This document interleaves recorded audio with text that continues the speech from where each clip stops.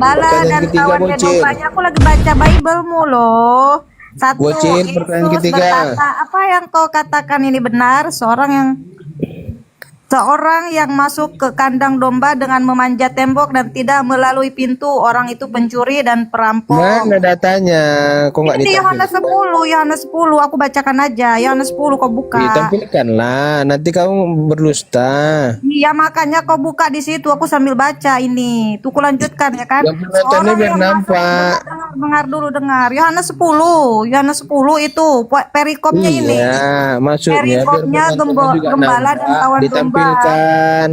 Nggak usah ditampilkan, kita punya pendengaran, dengerin aja, bego. Ayo.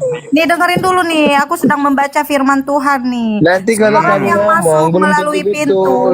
dialah gembala, kawanan domba. Tidak tertulis kalian ini manusia, kalian ini domba ya.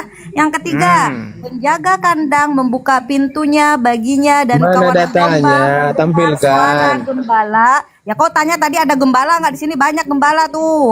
Dengar suara gembala yang memanggil. Iya, datanya ekor tampilkan. domba. Tadi narasi kami berdata ya, kalian itu berekor. Nama setiap ekor domba. Lalu gembala Iya, itu datanya memimpin kawanan domba ditampilkan. keluar. Jangan modal congor, nanti nggak betul. Jangan tantrum, jangan tantrum. Ini firman Tuhan, kau harus hargai. Iya, datanya tampilkan. Nggak usah Dibaca, ditampilkan, didengerin aja, Mau didengerin baca aja. juga loh, mau baca Mute juga. dulu dong, mute. Lalu gembala itu memimpin kawanan domba keluar. Setelah dia membawa Tampilkanlah kawanan datanya. domba keluar, dia berjalan di hadapan Datanya dengan domba-domba itu ditampilkan. mengikuti dia karena mengenal suaranya. Kayak gitu ya suara domba ya. Enggak, datanya ditampilkan baru kita baca. Yang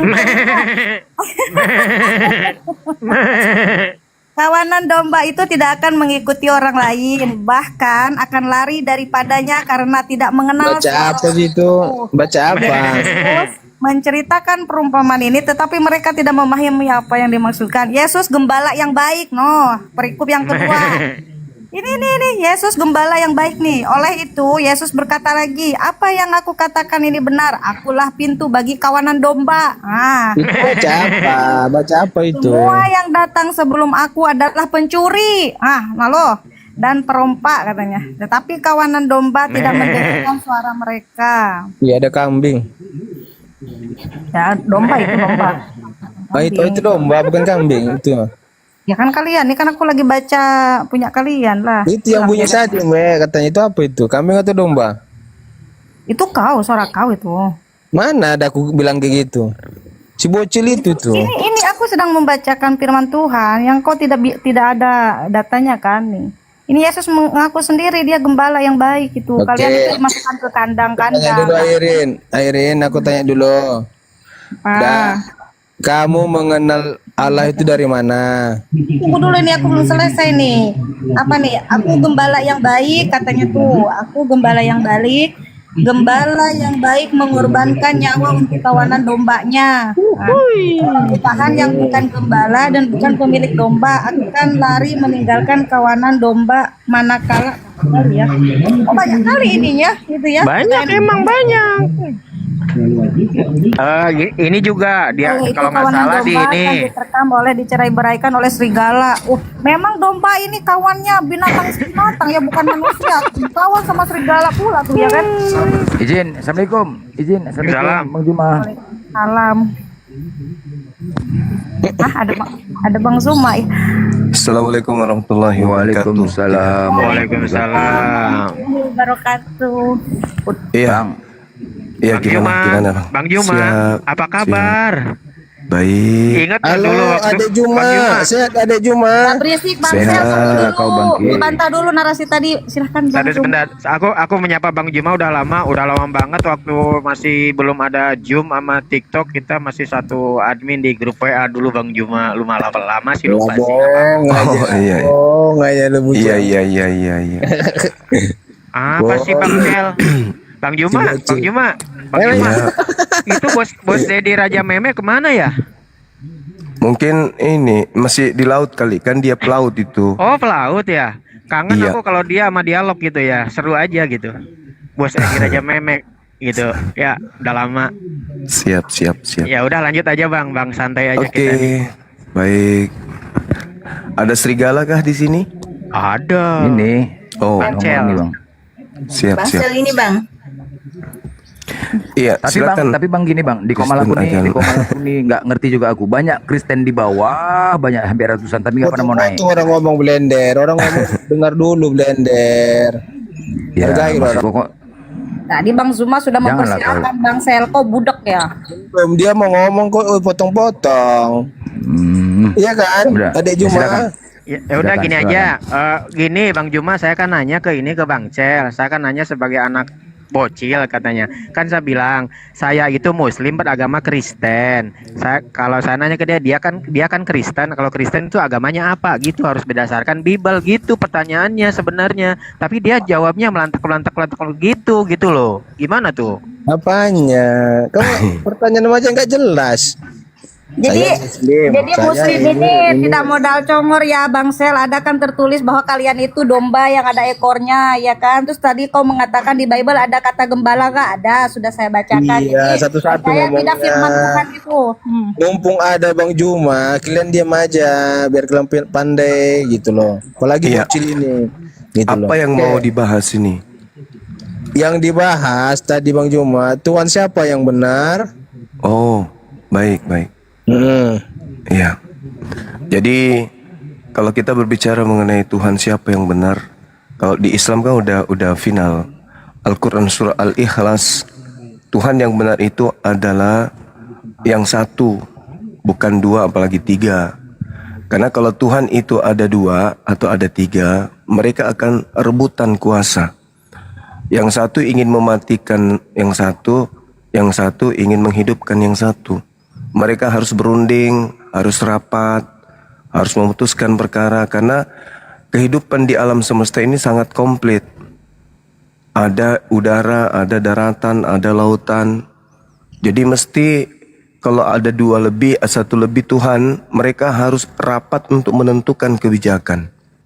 Maka dari itu Tuhan yang benar itu satu. Tidak ada Tuhan itu diciptakan oleh Tuhan atau Tuhan berdoa kepada Tuhan. Jadi konsep di Islam Qul huwallahu ahad. Katakanlah wahai Nabi Muhammad, ajarkan kepada seluruh manusia bahwa pencipta langit dan bumi itu ahad, absolut tunggal, tak berbagi, tak berbilang, tak sepotong, tak sepenuhnya setengah dan seterusnya. Mutlak absolut, entitas yang tak berbagi. Itu Tuhan. Makanya umat Islam tidak menggambarkan Tuhan dia berbentuk roh, dia berbentuk manusia, berbentuk burung merpati, berbentuk kayu. Itu nggak ada dalam Islam. Kenapa? Karena Tuhan itu tidak bisa mirip dengan ciptaan. Laisa kamitslihi syai'. 2 Samuel 7:22. Tuhan Maha Tinggi, tidak serupa dengan apapun. Allahus Samad, Tuhan yang benar itu adalah tempat bergantungnya segala sesuatu, baik di langit maupun di bumi atau yang ada di antara keduanya. Bukan malah digantung, tapi hakikat pencipta itu adalah tempat bergantungnya segala sesuatu. Jadi kalau misalnya pencipta yang benar itu, siapapun yang berdoa kepadanya, mau dia muslim, mau dia kafir, mau dia apapun itu, ketika berdoa didengarnya. Suka-sukanya Tuhan, dia mau kabulkan atau tidak dia mau kabulkan. Karena Tuhan itu sangat jelas memenuhi segala hajat. Apapun hajat manusia itu dipenuhi. Bukan berarti ini yang menyembah aku, ini aja yang kupenuhi. Ini yang tidak menyembah aku tidak penuhi apa yang dia mau. Enggak. Tuhan itu Maha Pengasih. Mau dia disembah maupun tidak disembah, tetap aja memberikan kepada seluruh makhluknya. Lam yalid walam yulad. Nah ini yang penting. Tuhan yang benar itu tidak beranak, tidak diperanakkan, tidak bersilsilah. Tidak ada paman Tuhan, tante Tuhan, sepupu Tuhan, kakek Tuhan, keturunan Tuhan, itu enggak ada. Walam yakul lahu kufuwan ahad. Tuhan itu tidak boleh ada yang sama dengan dia, enggak boleh. Enggak boleh ada yang sama, enggak ada yang setara, satu pun enggak boleh. Kalau ada yang sama seperti dia, itu bukan Tuhan lagi. Karena kenapa? Tuhan itu ahad. Shema Israel Adonai Eloheinu Adonai ahad. Mutlak, absolut. Enggak boleh ada yang menyamai, enggak boleh. Gak boleh ada yang setara dengannya. Hendak dengan siapa engkau mempersamakan kami sehingga kami sama? Tidak ada. Baik di langit, di bumi, akulah Tuhan, tak ada yang lain. Nah, itu yang betul. Jadi kalau misalnya ada Tuhan keluar dari kubur, nah itu sama seperti suster ngesot. Ya. Itu bukan Tuhan itu, karena ada samanya. Dia sama si manis jembatan Ancol. Kalau di Makassar ini dibilang Sumiati. Itu ada samanya, nggak boleh. Itu bukan Tuhan, gugur dia. Sama seperti zombie, pampir. Kalau di daerah saya Popo, Parakang, Padale, itu nggak boleh. Ada yang sama seperti Tuhan, nggak boleh. Kalau ada yang sama seperti Tuhan, Tuhan yang disamai itu sudah pasti bukan Tuhan. Itu hanya dituhankan oleh manusia-manusia yang tidak menggunakan akal secara maksimal. Saya kira begitu. Lanjut. Oke, saya jelaskan dikit ya. Ya, silakan. Tuhan yang menurut Anda itu yang bagaimana? Silakan. Tuhan kami memang betul dia manusia, karena dia Allah yang menjadi manusia, yaitu Yesus. Mengapa demikian? Karena dia adalah Allah itu sendiri. Makanya orang menyebutnya Tuhan kalian manusia, betul, karena dia berbentuk manusia. Karena memang dia manusia ada di bumi gitu loh. Tapi dia dasarnya datangnya dari mana? Dari surga, yaitu Allah yang menjadi manusia. Mengapa dia memiliki keturunan, memiliki ayah ibu, bahkan itu pamannya? Ya karena dia manusia, berasal dari ayah dan ibunya. Dia dari Bunda Maria. Bunda Maria memiliki saudara, makanya dia memiliki paman. Bukan dia manusia seutuhnya, tetapi dia Allah yang turun menjadi manusia, yaitu Yesus. Ngapa Yesus bisa jadi Allah? Ya memang karena dia Yesus. Dia bukan diangkat jadi Tuhan. Memang dia udah jadi Allah itu sendiri yang turun ke bumi. Makanya dia bukan manusia, bukan manusia seutuhnya, tapi dia adalah Allah yang menjadi manusia. Yesus itu adalah Allah itu sendiri, ya, pencipta langit dan bumi. Makanya dia berkata, aku ada sebelum dunia ada. Makanya dia Yesus itu adalah Allah. Ya, begitu Bang Juma, lanjut. Oke, baik.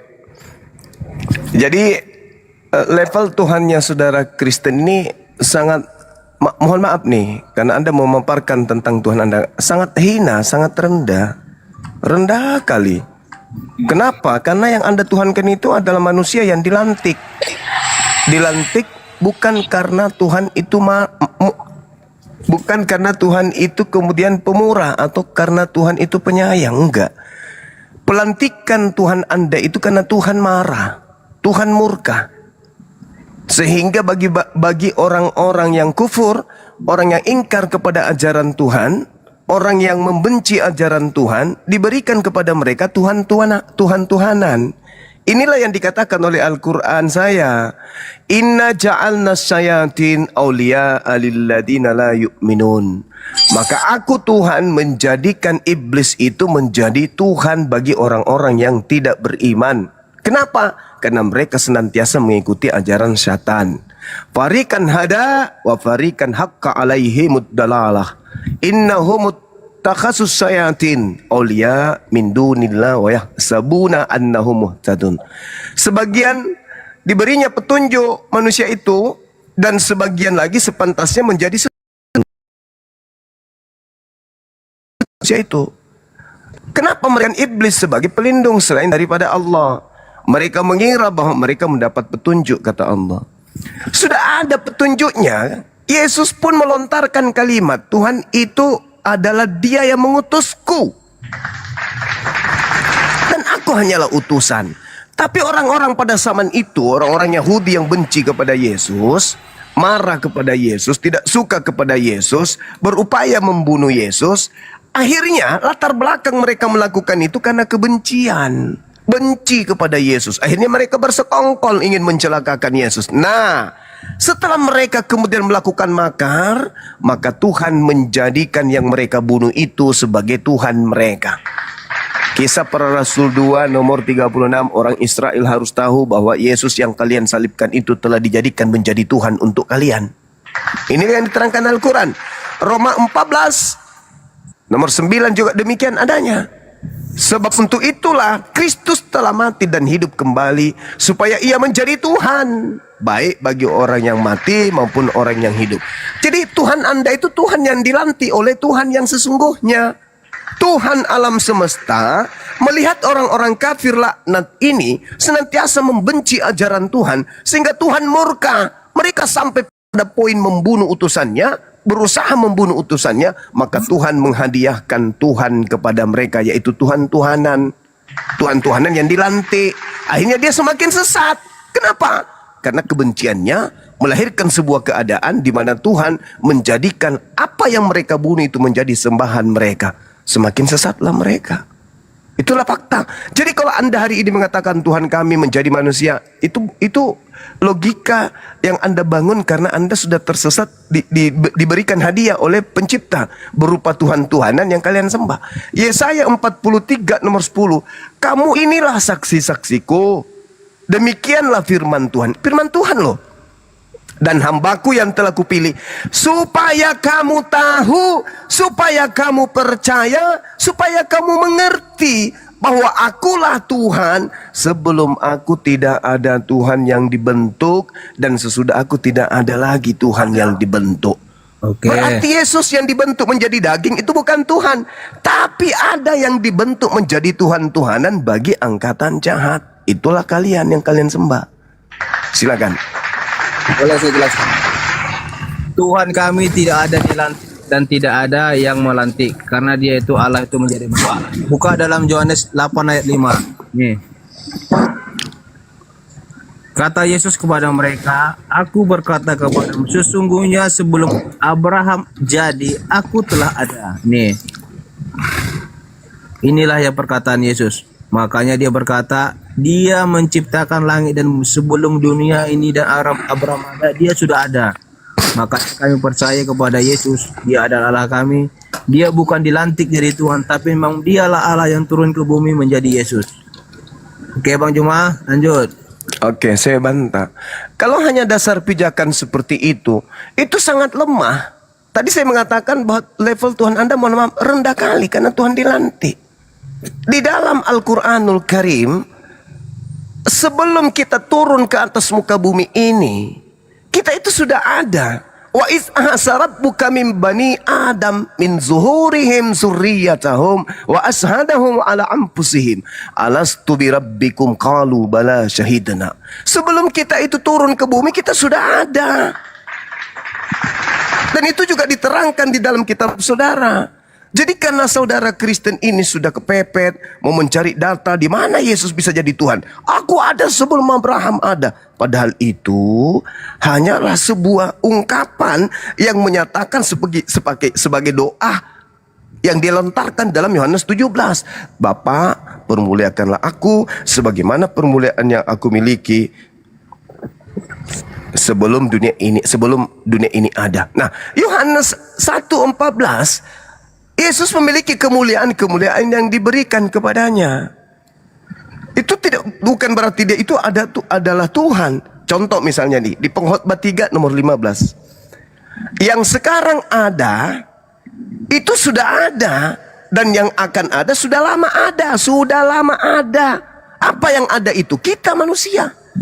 Efesus 1 nomor 4. Sebab dalam dia Tuhan telah memilih kita sebelum dunia dijadikan.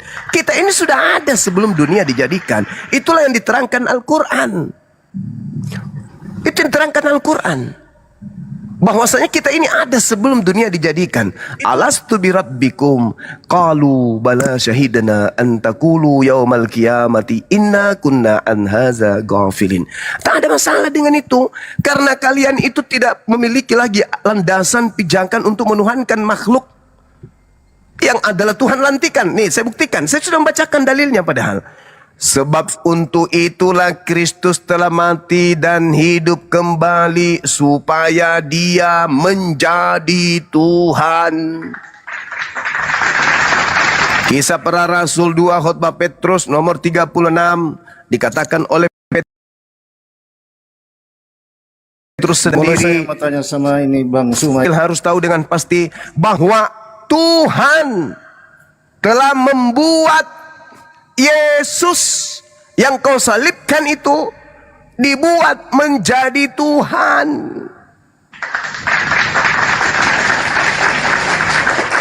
Tuhanmu itu dibuat menjadi Tuhan oleh Tuhanku. Al-Quran saya mengatakan itu. Aku baca lagi Al-Qurannya ya. Al-Quran saya mengatakan begini. Inna ja'alna syayatin awliya alilladzina la yu'minun. Sesungguhnya aku telah menjadikan iblis itu menjadi Tuhan, menjadi pemimpin, menjadi teladan bagi orang-orang yang tidak beriman. Nah, siapa yang dijadikan Yesus, siapa yang oleh Tuhan jadikan Yesus sebagai Tuhan? Baca itu. Mereka yang menyalibkan oknum yang dikira Yesus, marah Tuhan. Sehingga Tuhan menjadikan yang disalib itu menjadi Tuhan mereka. Siapa suruh lu jahat? Maka aku jadikan yang kau bunuh itu menjadi Tuhan lo. Itulah yang diterangkan Al-Quran. Inna ja'alna syayatin awliya alilladzina la yu'minun. Aku jadikan iblis menjadi Tuhan mereka karena mereka tidak beriman. Makanya ketika Anda menyembah makhluk yang dilantik menjadi Tuhan itu, yang asli datang, yaitu Yesus yang asli datang bertemu dengan kalian penyembah Yesus palsu atau Tuhan palsu. Yesus mengatakan apa? Aku tidak mengenal kalian. Penyalah daripadaku, kalian semua adalah pembuat kejahatan. Masya Allah, sahabatku, love myself, thank you. Begitu saudara. Jadi Tuhan kamu itu adalah Tuhan yang dilantik bagi penjahat.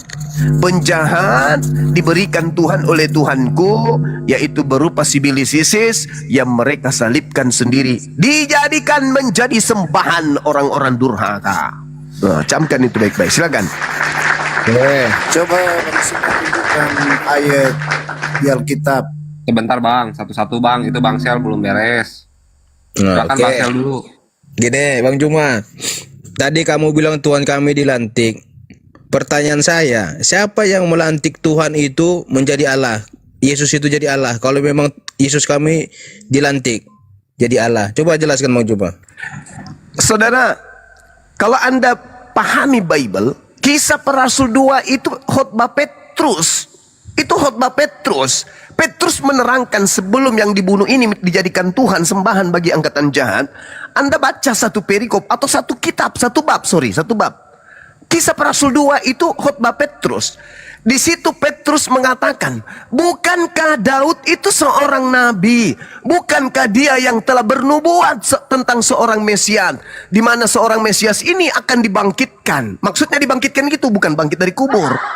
Dia akan diadakan di tengah-tengah umat Israel yang lagi terpuruk, di mana Mesias ini bangkit di tengah-tengah mereka untuk menyelamatkan mereka. Bukan keluar dari kubur ya, jangan salah paham. Jadi kemudian Daudnya mengatakan, Mesias ini jasadnya tidak ditinggal di alam kubur dan jasadnya tidak mengalami kematian. Love myself, thank you. Nah, sehingga kenyataan sudah ada, angkatan jahat sudah terlanjur membunuh orang yang disangka Yesus. Maka Petrus mengatakan di data Kisah Para Rasul 2:33, Mesias yang tidak dibunuh, Mesias yang jasadnya tidak binasa, Mesias yang tidak ditinggal di kubur, itu diangkat oleh tangan kanan Elohim ke langit. Sehingga yang terlanjur dibunuh oleh angkatan jahat itu dijadikan bagi mereka Tuhan oleh Tuhan. Coba Anda baca Kisah Para Rasul 2 nomor 36. Jadi seluruh kaum Israel harus tahu dengan pasti bahwa Elohim telah membuat Yesus yang kau salib itu menjadi Tuhan dan Kristus. Ingat kata Yesus, waspadalah kepada Kristus palsu. Ternyata Kristus palsu yang dimaksud di sini adalah yang dibunuh, yang baru-baru dilantik menjadi Kristus setelah dia disalib. Padahal Kristus yang asli, baca Lukas 2 nomor 11. Pada hari ini telah lahir bagimu, pada hari ini telah lahir bagimu, telah lahir juru selamat, yaitu Kristus Tuhan di kota Daud. Jadi Kristusnya Tuhan, maksudnya Kristus manusia yang diurapi Tuhan itu sudah Kristus sejak lahir. Sedangkan yang disembah oleh Kristen adalah dilantik menjadi Kristus setelah mereka dibunuh oleh penjahat. Dua Kristus yang berbeda. Ada Kristus yang sudah Kristus dari sejak lahir, ada Kristus yang nanti dilantik menjadi Kristus setelah dibunuh oleh penjahat. Inilah yang membuat RK itu babak belur pada saat Superboy, tapi dia dimenangkan karena sudah kelabakan. Silakan. Pertanyaan saya tadi tidak ada jawaban. Di mana Yesus dilantik menjadi Allah? Tunjukkan ayatnya atau dalilnya. Kisah Para Rasul 2 nomor 36. Saya ulang baca. Jadi seluruh kaum Israel harus tahu dengan pasti bahwa Elohim telah membuat Yesus, telah membuat. Dalam bahasa Yunaninya itu peleo. Poleo itu artinya dibuat, diadakan, dihasilkan, dihasilkan menjadi Tuhan, dan juga dihasilkan. Tadi Kisah Rasul 2 nomor 36. Begitu juga di dalam Roma 14 nomor 9. Sebab untuk itulah Kristus telah mati dan hidup kembali supaya dia menjadi Tuhan. Masya Allah, sahabat-sahabat YouTube, syukran, barakallah, love myself, dan juga udah, barakallah fikum. Itu dalil, Bung. Anda mencari mana dia dilantik. Tengok itu. Jangan bebalkan hatimu seperti orang ahli kitab. Jangan. Anda orang Indonesia, makan tempe, makan tahu, dikelilingi oleh umat Islam yang senantiasa mengarahkan kalian kepada kebenaran. Lembutkan hatimu. Yesus yang disalib oleh penjahat telah dijadikan menjadi Tuhan bagi penjahat. Jadi penjahat itu sudah punya Tuhan. Apa itu? Yang keluar dari kubur. Mana implementasi daripada apa yang saya katakan? Coba Anda baca Matius 12 nomor 38 sampai 40. Angkatan jahat ini minta satu tanda, dan tidak akan diberikan satu tanda apapun kepada angkatan jahat selain tanda Yunus, sebab Yunus 3 hari 3 malam dalam perut ikan. Demikian juga anak manusia berada dalam perut bumi selama 3 hari 3 malam. Ketika dia keluar pada hari ketiga, itu tanda untuk siapa? Angkatan jahat. Jadi yang keluar dari kubur ini dilantik menjadi Tuhan untuk angkatan jahat. Pertanyaannya sekarang, apakah Anda ingin masuk ke dalam barisan angkatan jahat yang diusir oleh Yesus? Silakan Anda renungkan.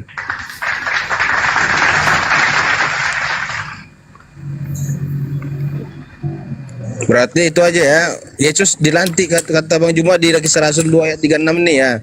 Yohanes dan juga Roma 4 nomor 9, 14 nomor 9. Kan di sini dia dikatakan, di itu ayat ini menegaskan untuk kebangkitan Yesus. Bukti kebenarannya statusnya sebagai Mesias. Makanya dia Mesias yang baru dilantik, betul. bukan Mesias baru dilantik, memang dia itu Allah yang ada. Jadi seluruh kaum Israel harus tahu dengan pasti bahwa Elohim telah membuat Yesus yang kau salibkan itu menjadi Tuhan dan Kristus. Baru aja dilantik sedetik yang lalu. Itu data. Itu dalil, Bung. Liarmu itu. Itu data. Makanya dulu RK itu mencroet ketika saya tanya, sejak kapan Yesus itu? Dengar Bang.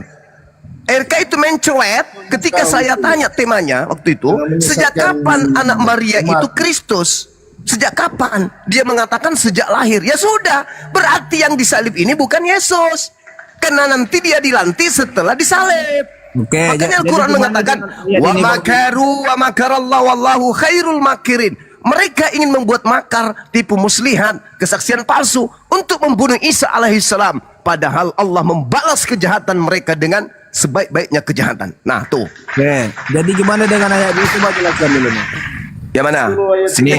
Itu. Tinggal sebut. Di mana? Nih, Yohanes 8 8 ayat 58. Coba jelaskan. Oke, baik. Saya jelaskan kepada saudara. Ketika berbicara mengenai Yohanes 8, 58, Anda harusnya membaca dari 29, dari 17 malah. Kalau Anda ingin tahu itu, apa isinya? Berapa ayat berapa? 17. Coba.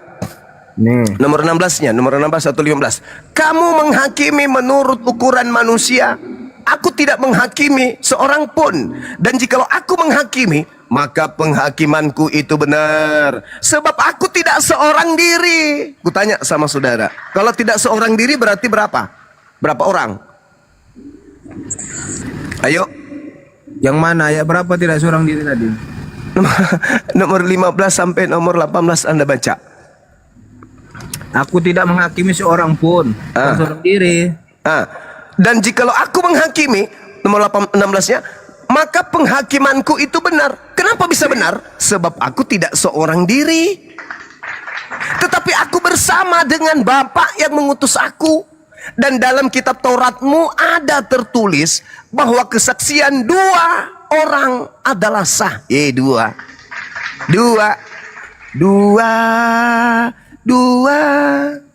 Ya, cukup saja 2 kali. Akulah yang bersaksi tentang diriku sendiri, 1, dan juga Bapa yang mengutus aku bersaksi tentang aku, 2. Aku dan Bapa adalah 2. Ini gimana ayat 58-nya? Itu tak ada masalah. Tadi kan sudah kubantah, Bung. Efesus 1 nomor 4 kan sudah menjawabnya. Apa kata Efesus 1 nomor 4? Sabar. Sebab di dalam Dia Tuhan telah memilih kita sebelum dunia dijadikan.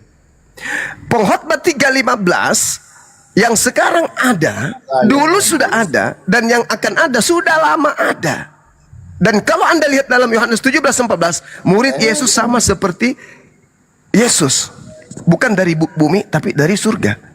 Amsal 8 jauh, Amsal 8 jauh lebih hebat si Salomo ini. Dia katakan, aku ada sebelum langit digariskan. Wah, Salomo lebih hebat.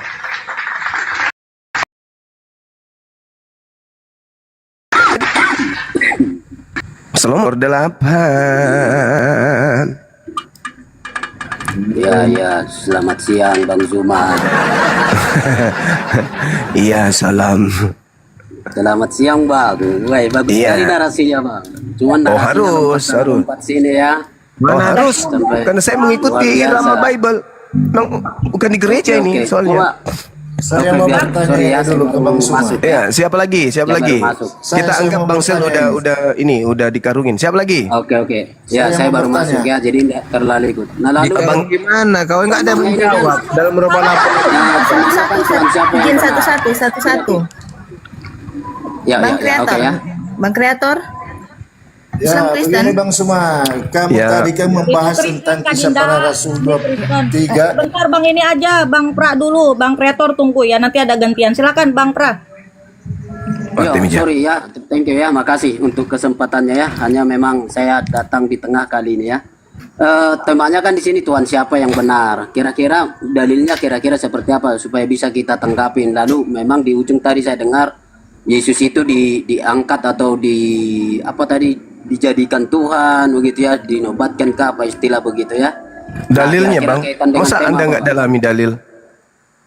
Yo, Kayak pura-pura nggak tahu gitu loh. iyalah, enggak tahu lah kalau ikuti narasi Bang Zuma itu jauh. Ya, ada baca sekali. dalilnya. Gimana itu?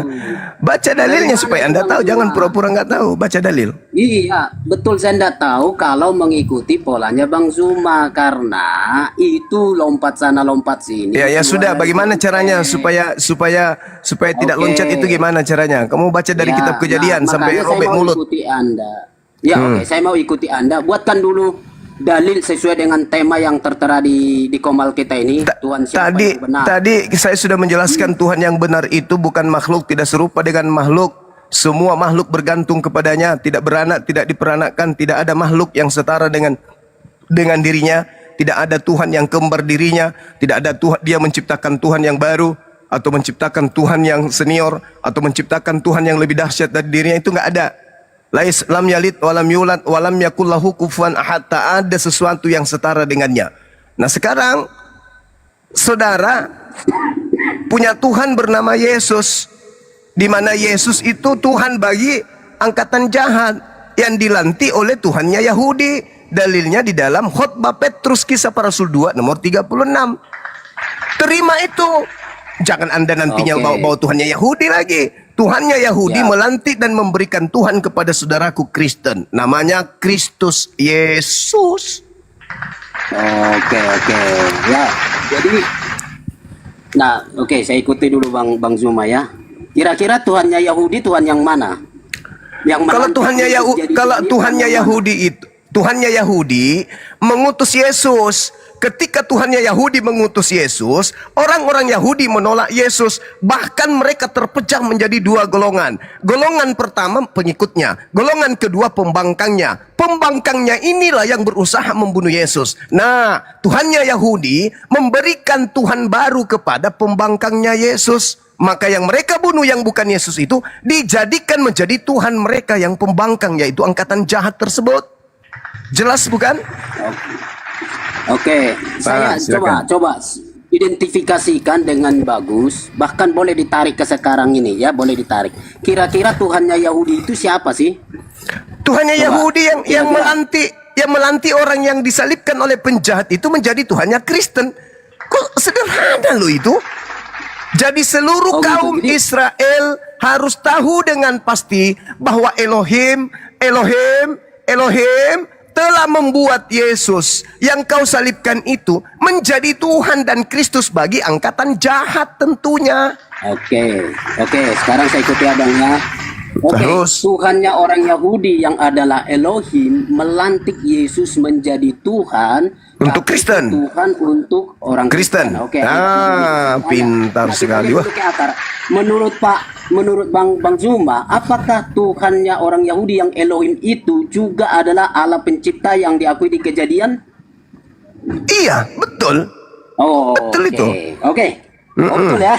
Iya. Berarti Allah yang betul Allah itu Allah yang adalah betul-betul Allah sebagai pencipta langit dan bumi, lalu menciptakan Tuhan, oke? Ya, betul. Itulah Tuhan Yesus. untuk orang Yahudi. Nah, ini untuk orang Kristen. Kan? Untuk orang Kristen. Untuk orang Kristen. Oke. Berarti menurut Anda Tuhan itu bisa diciptakan, Tuhan itu bisa dilantik, Tuhan itu bisa menjadi Tuhan dalam tertentu. Itu menurut Bang Zuma. Itu keadaan yang memaksa. Oh, itu keadaan. Oke. Iya, karena Kristen karena Kristen menjadikan manusia yang diciptakan, manusia yang dilantik oleh Tuhannya Yahudi sebagai sembahan. Berarti itu iman kalian, bukan iman saya. Siap. Bagus. Nah, sekarang begini. Apakah pernah ada dalam pikiran benaknya Bang Zuma apa yang disebut sebagai terminologi yang diobjekkan sebagai Tuhan itu bisa diciptakan atau dia bisa menjadi Tuhan dalam periode ciptaan menurut Bang Zuma? Hai, Al-Quran saya menjelaskan, Inna ja'alna syayatin awliya lilladzina la yu'minun. Aku Tuhan menjadikan iblis sebagai sembahan, sebagai pemimpin bagi orang-orang yang tidak beriman. Kisah Para Rasul 2 nomor 36, sabar. Ada penjahat, ada orang yang dikutuk Elohim, yang kemudian disalibkan pada saat itu untuk menggantikan anaknya yaitu Yesus, dilantik menjadi Tuhan bagi angkatan jahat. Dan mengajarkan, dan angkatan jahat ini mengajarkan kepada orang-orang di luar Yahudi untuk menuhankan kepada Tuhan yang dilantik oleh Tuhannya Yahudi ini. Itulah Karisteng. Jelas bukan? Baik, saya ikuti Bang Zuma ya. Nah, oke lah. Bang Zuma membuat semacam karya Allah termasuk Tuhan, termasuk iblis. Oke, itu kan versi kitab Anda, itu urusan Anda ya. Nah, tapi begini, kembali ke Matius, Kisah Para Rasul 2 nomor 36 kok jadi Anda bantah. Kembali kepada itu. Saya tadi mengejar Bang Zuma. Apakah yang disebut dengan atau kriteria-kriteria sifat-sifat yang melekat secara mendasar kepada sesosok yang disebut Tuhan itu, dia bisa ada dalam periode waktu tertentu? Pencipta alam semesta itu meliputi segala sesuatu. Sanurihim ayatina fil afaq wa fi anfusihim. Aku Tuhan akan memperlihatkan kepada mereka tanda-tanda keberadaanku, kebesaranku di segenap penjuru dan pada diri mereka sendiri. Jadi tidak perlu ada Tuhan dilantik. Iya. Tidak perlu. Lah kenapa Tuhan melantik?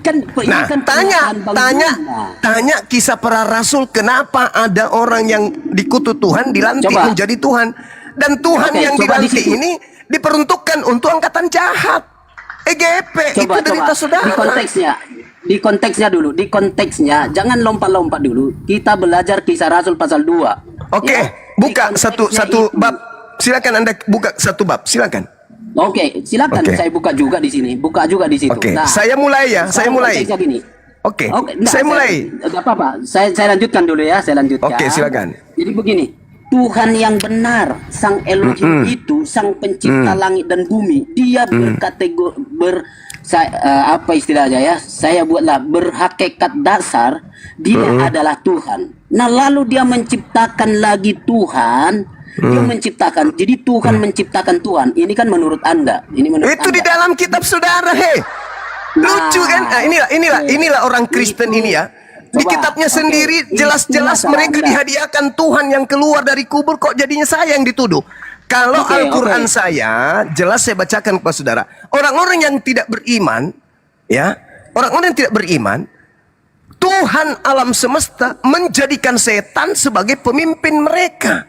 Nah, oke. Dan itu Yuk, terbukti nggak di dalam kitab saudara. Orang yang disalib dijadikan menjadi Tuhan bagi angkatan usah. Sudah, jahat. oke Bang Cuma. Sekarang gini ya. Anda tidak bisa lolos, Berhakikat tidak bisa. Yang bersubstansial. Apa? Enggak lihat enggak apa-apa. Gini ya, Alkitab kami tidak bilang begitu. Yang bermasalah itu adalah cara perencanaan Anda. Makanya saya baca kejar. dalilnya. Alkitab bilang gitu. Oke. Baca dalil. Anda tidak menyentuh dalil, sama sekali Anda tidak menyentuh dalil. Anda ya. Anda Nggak hanya apa-apa, ingin saya menjatuhkan, Anda ingin menjatuhkan saya yang begitu kuat berdiri, tapi nggak bisa. Anda nggak Oke, menyentuh nggak apa-apa, saya dalil. tidak menjatuhkan Kenapa Anda Anda. nggak berani? Sabar. Saya Kenapa sih- Anda tidak berani menyentuh dalil? Kisah para Rasul 2 nomor 36 selain hanya mengatakan camat-camat, loncat sana, loncat sini. Kenapa Anda tidak menyentuh dalil itu? Oke. Hah?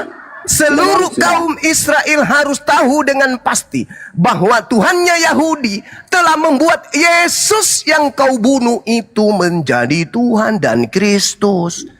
Ayo. Oke, baik. Saya Kenapa nggak tanggapin nyentuh ya. itu? Saya tanggapin. Sudah. Saya sekarang ya. Masuk, Begini, Bang. tanggapi dalilnya. Silakan. Oke, ya. Yang saya pertanyakan ini adalah Bertanya, narasi nggak nanggapi Anda. dalil, saudara-saudara. Oke, enggak. Sudah, jangan dipotong ya. Bertanya, nggak Anda nanggapi yang- dalil. Sudah. Sebentar, Bang. Menyerang Tenang, tanpa Bang. bisa bertahan. Bentar. Ya, kau dulu. Oke, ini kita diskusi tertawa dulu ya. Gini Bang, saya yakinkan Abang jangan keluarkan saya dari room ya. Oke ya, kita Saya kondusif butuh, ya, sehat ya. kami butuh, Islam Nggak apa-apa, Kristen nggak apa-apa. butuh Oke. Anda membantah dalil itu. Dihargai Oke, orang siap, saya bantah. Bicara Tapi saya silakan. mau bilang dulu ya, jangan nanti saya diturunkan ya. Nggak ada, selama Anda masih waras. Silakan. Jangan begitu, kita kawan nih. Oke. Iya, Nah, memang jadi kita yang saya kawan. kejar- Ini dialog, ini diskusi. Oke, Silakan. iya kita ini. Oke, gini Bang. Jadi saya mempertanyakan narasi Anda yang membuat semacam penjelasan panjang lebar, lalu kesimpulan Anda bahwa ayat yang di dalam Kisah Rasul pasal 2 itu adalah bahwa Yesus itu dijadikan Tuhan. Nah, untuk lihat di dalam Lukas pasal yang kedua dia sebelum lahir pun ya, jadi dia sudah Tuhan, Yesus sudah Tuhan. Jadi kalau Aduh. Anda Oke. Sebentar, Bang ya, jadi kalau Anda nggak ada bantahan? bilang Yesus itu Tidak ada dijadikan bantahan? Tuhan pasca kematiannya, setelah Yesus mati lalu dia dijadikan Tuhan, sementara sebelum dia lahir pun sudah disebutkan dia Tuhan. Itu justru membuktikan Yesus itu ada dua. Yang satu dari Oh, lahir ada sudah dua. Kristus, yang satunya nanti Kristus setelah dia disalib. Oke, ini lebih parah Bang Zuma. Oke, Hah? sekarang Ah. itu ya ada Yesus 2 ya. Ah. Oke, tenang dulu. Tenang. Inilah yang Tenang. membuat RK itu panik Oke, dan tidak nggak bisa apa-apa, tidur itu sampai orang hari lain. ini. Ada di Untung kita. Superboy menolongnya. Oke, mantap. Jadi gini Bang, sekarang Abang sudah setuju bahwa ada dua Yesus. Satu Yesus di Iya, dalam ini buktinya. pasal 2 Lukas ayat 2:11, Yesus itu Oke, sudah lalu- Kristus dari sejak lahir. Oke, Kisah para nah. Rasul 2:36 yang disalib itu nanti dilantik menjadi Kristus setelah dia dibunuh. Ya, oke, enggak apa-apa. saya Oke, ikutin itu. terus. Iya, saya ikutin itu. Nah, sekarang menurut Abang, di dalam kitab yang sama, apalagi nih penulis yang sama, bahwa ada dua Tuhan, ada dua Yesus. Satu Yesus yang sebelum lahir sudah disebut sebagai Tuhan, Kristus. Nah, lalu satu lagi ada Kristus dan Tuhan yang dijadikan kemudian setelah dibunuh. Oke ya. Nah, coba berikan saya dalil ayat secara historis ya, saya tidak minta dari Anda sekarang. Secara historis, sejarah atau kitab manapun bahwa ada dua Yesus dalam pemberitaan para rasul yang ada di dalam Alkitab. Coba buktikan kepada saya dalam Alkitab atau di dalam sejarah. Sejarahnya begini. Sejenak setelah sebelum Yesus terangkat ke langit, Yesus berpesan kepada muridnya di dalam Yohanes 16 nomor 7 sampai nomor 15. Adalah benar kata Yesus, jikalau aku pergi. Sebab kalau aku tidak pergi, roh kebenaran itu, roh penghibur tidak akan datang. Maka aku harus pergi supaya roh kebenaran itu datang. Dan kalau ia datang, aku akan mengutus dia kepada kalian. Itu sebenarnya bukan terjemahannya gitu, itu tambahan lain. Nah, kemudian kata Yesus, aku harus pergi. Sebab kalau aku tidak pergi, penolong lain itu tidak datang. Jadi yang datang setelah Yesus pergi, penolong lain. Kita buktikan. Paulus ketika ke Damsyik, siapakah engkau Tuhan? Akulah Yesus. Loh, kok Yesus yang datang? Kok Yesus? Kan Yesus mengatakan, aku harus pergi. Kalau aku tidak pergi, penolong lain tidak akan datang. Loh, kok yang datang Yesus? Itu satu. Berarti sudah muncul tuh tanda-tanda. Yesus di dalam Matius 24 nomor 4 nomor 5 berkata, waspadalah, ini ucapan Yesus kepada muridnya di Bukit Zaitun. Waspadalah kepada penyesat yang datang kepadamu dengan memakai namaku, Yesus, dan berkata, akulah Kristus. Berarti penyesat itu mengaku siapa? Yesus Kristus. 2. Yang ketiga, sabar dulu. Yang ketiga, kan secara histori Anda minta. Lukas 21 nomor 8. Yesus berpesan kepada orang Yahudi, waspadalah kepada penyesat yang datang kepadamu dengan memakai namaku dan berkata, akulah dia. Saatnya sudah dekat, jangan kamu percaya. Yang keempat, Yesus berkata dalam Yohanes 12 nomor 31 dan juga Yohanes 14 nomor 30. Apa kata Yesus? Sekarang saatnya penghakiman akan dunia. Sekarang juga penguasa dunia yaitu iblis akan dilemparkan keluar. Tidak banyak lagi aku berkata-kata dengan kamu, sebab penguasa dunia yaitu iblis telah datang dan tidak sedikit pun berkuasa atas diriku. Nah, artinya penguasa dunia itu memakai nama Yesus dan berkata, akulah Kristus. Sekarang Anda lihat di Kisah Para Rasul 2 nomor 36 tadi itu. Apa kata Petrus? Orang Israel harus tahu bahwa Yesus yang kau salibkan itu telah dijadikan menjadi Tuhan dan Kristus. Telah dijadikan menjadi Tuhan dan Kristus. Ingat, di dalam Lukas 2 nomor 11, pada hari ini telah lahir bagimu Kristus. Berarti itu sudah Kristus sejak lahir. Sedangkan yang disalib nanti menjadi Kristus setelah dibunuh. Ada 2 Kristus. Silakan. Ya, oke. Dalil atau pijakan yang Bang Zuma pakai adalah dari Alkitab. Nah, lalu penulis yang sama, ya. Jadi di bagian awal dia sudah menyatakan di dalam, kita pakai dulu Kisah Para Rasul ya, saya ikuti Bang Zuma. Nah, di Kisah Para Rasul bahwa sudah ada di situ dikisahkan Yesus itu pada akhirnya naik ke surga setelah menampakkan diri, membuktikan dirinya telah bangkit. Oke ya, di dalam pasal 1 ayat 5 mulai 45 itu ya. Jadi dia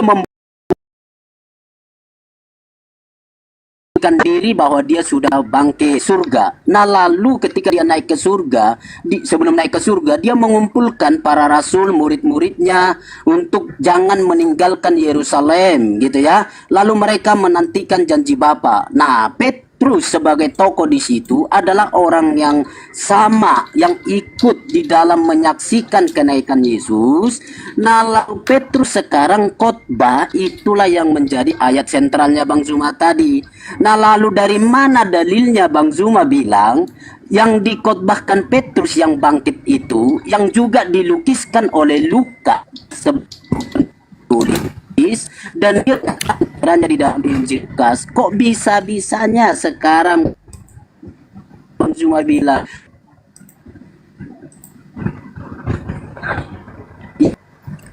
maksud Yesus dua lainnya Jaringannya melepoten. ke apa yang kita bahas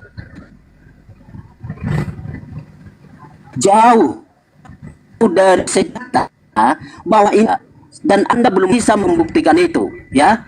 Anda gagal membuktikan bahwa ada dua Yesus yang berbeda, ya. Dan kalau lihat secara akal baik, ya, nggak usah harus jadi Kristen saja. Coba kasih naskah itu, Alkitab itu kepada mereka. Apakah mereka akan beranggapan bahwa itu pribadi yang berbeda? Tidak, Bang Zuma. Nah, itu sebabnya saya katakan narasi Anda adalah narasi ngawur, mengarang-ngarang saja itu, bilang ada Yesus yang berbeda. Sorry. Ya. Oke. Andalah yang membantah dalil, kocar-kacir sana sini, entah apa yang Anda omongin. Anda harus tahu dulu, Lukas itu menulis bukan firman Tuhan. Yang ditulis Lukas itu hasil penyelidikan. Jadi kalau ada anta beranta di dalamnya, ya wajar. Oh, Lukas bukan nabi, dia manusia biasa. Dia menyusun berita-berita yang dia dapatkan dari cerita-cerita tentang peristiwa-peristiwa yang terjadi. Theophilus yang mulia, banyak orang berusaha menyusun satu berita tentang peristiwa-peristiwa yang terjadi di antara kita, seperti yang disampaikan kepada kita oleh mereka yang dari semula adalah saksi mata dan pelayan firman. Karena itu, setelah aku menyelidiki segala peristiwa itu dengan seksama dari asal mulanya, aku mengambil keputusan untuk membukukannya dengan teratur bagimu, supaya engkau dapat mengetahui bahwa segala sesuatu yang diajarkan kepadamu itu sungguh benar.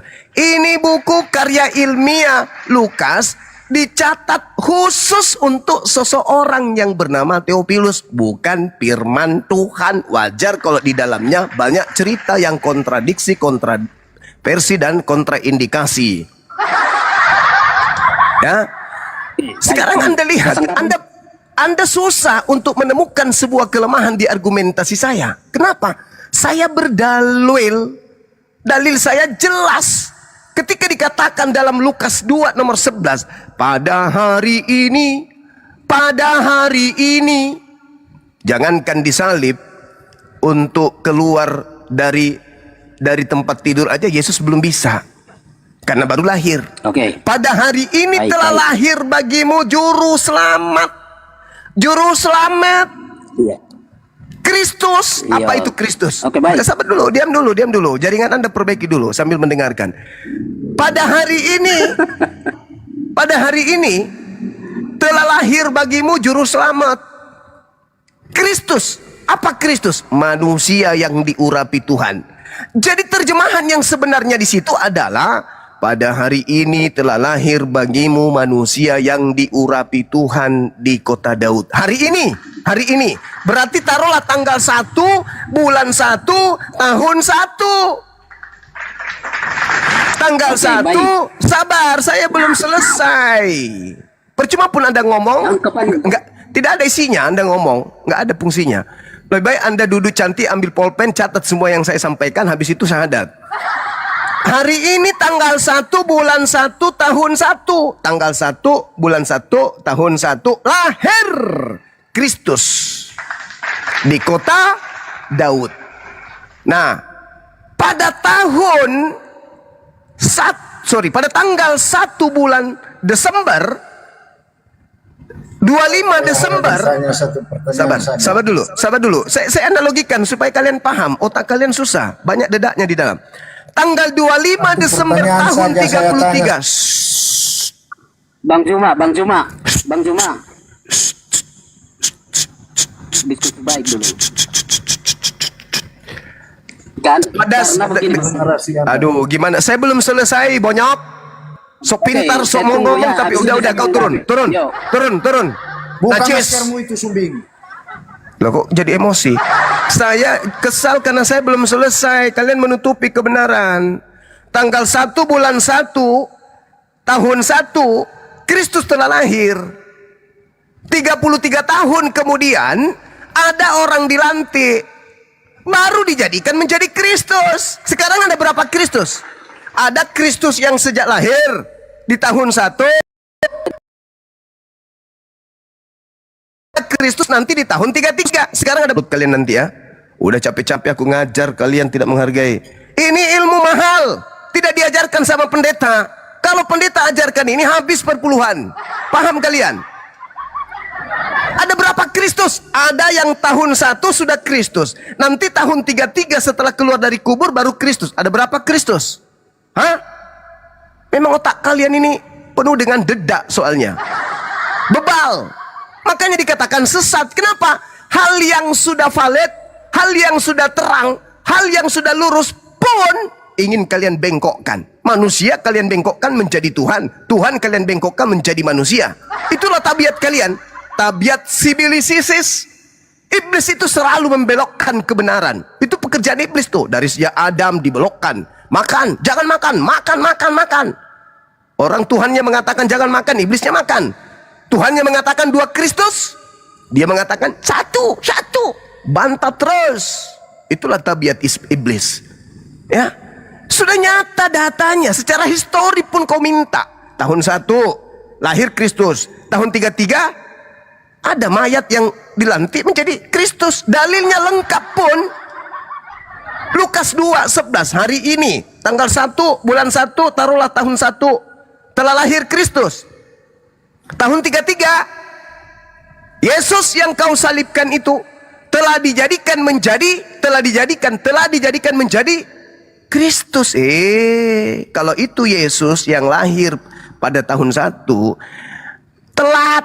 Dia juga memang sudah Kristus dari sejak sononya. Berarti ini bukan Kristus. Inilah yang diterangkan Al-Quran. Aku menjadikan iblis sebagai sembahan, sebagai pimpinan, sebagai junjungan mereka. Inna ja'alna syayatin aulia, pemimpin, junjungan, Tuhan, sembahan lilladzina la yu'minun, bagi orang-orang yang tidak beriman. Itulah yang dihotbahkan Petrus di Kisah Para Rasul 2:36. Makanya Paulus tidak menjual Yesus kepada orang Yahudi. Kenapa? Karena Paulus tahu orang Yahudi tidak mungkin menuhankan makhluk yang keluar dari kubur. Kenapa? Orang Yahudi sudah punya Tuhan, namanya Elohim, yang bukan manusia dan bukan anak manusia. Makanya dalam Galatia 1 nomor 15, Galatia 2 nomor 8, aku diutus untuk non-Yahudi. Karena non-Yahudi masih bisa dibodoh-bodohin. Kalau Yahudi nggak bisa. Yahudi sudah paten, nggak bisa diganggu Tuhannya. Maka yang bisa diganggu Tuhannya hanya penganut pagan, Roma, Yunani, dan seterusnya. Itulah lahir agama kalian, menyembah kepada Kristus.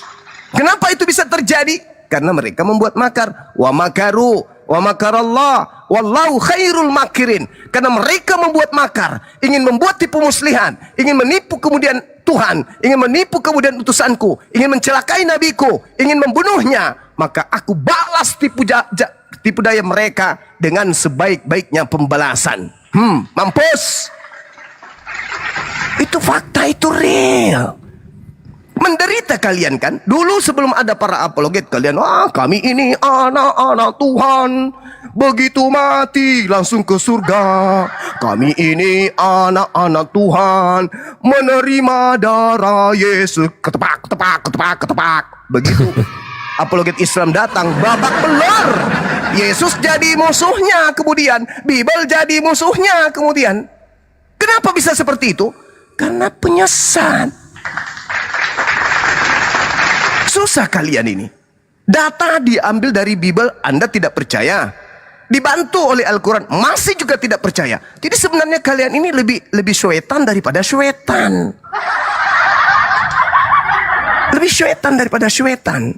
Lebih jahat daripada orang Yahudi kalian itu. Kenapa? Orang Yahudi tegar tengkuk, merasa orang pilihan. Pada mereka dikasih kitab suci beruntun. Pada mereka diutus nabi berturut-turut. Wajar kalau mereka sombong, wajar. Lawang kalian bukan umatnya nabi, bukan pemilik kitab, bukan umatnya Nabi Musa, bukan umatnya Nabi Isa. Tidak ada nabi untuk kalian, tidak ada kitab suci untuk kalian. Tapi kalian sombongnya, naudzubillah, halilintar. Halilintar. Islam sudah datang. Siang malam umat Islam menggaungkan. Dari kuping kiri dihantam pakai Al-Quran, dari kuping kanan dihantam pakai Bible. Tetap bebal. Berarti kalian lebih zalim daripada orang-orang Yahudi.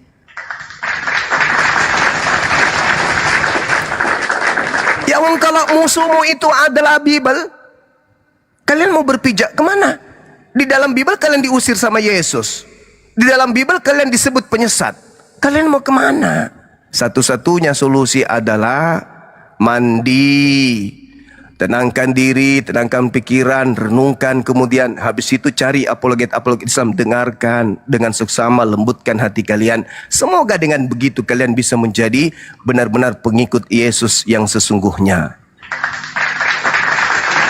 Udah banyak kok menjadi pengikut Yesus di sini. Ada saudara Kodondi, pengikut Yesus. Siapa lagi? Iksan Mokogin. Ini pengikut kalian kosong naik lagi. Udah, silakan teman-teman dilanjutkan. Saya sudah lihat lagi. Oke ya, kita lihat lagi. Iya, tapi Bang, nanti kalau lagi dijelasin tuh dengerin dulu baru dibantah, jangan motong-motong orang bicara. Sama satu lagi, benerin dulu sinyalnya, Bang. Yo, aduh, ini sinyal kita darurat ini. Tapi udah. Iya, merek bagus ya. jangan pakai merek Oten sinyalnya, benerin dulu sinyalnya. Ya, jangan buat narasi-narasi begitulah, kondusif aja kita, ya, Bang. Ya, kondusif. Ya udah, saya bantu Abang cari pohon terus naik ke pohon. Nggak usah. Ya udah, jangan baper, kan katanya ditampar pipi kiri kasih pipi kanan, kok gitu aja marah. Oke, saya. Alah, nggak ada gitu-gitu, kita udah oke. Nah, tanggapin Bang Zuma ya, boleh, siap ya?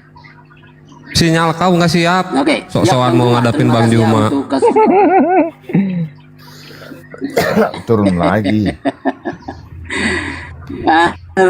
Udah, sudah bagus. Belum. Udah. Belum. Oke. Nah, oke lah, buat Bang Zuma. Belum ya? Belum. Harus ini ya, perbaiki ya. Ya nggak tahu lah, kok nanya saya. Abang cari pohon, naik dulu ke pohon. Sudah. Kok nanya saya? Oke, sudahlah. Oke ya, Bang Zuma. Sudah. Bang Zuma. Iyalah, biar Zuma tadi cepat-cepat. menjelaskan bahwa oke ya, di awal Bang Zuma sudah bilang ada dua Yesus. Yesus yang pertama adalah Yesus yang benar. Nah, itulah yang ada di dalam Lukas pasal yang kedua, ya, itu Yesus yang benar.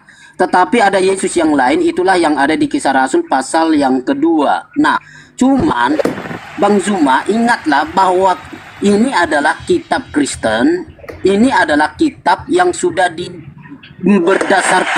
berdasarkan sejarahnya, ini diakui bahwa ini adalah kitab yang ditulis oleh mereka-mereka yang sudah diilhami. Nah, lalu kenapa Bang Zuma mengatakan ada Yesus yang benar, lalu mengakui itu, tetapi di sisi yang lain dari kitab yang sama atau dari Alkitab yang sama tidak mengakui Yesus yang sebenarnya itu adalah sama orangnya.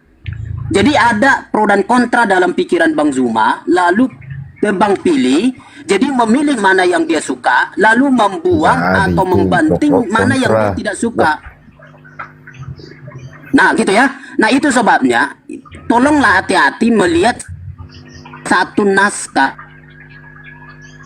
satu cerita, satu penulis yang sama Bang Zuma. Lalu Jaringanmu konslet. penulis yang sama yang sama, tapi Bang Zuma tahun yang kemudian semua Tiba-tiba kemudian. kita yang nggak Hilang layar. dengar Nah, Bang, kita nggak ngerti kalau diskusinya pakai rohani, Bang. Aduh, susah kali diskusi rohani. Bang Blender, tolong lah. Ini gimana, Bang Blender? saya justru Bang dengar ya. Mm-mm. Saya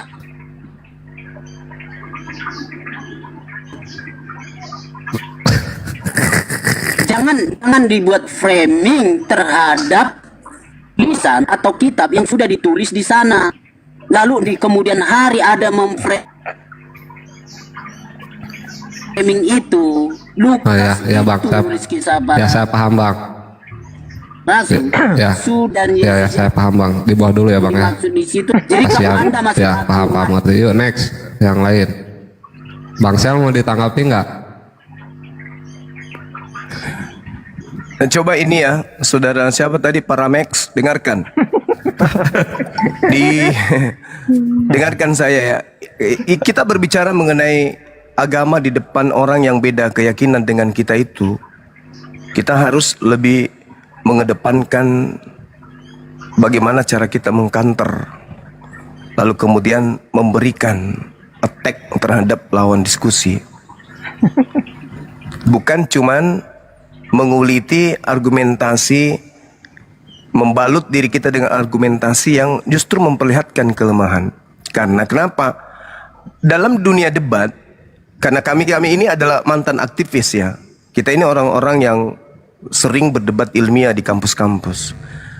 Kalau berdebat seperti ini, yang harus kita utamakan itu adalah kerangka berpikir dengan kisi-kisi referensi materi yang kita bawa. Kita harus memperjuangkan kisi-kisi yang kita bawa. Referensi yang kita bawa itu harus runut. Supaya pesan yang kita sampaikan itu betul-betul masuk ke dalam pikiran orang yang sedang mendengar, di mana mereka menjadi objek sasaran pesan kita. Nah, saya kasih kamu satu referensi awal. Pahami Bible kau itu, bahwa Biblemu itu tidak layak disebut apa yang Anda imani. Contoh, di dalam Yohanes 1 itu, pada mulanya firman ini bla bla bla bla bla bla bla bla bla bla bla bla bla. Itu bukan ucapan Yesus. Di Yohanes 1 nanti muncul ucapan Yesus itu di data nomor 38. Baru muncul ucapan Yesusnya.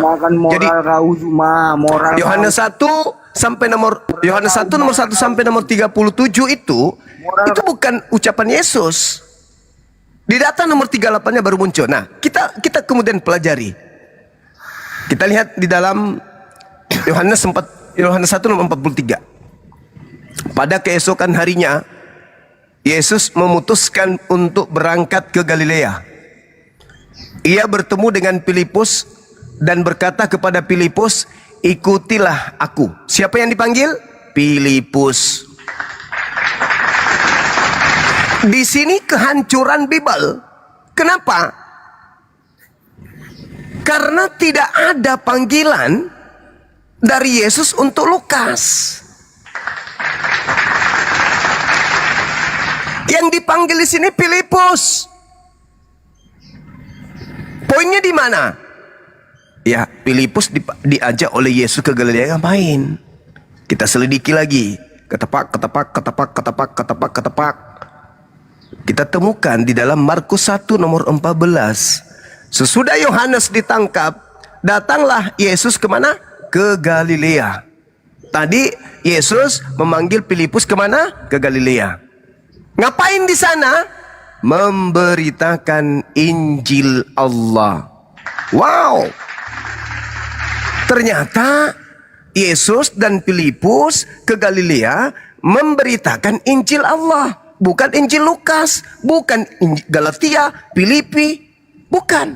Bukan Korintus, bukan Roma, bukan Efesus, bukan. Bukan Yohanes, bukan Matius, bukan Markus, bukan Kisah Para Rasul, bukan. Ternyata Yesus dan Filipus ke Galilea memberitakan Injil Allah. Sampai di situ aja? Belum. Masih berlanjut. Di mana? Di Kisah Para Rasul. Nah, ini Kisah Para Rasul ini. Artinya, kisah murid-murid Yesus yang diceritakan oleh pewarta. Lukas mewartakan. Apa kata dia? Dalam Kisah Para Rasul 8 nomor 35. Maka mulailah Filipus berbicara dan bertolak dari nas itu. Filipus memberitakan Injil Yesus. Maka yang punya hak memberitakan Injil Allah, Injil yang diajarkan oleh Yesus adalah Tuan Filipus. Halilintar. Halilintar. Sekarang pertanyaannya, kalau kalian itu pengikut Yesus, tunjukkan Injil Filipus kepada kami. Karena Injil Filipus inilah yang diberitakan Yesus ketika dia di Galilea bersama dengan muridnya Filipus. Mana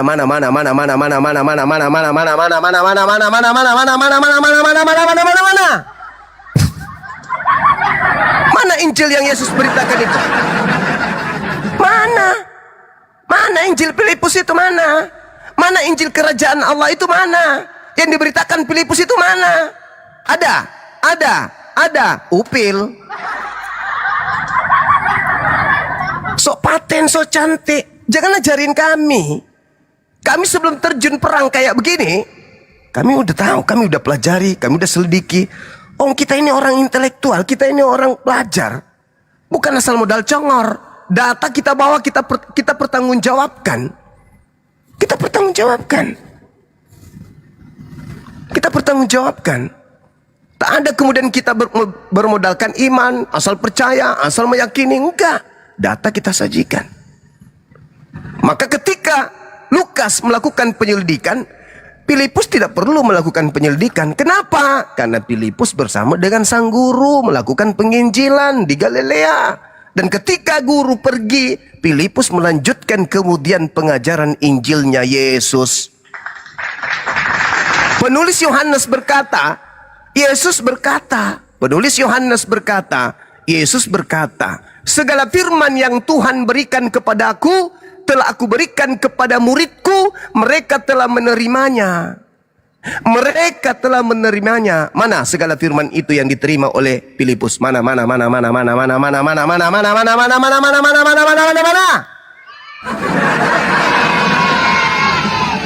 Segala firman yang Tuhan berikan, yang Allah berikan, yang Bapa berikan, yang Elohim berikan kepadaku, telah aku berikan kepada muridku Filipus. Dan Filipus telah menerimanya.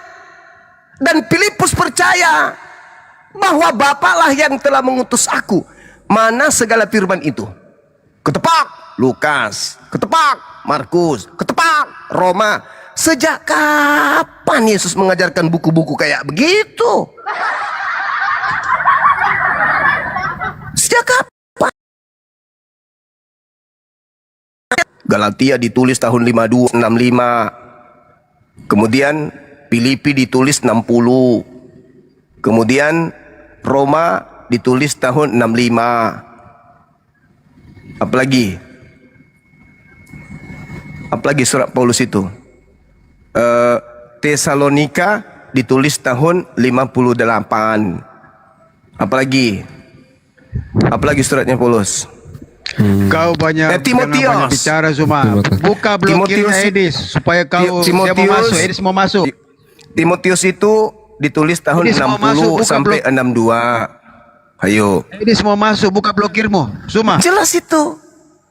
Lalu Paulus di Galilea itu tahun berapa, Cak Ayu?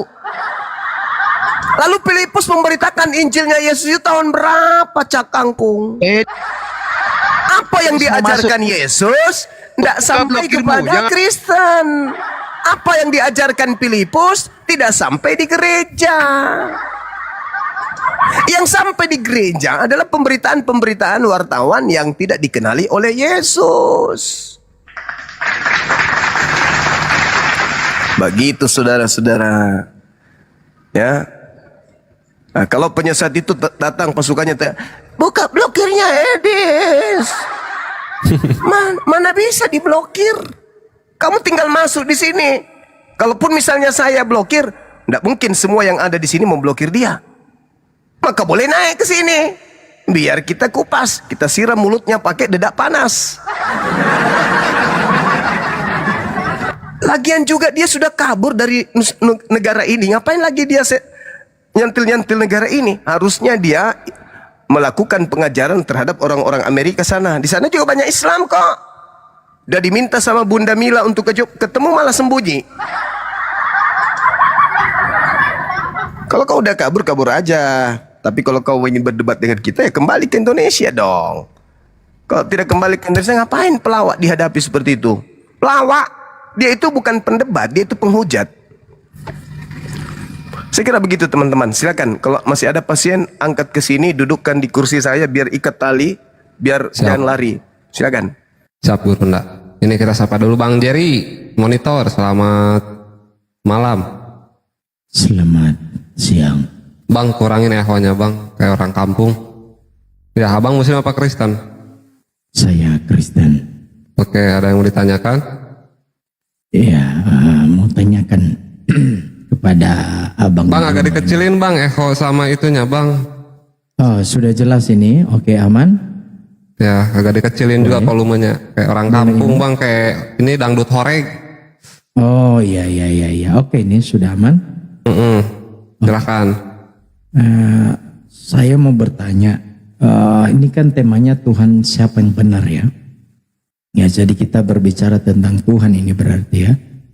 Lalu pertanyaan saya, apakah Tuhan yang benar itu menyesatkan manusia atau menyelamatkan manusia?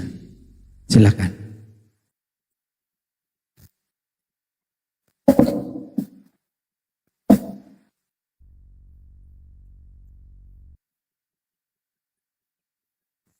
Guru Nda, Assalamualaikum. Atau lagi sholat? Lagi berdoa Guru Nda mungkin ya. Apalah kau? Sebentar lah, mungkin lagi ngambil air. Sabar. Oke, sorry teman-teman. Ya, ada pasien? Ada ini Guru Nda, ada. Alhamdulillah. Ya, gimana? Abangku, mau tanya abangku. Siap.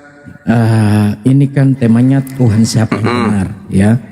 Siap. Di pertanyaannya, apakah Tuhan yang benar itu, Tuhan yang sejati itu bukan Tuhan palsu, yaitu dia mengkehendaki manusia itu diselamatkan, bukan dibinasakan atau disesatkan. Oke.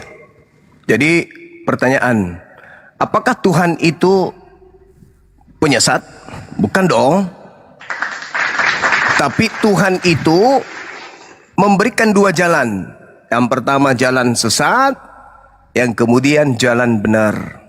Al-Quran mengatakan, amtazul yauma ayyuhal mujrimun.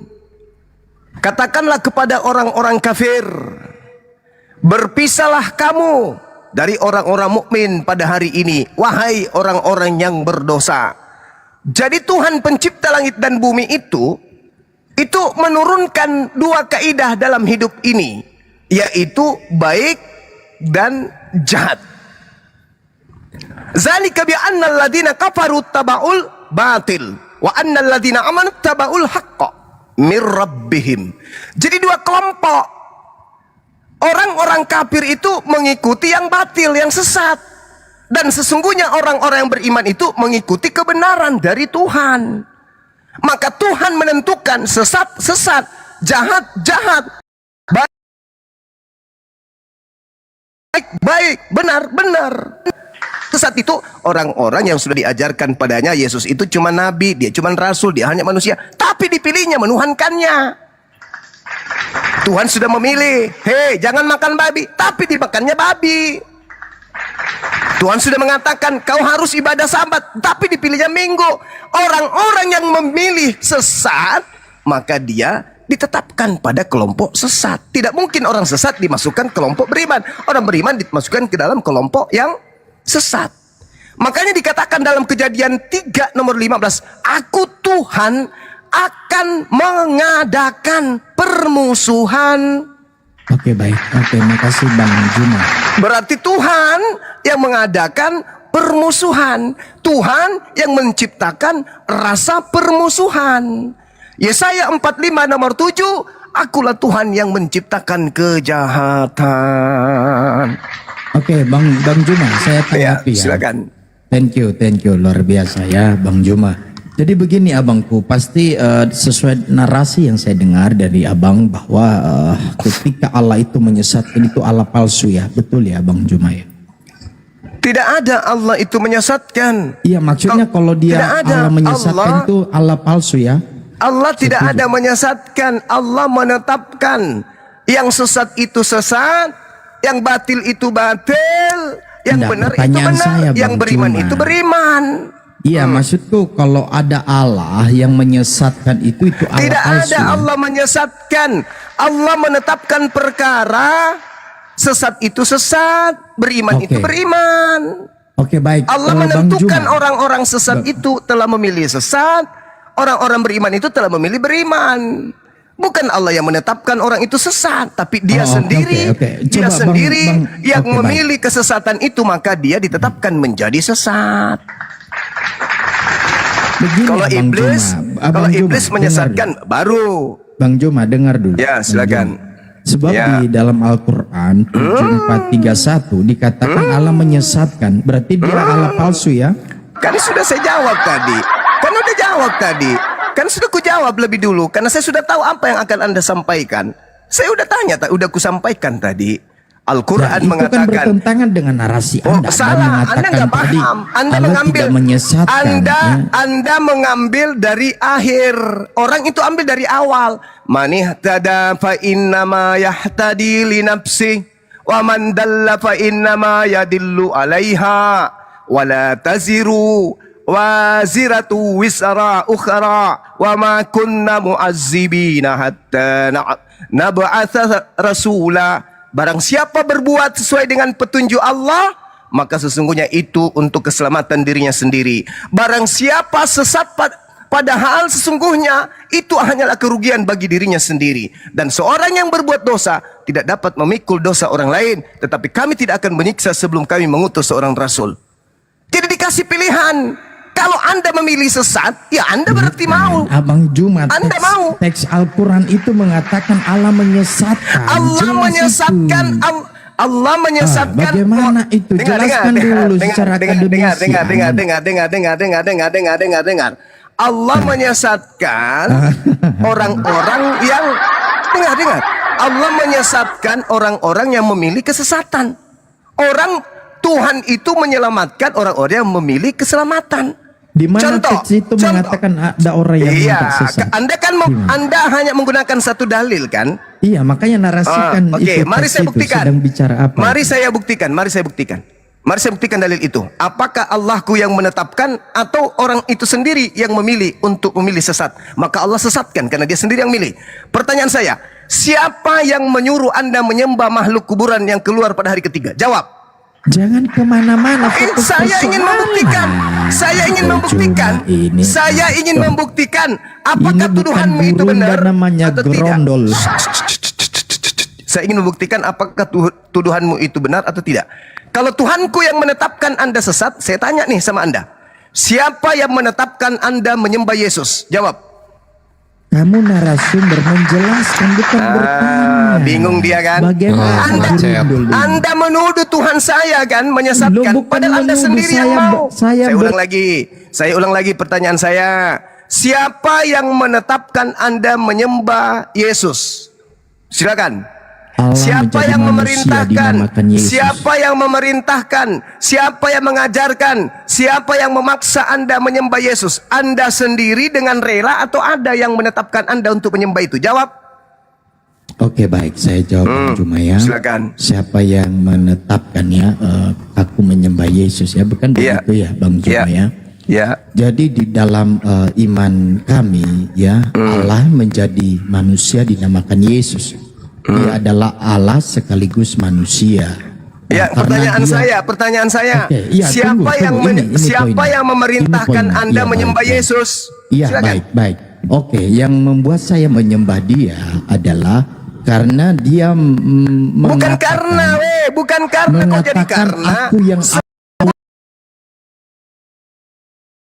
awal dan yang akhir. Aku berkuasa. Siapa yang menyebabkan Anda menyembah Yesus? Siapa yang memerintahkan Anda menyembah Yesus? Siapa? Yang menyebabkan saya menyembah Yesus adalah Allah yang Tuhan saya berkarya atau dalam bukan? hati saya. Tuhan saya atau Anda sendiri? Tuhan Anda kan beda dengan Tuhan saya. Kalau Iya, Tuhan Anda makanya saya tanya, menyesatkan, kalau makanya Tuhan saya tanya, makanya saya tanya, Tuhan saya atau Anda sendiri? Ya, Tuhan saya lah. Ya, di mana Tuhan Anda? Di mana Tuhan Anda meminta Anda menyembah Yesus? Dikatakan bahwa dia berkuasa di bumi dan di surga. Itu iblis. Itu kata Yesus, itu iblis. Bagaimana Anda mengatakan iblis? Jelas. Dengar, saya kasih dalil. Saya kasih dalil. Macam mana Di pula dalam kau Juma? ujaran ajaran Yesus, Yohanes 12:31, Yohanes 14 nomor 30, penguasa dunia ini adalah iblis. Yang keluar dari kubur dia mengatakan, kepadaku telah diberi kuasa dunia. Menurut Yesus, yang melakukan kuasa dunia, yang menerima kuasa dunia, itu iblis. Pertanyaan saya, siapa yang mengajarkan Anda menyembah iblis? Tuhan saya atau Anda sendiri yang milih? Jawab. Oke, baik Bang Juma. Ya, saya jawab. Kan sudah saya bilang tadi, yang membuat saya menyembah Yesus itu karena Allah yang berkarya dalam hidup saya, sehingga saya bisa juga melihat.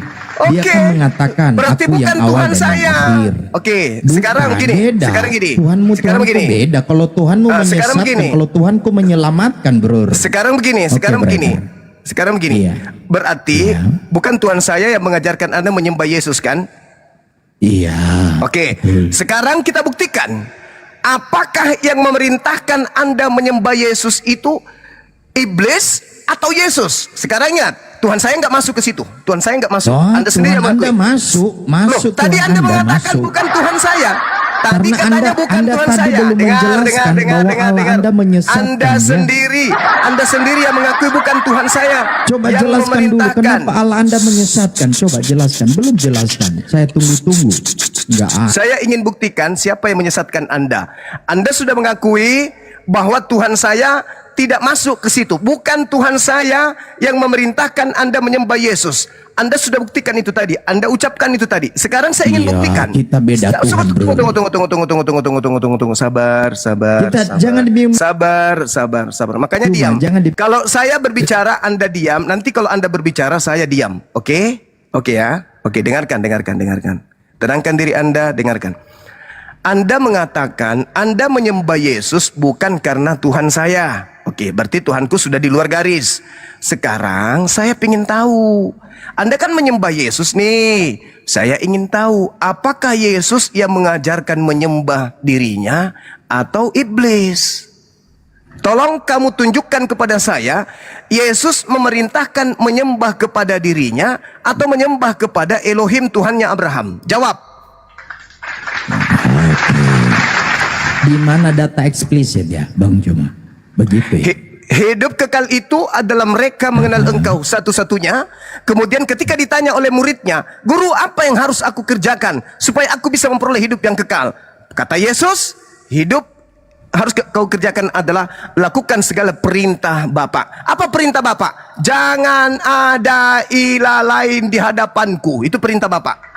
Berarti Bapa Tuhannya Abraham tidak mau manusia menyembah Yesus. Hanya dia yang harus disembah. Pertanyaan saya, bukan Tuhannya Abraham yang minta Anda menyembah Yesus. Bukan Tuhan saya ternyata yang menyuruh Anda menyembah Yesus. Sekarang tinggal dua kandidat, Yesus atau iblis. Jawab. Meong. Yesus. Di mana Yesus mengajarkan sembahlah aku? Tunjukkan dalil. Tuhan Yesus mengatakan kepada teman-teman, katanya tadi gantian, kok meong? Enggak, saya minta dalil. Oh, tidak termute ya? Oh, tidak termute ternyata. Saya dengar. Tunjukkan dalilnya, karena tinggal dua kandidat. Tuhannya Abraham tidak, Tuhannya Islam tidak. Tinggal dua kandidat, Yesus dan setan. Tolong tunjukkan di mana Yesus meminta agar manusia menyembah dirinya. Silakan. Tunggu dulu.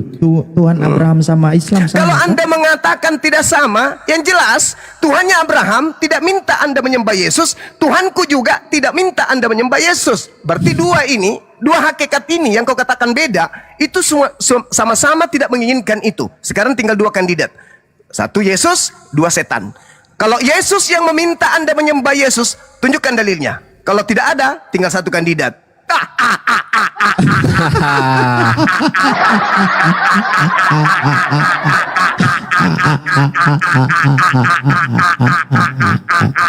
Sudah Bang Juma, jangan ke anak SD. Tunjukkan dalil. Tinggal dua kandidat. Gimana Tunjukkan dalil. gurundul ini, Yesus meminta untuk disembah. Ingat di dalam Lukas 4 nomor 7 iblis minta disembah. Sudah kita mau jawab. Pertanyaan saya, tunjukkan di mana dalilnya Yesus minta disembah. Silakan. Saya diam. Oke, baik ya. Data secara eksplisit tidak ada dikatakan Mantap. bahwa Yesus. Udah selesai udah. Tunggu Turunkan, dulu, saya benar, Anda Bang Juma. turun, Anda ke gereja, cebok di sana pakai batu ulekan yang habis dipakai ulek cobek. Jadi saudara-saudara, Oten tadi penyembah makhluk yang keluar dari kubur itu sudah membuktikan bahwa sembahan dia sendirilah yang menyesatkan dirinya. Pencipta langit dan bumi yang dikenal oleh Abraham, Ishak dan Yakub dan yang dikenal oleh umat Islam tidak mengajarkan, tidak memerintahkan menyembah Yesus. Tinggal dua kandidat. Yesus ternyata tidak juga memerintahkan menyembah dirinya. Tinggal satu kandidat. Halilintar. Iblis berkata di dalam Lukas 4 nomor 7, wahai Yesus, ya paman, sembahlah aku. Kata iblis, Yesus, sembahlah aku. Kalau kau sembah aku Yesus, maka segala kuasa langit dan bumi dan beserta kemegahannya akan aku berikan kepadamu. Halilintar. Sekarang Oten tadi, pemakan dedak tadi, terbukti meludah ke atas, ludahnya kembali jatuh di jidatnya sendiri. Ternyata dia menyembah penyesat. Ternyata dia menyembah setan. Tuhan Abraham tidak, Tuhannya Ismail tidak, Yesusnya tidak. Tinggal satu, iblis. Nah, Yesus mengatakan waspadalah kepada penyesat yang datang kepadamu dengan memakai namaku dan berkata, akulah Kristus. Berarti betul, pada hari Minggu mereka berkongko-kongko ke rumah ibadah mereka. Tidak ada perintah Tuhannya Abraham, tidak ada perintah dari Tuhannya Islam, tidak ada perintah dari Yesus. Lalu siapa yang membisikkan mereka ke gereja hari Minggu kompak begitu? Siapakah dia?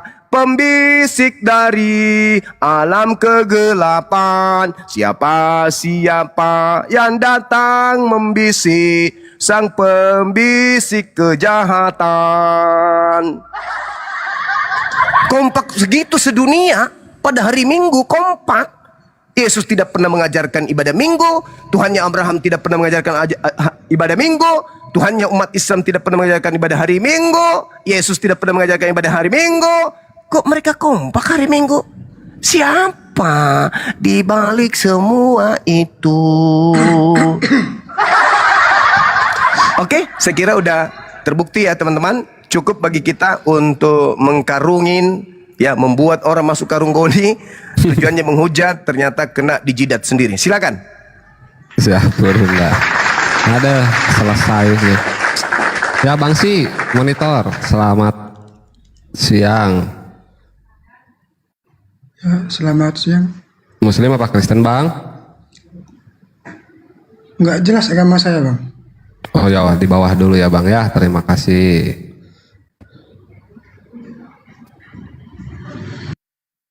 Nggak jelas agama saya. Ada gitu orangnya tidak jelas kelaminnya ya. Aku laki apa perempuan ya? Aku bingung Bang.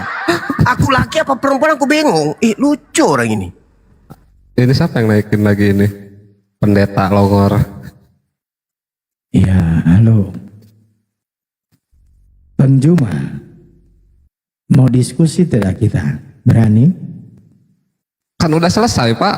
Bapak udah mengakui nggak ada perintahnya, apalagi yang mau didiskusikan? Kalian nggak berani diskusi. Udah, Itu kau namanya sudah terbukti preman nyembah diskusi. iblis. Ternyata Bang Tuhanmu Juma itu belum bisa penyesat. jawab pertanyaan saya bahwa Tuhanmu Allahmu ternyata menyesat. penyesat. Lah, Tuhanku bukan Tuhanku yang merintahkan kamu ibadah minggu kok. Anda sendiri yang menjawab. Bukan Tuhannya Yahudi juga, Anda sendiri yang menjawab. Satu-satunya kandidat, kalau bukan Yesus ya setan. Kenapa Anda mengatakan Tuhan saya penyesat? Ternyata terbukti Anda mengikuti setan itu. Kan lucu ente ini. Harusnya Anda malu. Tapi gimana mau malu ya otak nggak berfungsi. Islam selalu unggul, Islam selalu menang, Islam selalu jaya di hadapan anak setan. Assalamualaikum warahmatullahi wabarakatuh. Selamat siang Bang Zuma dan semuanya. Waalaikumsalam. Waalaikumsalam warahmatullahi wabarakatuh. Bahagia. Sehat selalu. Salam kenal dari Sulawesi Barat. Iya Bang, terima kasih. Terima kasih Bang. Ya, Maaf masuk ke Komal ya, izin. Ya, izin di bawah ya Bang ya. Yang mereka Tunggu dulu. Apa sih orang ini ah? Yang mereka selalu unggulkan itu apa? Bang Suma boneng, boneng, boneng, boneng, boneng. Itu aja terus. Boneng, kita bantu biar mereka senang. Boneng, boneng, boneng, boneng. Itu aja terus. Itu aja andalan kalian boneng. Emang kenapa kalau boneng? Boneng-boneng begini, boneng-boneng begini nggak pernah ditampar. Boneng-boneng begini, boneng-boneng begini nggak pernah kemudian diarak di tengah kampung. Boneng-boneng begini muka gue nggak pernah diludahin. Boneng-boneng begini gue nggak pernah digantung. Boneng-boneng begini lambung gue nggak pernah ditombak. Sadar lo kalian, sadar. Jangan menghina fisik ketika sembahanmu ternyata jauh lebih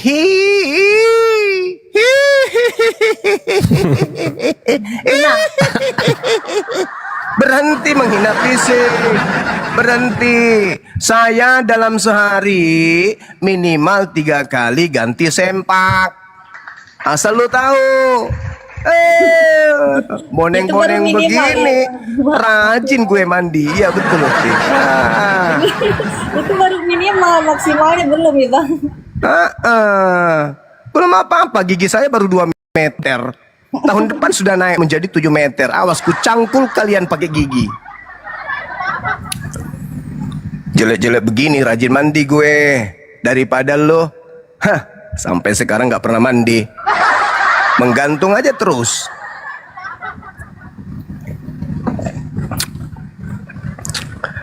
Jangan menghina fisik, bro. Iri kali orang dia. Iya, jangan menghina Iri fisik. kali orang ini. Jangan, Piri. Di sini itu tanganku itu saya yang ada cuman kepalanya itu kenceng. Ya, kamu jarimu bolong habis dipaku. untung bukan tengah kepala bekas paku. Kalau kepala bekas paku ya kuntil.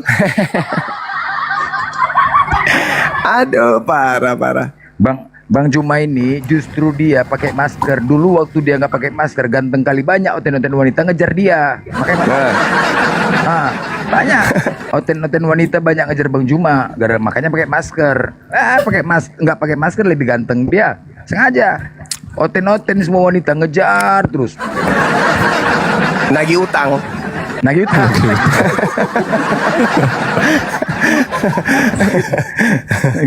Allah Akbar.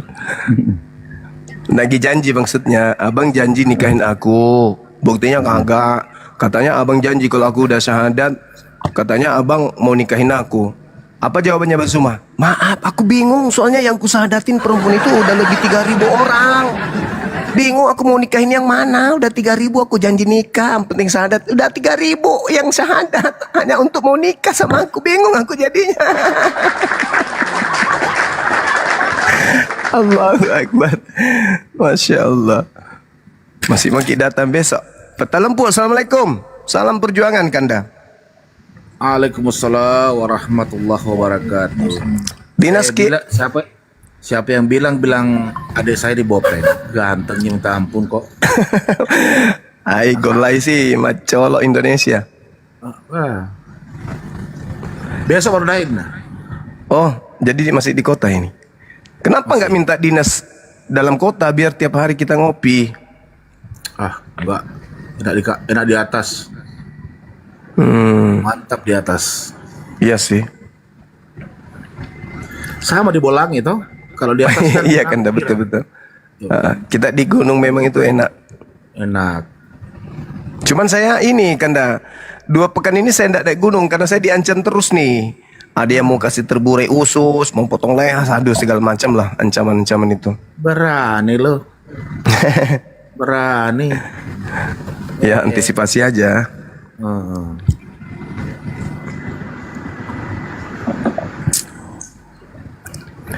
Ngancam bang, ngancam bang.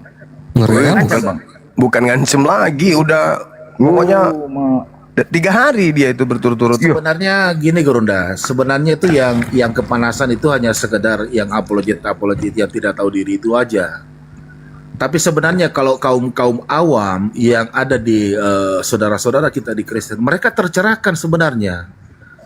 Mereka tidak sadar sebenarnya Bang Suma ini, Gurunda ini mengajarkan kebenaran. Daripada Anda dibodohin terus oleh bapak-bapak gereja. Bapak gereja itu mengajarkan berdasarkan apa yang mereka narasikan gitu ya? Berdasarkan pikiran dia. Tetapi Gurunda dia mengajarkan berdasarkan apa yang ada tertulis dalam kitab Anda. Yang selama ini puluhan tahun Anda cuma simpan di atas lemari, kemudian 1 minggu dibawa ke hari Minggu, itu pun tidak dibuka. Justru dengan hadirnya Bang Suma ini harus berterima kasih kalian. Ngomongin diri sendiri ya. Omong kosong, saya nggak percaya kau ngomong itu. Adab dong bang kalau naik bang. Kau penomong kosong Zuma. Kayak contoh seperti kalau ini. Kau benar, kau tantang Edis. Kalau kau benar, kau tantang Edis. Kau tantang Edis. Jangan kayak Kristen lah bang, orang lagi ngomong bang. Jangan dipotong-potong juga. Ya itulah, menandakan adab-adabnya mereka itu nggak ada. Naik-naik itu nggak punya rasa, punya sopan santun, tidak punya tata krama. Itu dibilang agama kasih.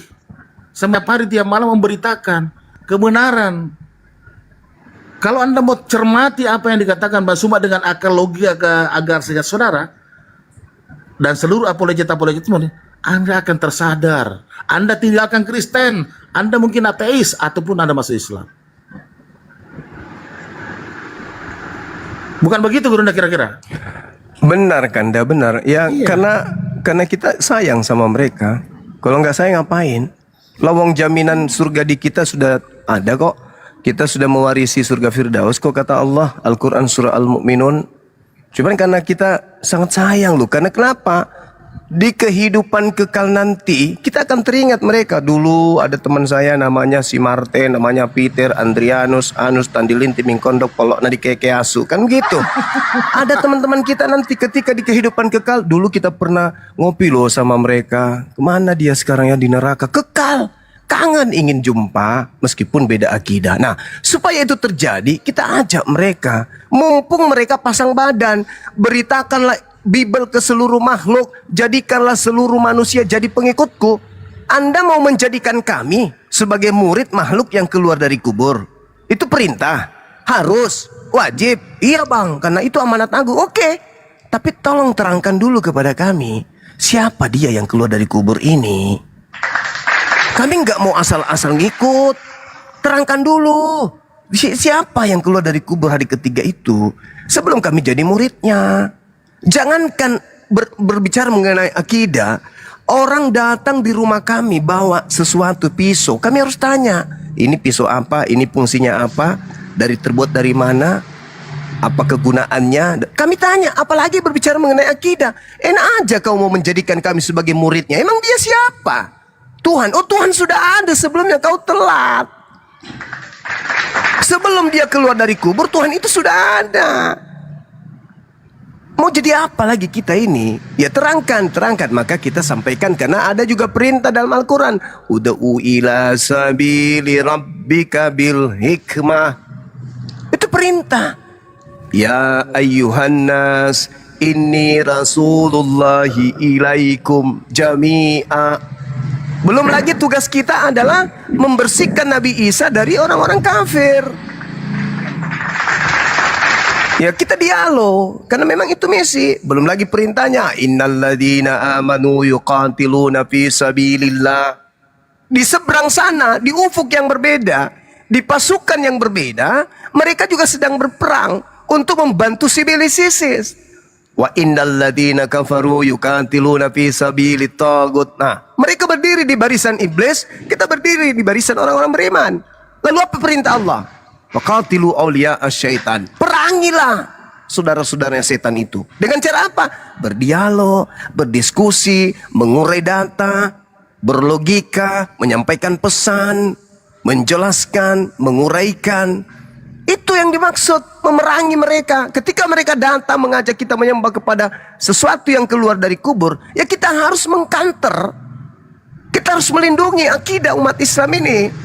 Karena satu hal yang perlu dipahami, saudara-saudara Kristen, kalian tidak akan lagi mau menggunakan metode awal. Opsi A itu sudah nggak laku dan kalian sadar. Apa opsi A yang dulu sebelum ada sosial media? Opsi A yang kalian lakukan adalah menggunakan Bible untuk memurtadkan orang. Sekarang sudah nggak laku opsi A itu. Kenapa? Karena umat Islam sudah lebih pintar Bible daripada kalian. Tidak laku, maka kalian menggunakan opsi kedua. Opsi B yang Anda gunakan itu. Apa opsi B itu? Berupaya dengan keras membuat umat Islam, khususnya generasi Islam, jauh dari Al-Quran. Karena kalau kalian mau menghantam kami pakai Bible, nggak bisa. Karena musuh kalian Bible. Maka kalian menggunakan opsi cadangan. Apa itu? Membuat generasi Islam jauh dari Islam, jauh dari Al-Quran. Itu opsi kedua. Kalau masih mengandalkan Bible nggak bisa. Karena kami lebih paham Bible. Nah, opsi yang lain, opsi yang ketiga adalah mencari kemudian hadits-hadits lemah, hadits-hadits palsu, kemudian untuk kalian hantamkan ke generasi Islam. Tapi nggak main dengan kami, nggak ngepek maksudnya, nggak terasa gitu loh. Kenapa? Umat Islam itu memiliki beberapa benteng pertahanan. Yang pertama, ketika ente ingin mengajarkan kami Islam, ente kudu wajib ada ijazah. Anda berpura-pura menggunakan ijazah palsu, ente harus kami uji. Kredibilitas seorang yang memiliki ijazah kudu wajib bisa baca kitab gundul. Benteng kami berat, Anda langkahi, sulit. Ketika Anda membawa hadits, kami tertawa aja. Kenapa? Anda tidak mengerti asbabul wurud, Anda tidak mengerti fikih, Anda tidak mengerti bahasa Arab, agak i'rab. Jadi mau kayak mana mau jadi pembimbing kami, Cak Kangkung? Sementara syarat untuk mengkaji Islam, memberikan manifestasi dari kaidah Islam, kudu wajib memiliki ijazah. Ingat, ijazah itu berasal dari bahasa kami. Ijazah itu apa? Legalitas, validasi dari yang punya hak memberikan kepada yang sudah berhak. Sekarang kalau saya belajar, kalau saya menyampaikan Bible, apa yang harus menjadi syarat? Saya harus sekolah kah? Tidak juga. Yang penting saya bisa baca. Berbeda dengan Al-Quran, berbeda dengan hadits. Kudu memiliki disiplin ilmu dan wajib hukumnya berijazah baru mengajarkan Quran hadits. Gak bisa kalian itu di dalam hadis riwayat ini ada di situ berkata tiada kemilau seindah sangsil. Hei, lu siapa rupanya? Hah? Lu siapa? Lu manusia aja bisa kau edit jadi Tuhan kok. Tuhan bisa kau edit jadi manusia kok. Hah? Apalagi yang kayak gitu-gitu. Hadis riwayat ini disampaikan dari Anas. Anas berkata kepada Abu Rahman. Abu Rahman menyampaikan Usaim bin Kalab. Kalab menyampaikan kepada ini. Dan Rasulullah Muhammad SAW bersabda, tiada kemilau seindah sangsil. Hadis riwayat bom-bom. Wah! Orang yang tidak paham, orang yang tidak ngerti bisa percaya. Tapi orang yang mengerti kaidah Islam tak mungkin. Jadi metode itu yang kalian pakai sekarang. Tapi maaf, selama kami masih ada, ya masih dikandung badan, nobody can stop me. You know? Tidak akan ada yang bisa menghentikan saya. Demikian Skanda dan teman-teman yang lain. Silakan. Siap Gurunda. Ya, si udah tahu sekarang agamanya apa? Si dibuka mute-nya si. Atau masih bingung? Hadis riwayat bom. Ya si udah Bang, nemu agamanya?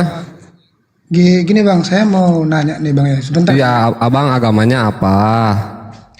Saya agamanya nih masih bingung Bang. Enggak, dari KTP lah, KTP apa? Kalau KTP Kristen Bang.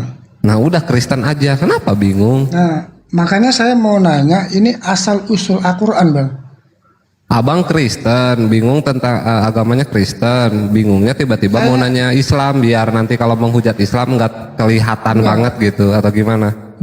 Bukan Bang, saya bingung. Ateis, dinamisme, animisme, apa dulu makanya agamanya? Ya udah bilang. Dulu aja mau bertanya apa? Sok silakan. Cuman mau nanya, ini mau nanya asal usul Al-Quran Bang. Saya jawab. Asal usul Al-Quran dan merasa Islam yang paling benar, kira-kira begitu ya. Nah, cobalah dijelaskan asal usul Al-Quran itu aja. Baik. Jadi Al-Quran surah An-Najm, Allah Subhanahu wa taala menjelaskan ketika ada orang-orang yang menganggap Nabi Muhammad itu sesat, keliru. Maka Allah menjelaskan tentang Al-Quran. Bismillahirrahmanirrahim. Ma dalla sahibukum wa ma gawa. Nabi Muhammad itu tidak sesat dan tidak keliru. Wa ma yantiqu 'anil hawa, dan tidaklah yang diucapkannya itu Al-Quran menurut hawa nafsunya. In huwa illa wahyu yuha. Selain Al-Quran itu adalah wahyu yang diwahyukan kepadanya. Allamahu syadidul quwa, yang diajarkan oleh roh kebenaran yang sangat kuat. Kemudian di dalam Al-Quranul Karim diterangkan di ayat An-Nahl ayat 102. Bismillah. Qul nazzalahu ruhul kudus mir rabbika bil haqq. Katakanlah kepada seluruh manusia, dialah Allah yang kemudian mewahyukan Al-Quran kepadamu melalui perantaraan Roh Kudus, tujuannya untuk meneguhkan hati orang-orang yang telah beriman dan menjadi petunjuk serta kabar gembira bagi orang-orang yang berserah diri kepada Tuhan. Qul man kana aduwwan li Jibril fa innahu nazzalahu ala qalbika bi isnillah musaddiqan lima baina yadayhi wa hudaw wa busyra lil mu'minin. Katakanlah kepada manusia, wahai Nabi Muhammad, barang siapa yang menjadi musuh Roh Kudus, maka ketahuilah bahwa dialah yang menurunkan Al-Quran ke dalam hatimu dengan izin Allah, membenarkan kitab-kitab yang terdahulu dan menjadi petunjuk serta berita gembira bagi orang-orang yang beriman.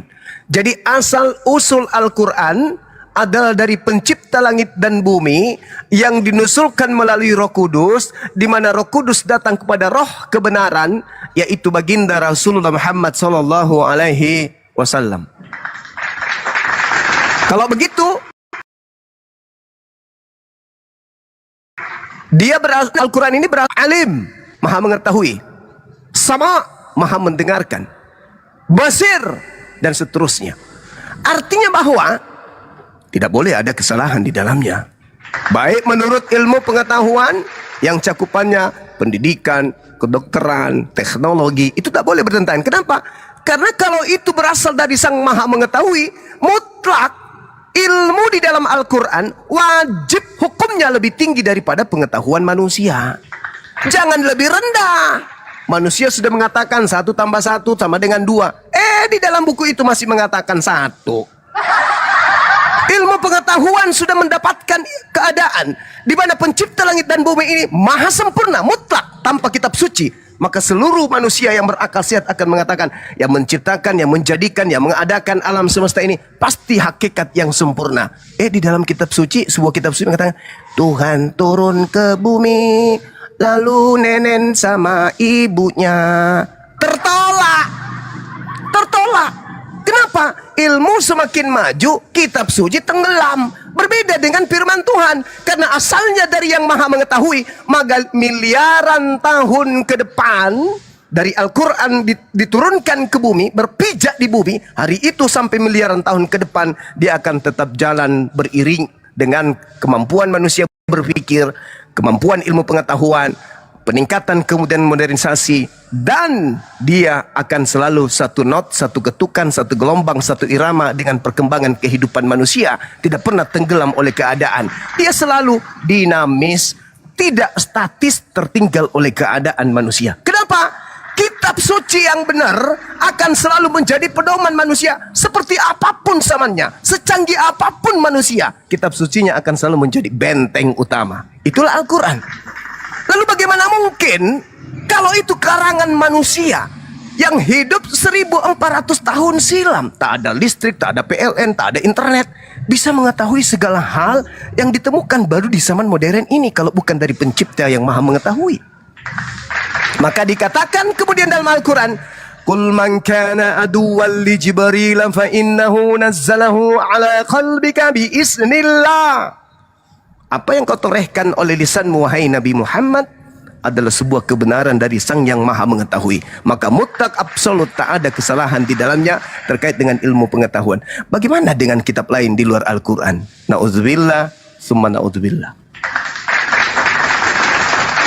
Silakan.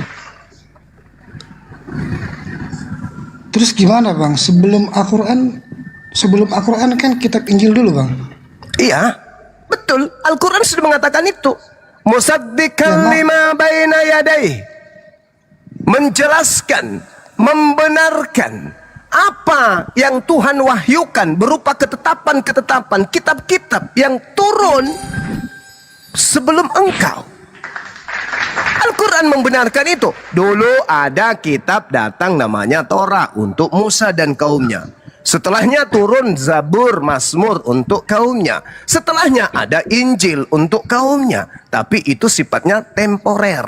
Hanya untuk kaum terbatas, hanya kaum tertentu, yaitu Bani Israel. Makanya orang Kristen ini hanya menggunakan remah-remah. Perjanjian Lama hanya mengambil dari terjemahan Septuaginta yang diterjemahkan oleh Ptolemy II di tahun 23 sebelum Masehi. Baru naik juga langsung ngomong. Sudah boleh bicara, mengundang sabar dulu. Naik. Terima kasih. Dulu baru masuk langsung nyeletuk, nggak tahan dia lihat tulang. Lalu kemudian datang kepada Nabi Daud, datang kepada Nabi Musa, Nabi Isa, ketetapan-ketetapan. Nah, Kristen ini perjanjian lamanya hanya mengambil remah-remah dari terjemahan kitabnya orang Yahudi, agama lain di luar Kristen. Lalu perjanjian barunya itu adalah catatan-catatan wartawan lepas yang tidak memiliki validasi kenabian. Digabung menjadi satu. Bukan kitabnya Musa, bukan kitabnya Nabi Isa, bukan. Nah, Al-Quran datang kemudian memulihkan segala ketetapan Tuhan untuk alam semesta ini. Seperti itu, saudara. Silakan. Itu yang dijelaskan isinya, bang. Terus yang menulis isinya itu siapa, bang? Al-Quran yang Anda tanya?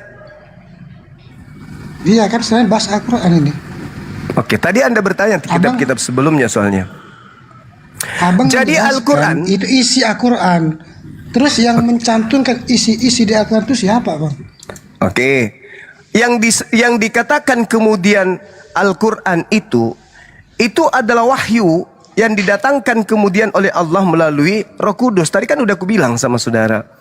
Maka apa yang ada di dalamnya itu adalah wahyu yang diwahyukan kemudian dan diterima oleh baginda Rasulullah Muhammad SAW. Ketika Al-Quran diwahyukan, Iqra bismi rabbikal ladzi khalaq, maka Nabi Muhammad menyampaikan wahyu itu kepada para sahabatnya, tidak merubah dan tidak menambah dan tidak mengurangi. Iqra Bismi rabbikal ladzi khalaq. Budaya apa yang dipakai, metode apa yang dipakai menyampaikan Al-Qur'an ini kepada para sahabat? Hafalan. Antar dari lisan Nabi Muhammad, Iqra bismi rabbikal ladzi khalaq. Bacaan ini dilontarkan oleh Nabi Muhammad, dihafalkan kemudian oleh para sahabat. Serentak mereka menghafal bacaan yang sama. Begitu seterusnya sampai kemudian Al-Quran itu diselesaikan. Seluruh sahabat menerima, mendengarkan, menyimak, dan juga menghafalkan. Makanya Al-Quran, kitab Al-Quran ini memiliki validasi dari sumber. Apa kata Nabi Muhammad? Khuzu Al-Quran min arba'ah. Terimalah Al-Quran, ambillah Al-Quran, terimalah pengajaran Al-Quran dari keempat sahabatku, Abdullah bin Mas'ud, Salim Mu'az bin Jabal, dan Ubay bin Ka'af. Nah, kalau kitab saudara ada enggak perintah seperti itu? Yesus berkata, terimalah kitab Lukas dari muridku Lukas. Enggak ada. Nabi Muhammad memberikan validasi. Terima Al-Quran dari ini, dari A, dari B, dari C. Ada validasi. Maka mereka yang memiliki validasi ini diberi ijazah. Namanya itu adalah ijazah dan wasimaan. Ijazah setoran dan semaan. Jadi prakteknya gini. Nabi Muhammad SAW membacakan Al-Quran. Para sahabat kemudian mendengarkan dengan seksama. Setelah sang guru Nabi Muhammad selesai membaca, maka murid sahabat membaca ulang yang dibaca oleh gurunya dan menghafalkan. Ini adalah metode talaqi Al-Quran seperti yang digunakan oleh malaikat Jibril kepada baginda Rasul Muhammad SAW. Malaikat Jibril membaca, Nabi Muhammad mendengar, habis itu Nabi Muhammad menghafalkan. Begitu juga kepada muridnya, Nabi Muhammad membacakan, melisankan, sahabat-sahabatnya mendengarkan, lalu sahabat juga menghafalkan. Itu metode atau budaya, tradisi penyampaian Al-Quranul Karim. Kitab Anda tidak mensifati sifat itu. Kitab Anda itu hanya hasil penyelidikan orang-orang yang tidak dikenal oleh Yesus itu sendiri. Bahkan Anda sendiri pun tak mengenalnya. Demikian. Ya, sebentar. Saya bentar. Ini Natali nggak sabar dia. Coba Natali ada mau sampaikan. Sebentar, nggak sabar dia. Silakan Natali. Bentar aja ya sih. Ya, terima kasih. Saya tidak mau yang tidak baik terjadi ya. Oke. Sekarang saya mau tanya. Yang membangun Ka'bah itu siapa? Jangan geek, jangan report ya. Jangan report, jangan geek. Saya hanya bertanya. Yang membangun Ka'bah itu siapa? Silakan. Baginda Rasulullah Muhammad SAW ya membangun Ka'bah dengan para sahabatnya, murid-muridnya. Kenapa? Bukannya Ibrahim. Pertama Abraham. Coba yang benar. Jelaskan yang benar, yang berani, yang jujur. Nabi yang Muhammad membangun Ka'bah walaupun cuman batu, walaupun cuman pagar. Nabi Muhammad kemudian Nabi Muhammad yang melanjutkan bangunan dari kakeknya. Kalau dengar Nabi Abraham. Kenapa di-mute? Saya bertanya. Yang Nabi pertama Abraham kali membangun Ka'bah itu siapa? Natali ini sedang dijelaskan sebentar ya, tertib adabnya didahulukan dulu ya. Silakan Bang Zuma. Nanti kau kumut kok nanti ya, mut. Iya, jadi gini, sekali lagi saya katakan kepada saudara, tradisi Yudaism sendiri ya, bukan Kristen. Ya, Yudaisme. Siapa yang membangun Ka'bah pertama kali? Itu Al-Quran aja ditulis sama Nabi Muhammad. Nabi Muhammad yang membangun setelah kemudian dibangun oleh kakeknya Ismail dan buyutnya Abraham. Setelah kemudian yang pertama membangun siapa? Lalu Abraham, Ibrahim. Setelah kemudian Abraham, Ibrahim. Imannya kuat imannya, tapi diusir juga dari surga itu Nabi. Astagfirullahalazim. Bang saya sebentar ya. Coba yang jujur, jangan gelagap. Ini kenapa ya? Tadi sama Bang Zuma ya. Kenapa ya? Ibrahim. Itu adalah Ibrahim. Sudah ya, selesai ya. Nggak paham dia. Oke, sebelum Islam ya. Iya, karena Islam itu sudah ada. Islam itu sudah ada dari sejak Adam alaihissalam. Kalau dibangun sebelum Islam datang. Oke, Belum Nabi Muhammad menyembah Tuhan negeri Mekah, Ibrahim. udah diturunkan. Sabar. Diturunkan aja orang gila kayak gitu, turunkan aja. Dia sudah lelah bersundal kayaknya. Udah lelah kali dia. Dengarkan ya. Dengarkan ya penikmat ubi kayu ya, dengarkan. Saudara itu harus ngerti. Abraham meninggalkan 2 anak. Anak tunggal pertamanya adalah Yishmael. Yishmael mendapatkan warisan dari ayahnya Abraham, yaitu Ka'bah, Masjidil Haram. Anak yang kedua, yang bukan anak tunggal tapi anak kedua, itu mendapat warisan di Palestina, Baitul Maqdis. 2 anak ini, Baitullah dan Baitul Maqdis, itu warisan mereka. Karisteng, penyembah makhluk yang keluar dari kubur, itu tidak punya hak mengganggu gua. Nggak ada hubungannya kalian dengan kami. Kalian itu kiblatmu di sana tuh, di Roma, Vatikan sana. Sana tuh. Itu kiblat kalian, bukan kiblat kalian ke Palestina. Palestina itu milik Yahudi. Sedangkan keberadaan daripada Ka'bah, Anda baca di dalam Al-Quran surah Al-Baqarah ayat 127. Ya sudah dijelas di situ. Wa is yarfa'u Ibrahimu kawaida minal baiti wa Ismail rabbana taqabbal minna innaka antas samiul alim. Kalian tidak bisa mengganggu gugat itu. Ingatlah ketika Ibrahim meninggikan pondasi Baitullah bersama anaknya Ismail. Seraya berdoa kepada Allah, ya Rabb, ya Tuhan kami, terimalah amal dari kami. Sesungguhnya Engkau lah yang maha mendengar, lagi maha mengetahui. Itu hak mutlak kepunyaan Nabi Ismail, pewaris.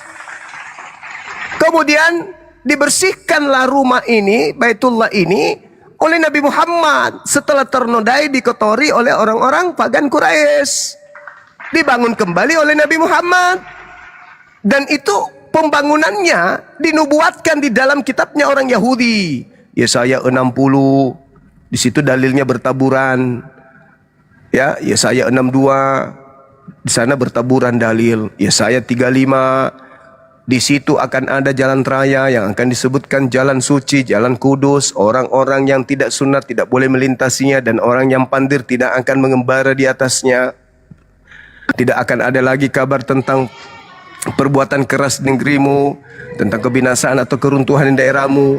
Engkau akan menyebutkan tembokmu selamat dan pintu-pintu gerbangmu pujian. Alhamdulillah. Yesaya 62, orang akan menyebutkan mereka bangsa yang suci, orang-orang yang tebusan Tuhan, dan engkau akan disebut yang dicari, kota yang tidak ditinggalkan. Yesaya 63, sebagai ganti tembaga aku akan membawa emas, dan sebagai ganti besi aku akan membawa perak, sebagai ganti kayu tembaga dan sebagai ganti besi aku akan memberikan damai sejahtera, Islam dan keadilan yang akan melindungi dan mengatur hidupmu, hanya Islam. Yesaya 60:11, pintu-pintu gerbangmu akan terbuka senantiasa, baik siang maupun malam. Tidak akan ada tertutup lagi, supaya orang-orang dapat membawa kekayaan bangsa-bangsa mereka kepadamu, sedang raja-raja mereka ikut digiring sebagai tawanan. Yesaya 60:15, sebagai ganti keadaanmu dahulu ketika engkau ditinggalkan, dibenci dan tidak disinggahi seorang pun.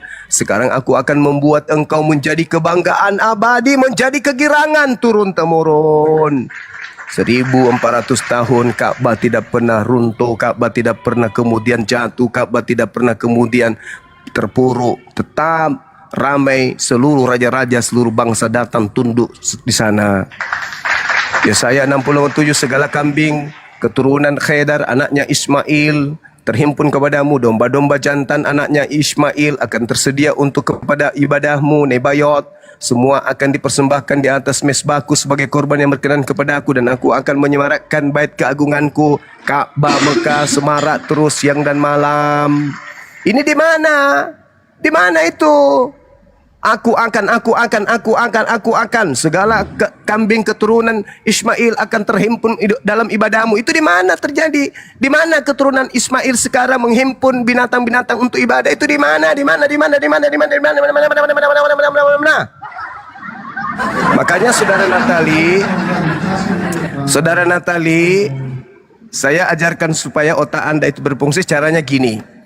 Sebelum Anda tidur, Anda kan sudah punya suami. Sebelum Anda tidur, Anda ambil air 1 gelas, panaskan sampai mendidih.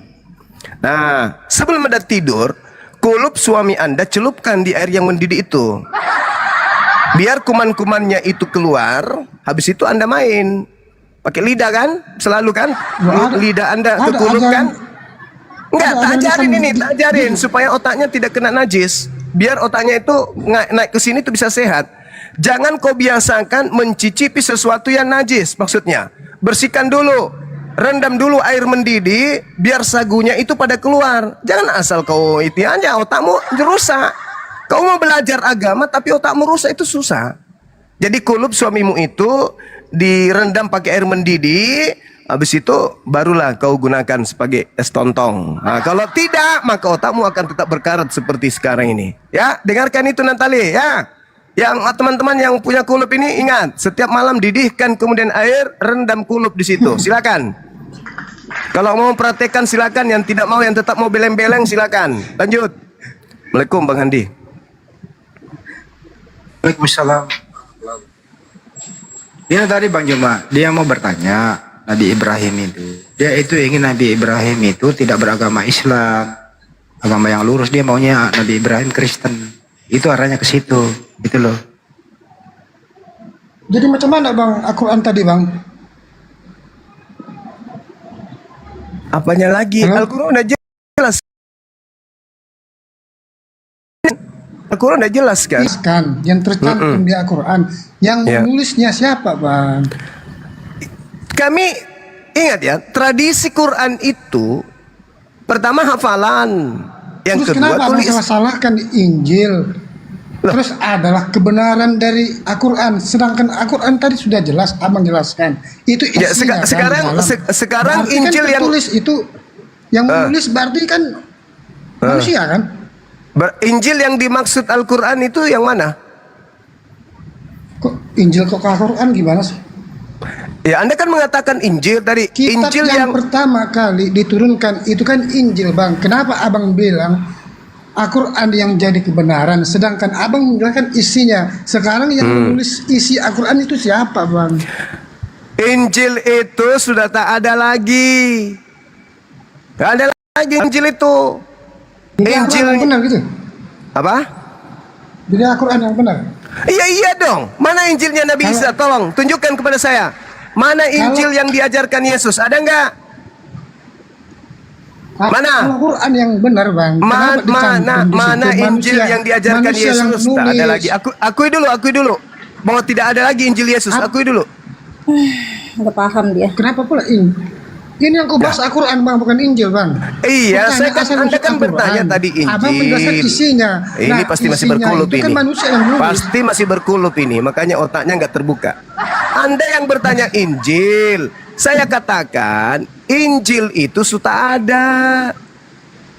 Yang ada di dalam tangan Anda itu cuma tulisan-tulisan wartawan yang kalian ganti dengan sebutan Injil biar dianggap koren. Nah, berarti benar di Al-Quran juga seperti itu Bang. Kenapa Al-Quran? Sama kan? Kenapa Al-Quran? Tadi Abang bilang mengatakan tinggal apa tulis-tulisan dari wartawan itu. Iya. Terus yang Quran itu yang nulis siapa? Al-Quran itu dihafalkan Cak Kangkung. Al-Quran itu dihafal. Ketika Al-Quran itu ingin dibukukan, dihadirkan semua para penghafal. Mereka menghafal, dicatat. Tidak akan mungkin keliru. Kenapa? Karena berdasarkan hafalan. Hafalan yang sudah mendapatkan ijazah. Yang mereka dapatkan dengan metode talaqi. Tidak mungkin mereka keliru. Apa? Masuk logika itu Bang. Ya, karena Anda masih berkulup. Masuk logika itu kan logikamu Bang. Sekarang begini, Anda hafal Pancasila enggak? Itu logikamu Bang. Anda hafal Pancasila tidak? Jangan-jangan enggak. Manusia aja. Anda menulis hafal Al-Quran. Pancasila, ini masih berkulup ini, masih berkulup. Anda tutup. Anda yang berkulup, Anda yang tertutup. Yang Anda jelaskan Orang isinya, ketika menulis manusia, kan aneh. Dengar. Kecuali Bang, Tuhan Abang yang Udahlah, menurunkan. ampun Sudah dah, tercantum di ampun. dalamnya, Saya itu ampun. bangsa. Ampun, saya bicara sama hewan. Ampun, saya bicara dengan Al-Quran aja serigala. tuh masih manusia yang menulis. Hewan Banyak manusia ini yang lepas beres. dari Bukan cuma mana? Bro, kamu kan ini bertanya kenapa kau yang jelasin?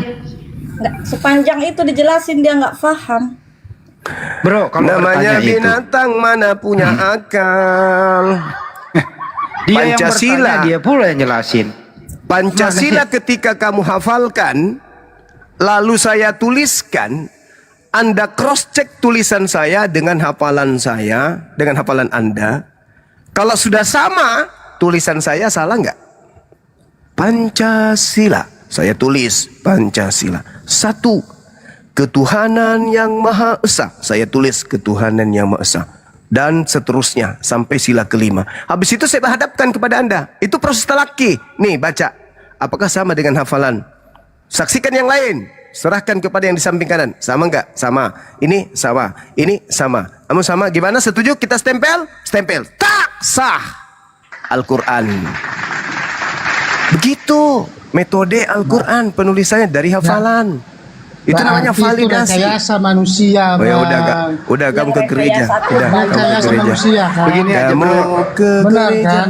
kamu pergi kembali ke pohon, teman-temanmu menunggu Kalau di atas benar pohon. Al-Quran itu turunnya dari langit. Kamu beli Itu kenapa kepiting, isi? itu sipit kepiting taruh di udah bibirmu. Nah, ambil ural kobra, kau pertandingan cotok siapa yang duluan matok, kamu atau kobra, itu lebih cocok. Jangan kau masuk ke diskusi ilmiah, nggak cocok. Kamu cocoknya di gereja memang. Belum level, masih jauh. Dia yang bertanya, dia yang ngejelasin. Gimana sih? Ya, begitulah iblis. Watak iblis itu gitu, sombong. Kalau memang kamu mau menjelaskan, kamu mundur 2 langkah. Saya tanya, kalau kau bisa jawab pertanyaanku, saya kembalikan kau ke pohon. Teman-temanmu menunggu di sana. Tapi tolong ekornya dijaga, jangan sampai ngibas-ngibas. Binatang Gitu apakah ya? yang berekor yang ada di atas pohon? Monyet. Kucing. Nah itu dia. Semua kucing. Biawak. Ya biawak. Selamat siang Bang Juma. Iya siang. Tanya nih Bang Juma, bentar doang ya. Sebelum bertanya, dengerin dulu. Sebelum bertanya, ada nggak ruang di kepalamu untuk menampung jawaban? Udah saya tanya aja bentar aja, abis itu saya turun ya. Enggak, saya tanya dulu ada ruang nggak sedikit aja buat menampung jawaban.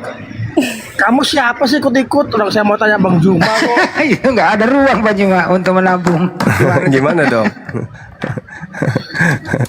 Allahu Akbar. Bang Juma, saya ngefans soalnya. Iya. Ya silakan. Saya mau Bang Doni, tanya apa yang ini. mau ditanyakan, silakan. Iya, Dajjal sama Amerika kuat mana ya? Amerika ya sama. Kan Dajjal itu siapa? Dajjal itu Kristus. Dajjal itu Kristus. Kalau di Islam itu Al-Masih. Yesus mengatakan waspadalah kepada penyesat yang mengaku Kristus, Dajjal. Mereka akan menyesatkan banyak orang. Nah sekarang kalau Anda berbicara mengenai apa yang Anda sebutkan tadi, di situ mayoritas penyembah Dajjal. Gimana dong?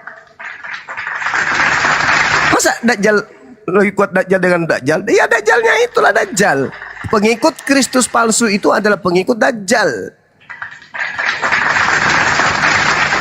Dajjal dalam kaidah Islam itu adalah iblis yang menggunakan gelarnya Yesus, Al-Masih, Kristus. Ada 2 yang bergelar Kristus di Islam, Al-Masih di Islam. Isa Al-Masih dengan Dajjal Al-Masih. Nah, di dalam agama kalian, Anda disajikan sebuah kitab di mana di dalamnya Yesus meminta muridnya agar waspada kepada Al-Masih palsu alias Dajjal Al-Masih, Kristus palsu. Itu Ngarang bebas, tegarang bebas. Nah, nggak sadar dia. Di kepalanya kan. Nggak ada tempat memang, nggak ada. Katanya kan tadi bertanya aja, habis itu turun sudah dijawab ya. Kan Nggak ada tempat. Betul kata Bang Handi, di kepalanya nggak ada tempat.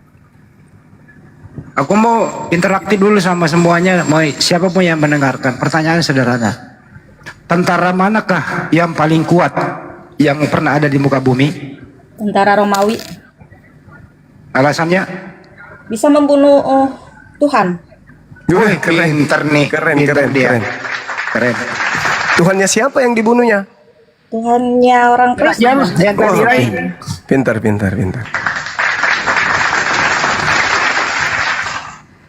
Halo, selamat siang. Siang Petra, aku senang kali Petra ini udah bertobat dia. Baik dia. Petra, sehat leku. Sehat. Santun leku ya, santun ya. Oke. Tadi saya dengar bahwa tentara Romawi yang membunuh Yesus ya. Betul, saya sendiri tadi yang menjawab. Oke. Sebenarnya bukan hanya tentara Romawi. Nah, ketika manusia jatuh dalam dosa, kita sama dengan membunuhnya. Oh, kau yang bunuh Tuhanmu? Iya. Oh, dia yang bunuh Tuhan, yang aku dia pembunuh, dia ini pembunuh Tuhan juga ini. Gimana ini? Jangan di-mute lah. Contohnya Contohnya gini, 1 Korintus 15 ayat 3, sebab yang sangat penting kukatakan kepadamu ialah bahwa Kristus telah mati karena dosa-dosa kita. Ingat ya, karena dosa-dosa kita sesuai dengan kitab suci. Jadi kematian dia adalah kematian terhadap dosa manusia cuma. Iya. Di mana itu diajarkan dosa ditebus pakai nyawa manusia itu di mana? 1 Korintus 15 ayat 3 kan ada. Ajaran Paulus, kirain Tuhan yang ngajar. Kalau Tuhan yang mengajarkan dosa manusia pakai hewan, Imamat 1 nomor 2. Paulus ini dapat ilmu dari mana? Siapa yang merasukinya? Kok bisa manusia jadi penebus dosa itu di mana ilmunya? Apa yang Paulus ini? ditulis Paulus itu cuma itu dilakukan oleh Roh Allah. Itu di mana tertulis Roh Allah datang kepada Paulus? Di mana? Nah, ketika firman yang ditulis Paulus itu adalah sudah diilham oleh Roh Allah. Iya, di mana Roh Allah datang kepada Paulus? Di mana? Tertulis di mana? Siapa yang mengatakan itu?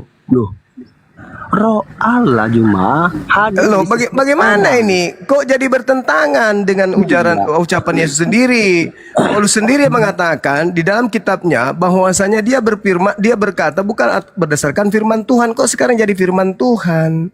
Tetapi itu diilhamkan oleh Roh. Dia mengatakan aku bercerita bukan berdasarkan firman Tuhan.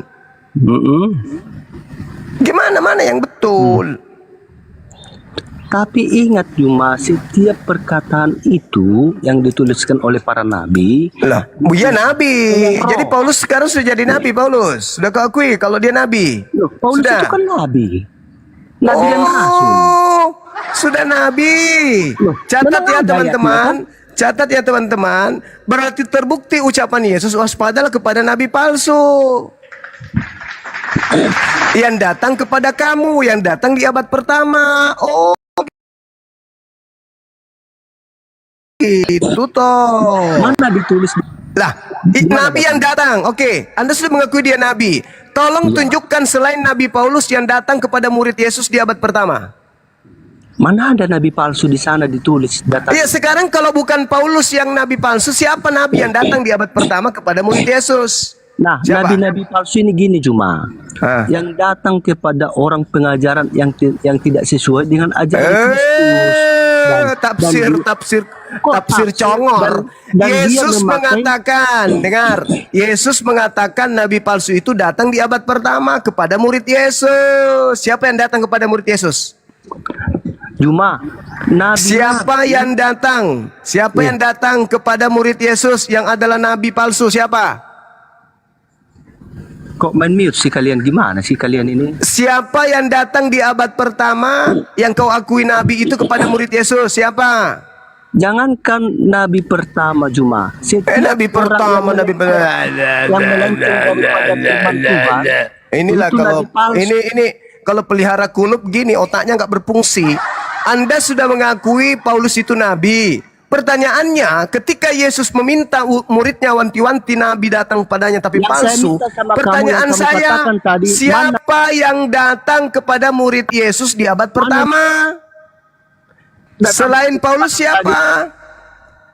Katanya kamu katakan tadi nabi palsu. Otak. Bernanah otak kau itu kan? Bernanah otak kau itu. Bernanah. Kau sudah akui Paulus itu nabi. Berarti dia kandidat tunggal yang datang kepada murid Yesus di abad pertama.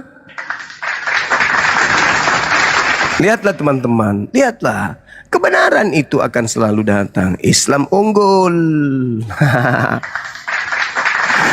Jayalah Islamku, jayalah Indonesiaku. Allahu Akbar, Masya Allah.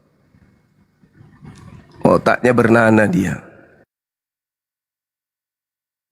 Kalau nge-framing muter-muter ahlinya dia, giliran ditanya poinnya, keluar nananya. Sederhana pertanyaannya, siapa nabi yang datang kepada murid di abad pertama? Jawabannya apa tadi si Petra? Karena minyak gosoknya habis, dia katanya mau ke pasar beli minyak gosok gitu.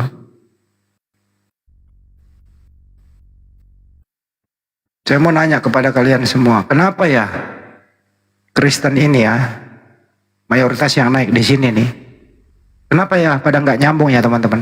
Apa kira-kira alasannya ya? Kenapa pada nggak nyambung? Tolong dijawab. Ya karena kalau ini bukan noten Bang Handi. Oh, Makan babi itu Bang Andi. iya.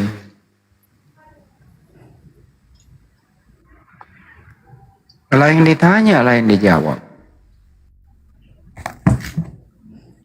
Ini Syah Islam Kristen. Syah monitor. Syah. Sekali lagi ya Syah, turun. Tapi saya akui loh Bang Juma, sabar gitu ya. Ini kalau di pendidikan formal nih, di dalam kelas gitu ya, kalau mahasiswa semua kayak gini, stres itu dosen. Biar digaji 100 juta per bulan mengundurkan diri, kalau gini semua mahasiswanya.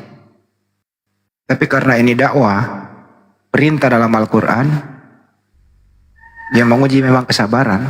Apalagi Bang Juma bersolok karir ya semalam ya. Auzubillah min dzalik, sabarnya minta ampun. Bagaimana berusaha satu topik ini, gula itu manis, gitu ya. Diputar 67 tahun baru ngaku iya gula itu manis. Tadinya bilang pahit. Bagaimana Bang Juma mengambil analogi, edukasi sampai ke titik terendah, dibawa ke titik tertinggi gitu loh. Ya 6 jam 7 menit baru ngakui bahwa iya benar Bang Juma, saya mengaku gula itu manis. Itu loh. Bayangkan itu teman-teman, menghadapi mereka ini butuh kesabaran.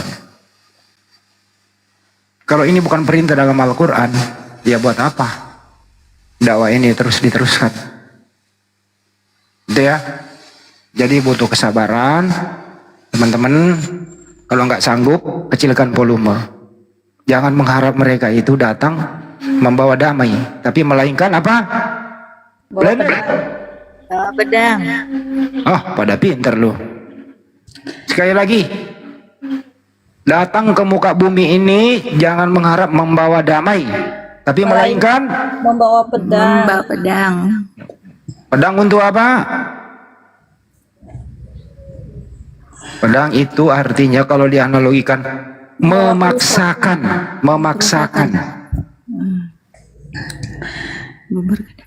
Ya, jalan keluarnya itu pedang itu ya titik terakhir pemaksaan, bukan lagi edukasi, tapi memaksakan luar. Ada lagi bilang iris bawang.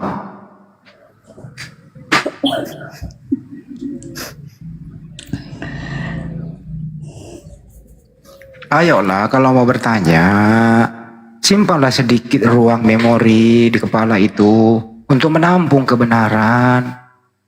Kalau di otak dengan kebencian, dengan doktrin, ya percuma bertanya. Apapun jawabannya, ya kau nggak terima gitu loh. Nah, bagaimana syaratnya kira-kira? Ada yang tahu? Bagaimana syaratnya mengosongkan memori di kepala agar ada tempat menerima kebenaran? Ada yang tahu caranya? Ya hilangkan dulu doktrinnya. Salah. Apa? Mandi 7 sumur. Astaga. Mandi 7 sumur. Terakhir sumurnya di segitiga Bermuda.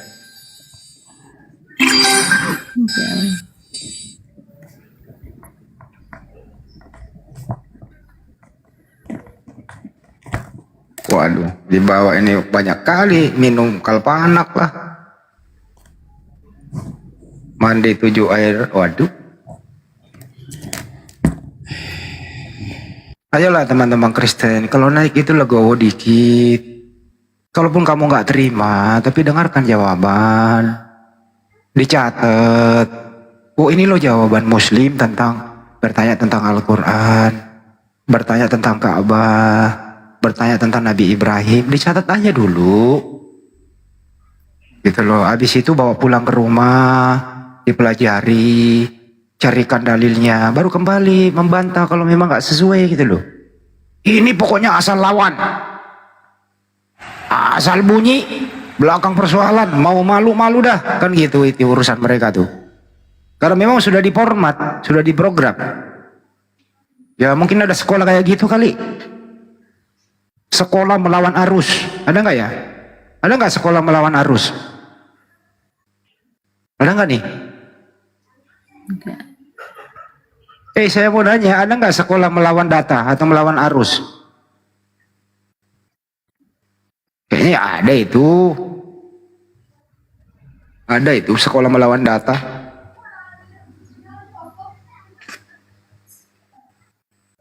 Gue heran ya orang-orang kayak gitu ya. Tapi ya teman-teman, kita beri apresiasi ya terutama kepada Bang Juma ya yang menjadi narasumber begitu sabarnya. Mengeluarkan ilmu gratis loh itu menghadapi orang-orang yang tidak mau menerima jawaban tapi rajin bertanya ya, semangat bertanya, semangat menyangga. Artinya pertanyaannya itu sebenarnya nggak perlu jawaban, dia sudah mempersiapkan sanggahan-sanggahannya yang bersumber dari mana kira-kira nih? Dari nenek moyang mereka, yaitu Belanda. Oke, lanjutin lagi, teman-teman. Ini di bengkel nih berisik nih. Siap. Belum ada lagi OT-nya, aduh. Bang Blen. Lagi nyuci sempak lah Bang Blender. Lalu ke si Natali naikin berisik. Gimana ya? Ya udahlah. Lalu ke mana kemudian? Gitu.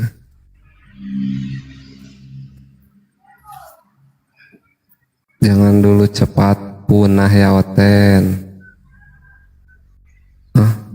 Janganlah nanti nggak ada mainan. Ya jangan. Tunjukkan semangatmu. Teti naik Kak Teti. Ada yang mau ditanyakan, mumpung ada Gurunda di sini. Kak Teti naik.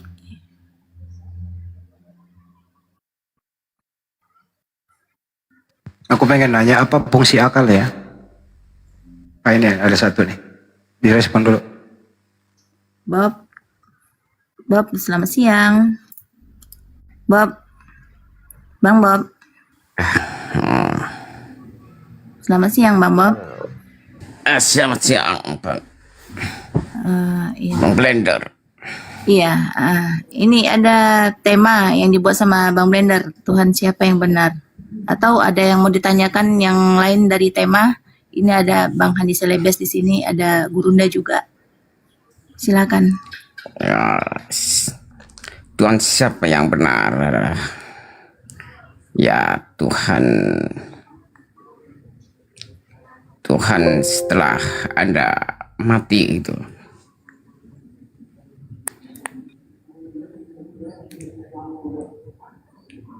Mak, Tuhan yang benar, Tuhan yang setelah mati Banyuma. Ya, kalau Anda sudah mati, tahu siapa. Jadi harus mati dulu baru tahu Tuhan ya. Ya, ya begitulah. Jadi Anda waktu hidup sekarang ini nggak kenal Tuhan. Kalau hidup ya terserah Anda mau kemana. Jadi untuk mengenal Tuhan harus mati dulu. Jadi waktu hidup nggak kenal Tuhan gitu ya. Waduh, ilmu baru ini. Jadi keluargamu dan teman-temanmu itu kalau mau mengenal Tuhan dimatiin dulu ya, supaya tahu Tuhan itu siapa ya. Gimana?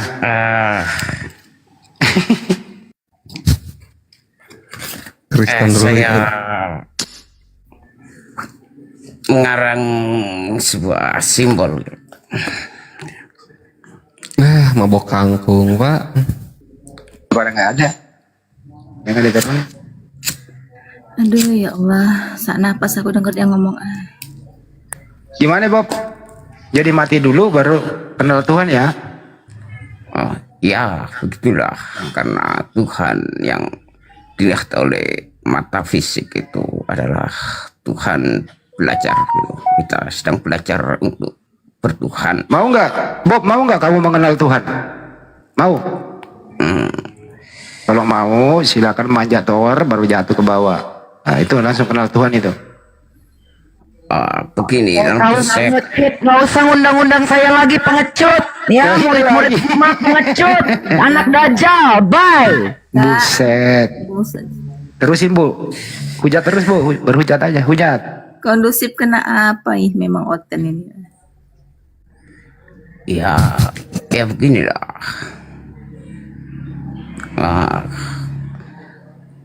Orang-orang yang terlalu banyak energi apinya tidak bisa mengendalikan itu. Mereka terbakar oleh dirinya sendiri. Kamu ini ngomong sambil, bro, kamu ini ngomong sambil kumur-kumur oli.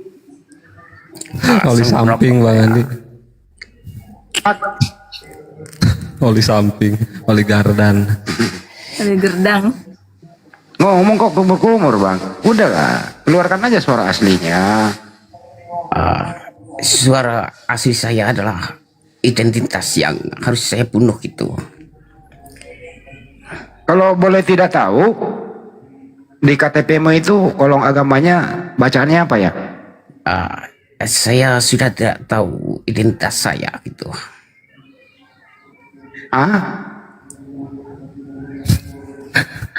Ya, inilah cara untuk mengenal Tuhan. Biarin nggak apa-apa. Buat hiburan. Ya nggak apa-apa.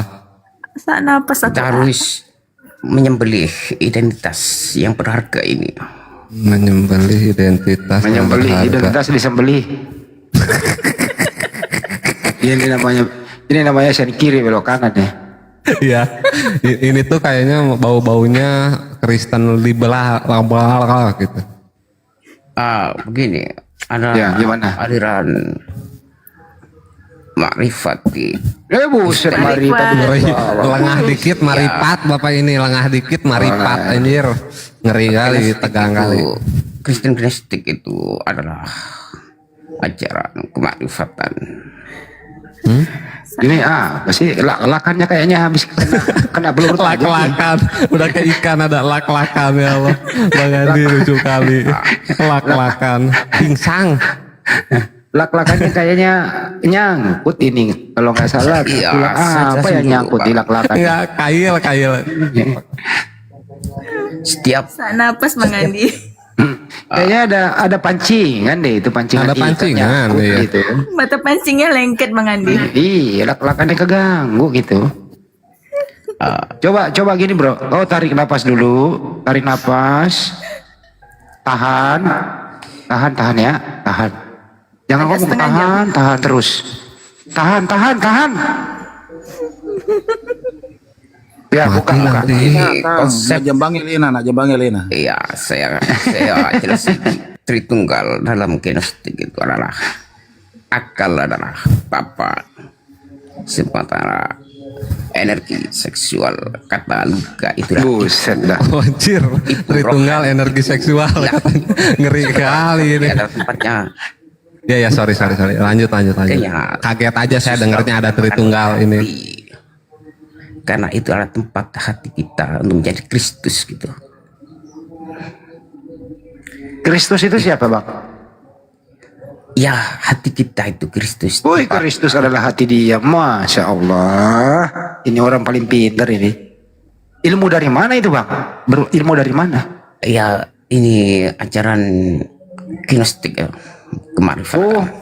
Ajaran apa? Gnostik. Anda oke karena ini adalah berapa zaman, skala Richter itu bang berapa skala Richter? Karena ini zaman aku serius ya, pindahan spiritual agak lebih tinggi itu untuk menuju psikes, maka saya ajarkan ilmu yang dicuri oleh Musa, yaitu ilmu kinesis. Anjir, cek kodam. Bang Andi lama-lama ini cek kodam ini, Rum. Ilmu gini teman suka takut. Musa pergi dari Mesir itu adalah Musa yang telah pindah dari pikiran fisik menuju rohani, dan Musa membelah lautan. Itulah teman-teman semua. Saya mau nanya ya di YouTube yang di sini, hasrat gitu. Teman-teman, kalau ketemu orang kayak gini di sebelah Anda, apa yang Anda lakukan? Saya pukul pakai panci. Kalau saya sih bawa sama saya ke tongkrongan, kita gebukin lah di sana paling. Kalau saya gitu. Juga yang kasar-kasar. Oh jangan kasar. Oh paling gini aja, paling dibawa ke rel kereta api, ya nggak sengaja ketendang paling gitu aja. Gini loh contoh nih, Anda lagi ngopi santai sama teman-teman, terus Bob datang ini nimbrung gitu ya, ngobrol. Apa yang Anda lakukan? Masukin oli ke kopi paling biar lancar kelak-kelakannya. Kalau kata Bang Handi kan kelak-kelakannya agak nyangkut nih. Paling masukin. Bang Handi cyanida aja. Oh janganlah itu mah. Kalau gue sih ada yang di depan saya asbak. Terus digimanain tuh? Judulnya ya, lagi asbak yang bicara lah. Oh iya yang paham. Ya terusin Bob. Sebelum asbak bicara. Sebelum asbak bicara terusin Bob. Ya, Musa adalah anak angkat dari generasi Fir'aun. Musa dia aja tuh sama Bang Boy aja yang oten itu sama Bang Boy. Dia dari kemarin kayak gitu mulu, nggak jelas tapi udah dia tidak akan bisa menjadi pewaris dari Fir'aun. Makanya dia mempelajari rahasia ilmu esoteris. Aku mau nanya sama kamu Bob. Bob terus terang nih, santai Bob, dengerin dulu Bob. Genesis itu. Dengerin dulu Bob. Bob, gue mau nanya sama lu. Kunci dongkrak itu fungsinya apa Bob? Kunci dongkrak. Kunci adalah untuk membuka itu. Membuka apa? Ya, tergantung. Kalau dongkrak ya ditanggapi. Mal balik ini jalan malir ya.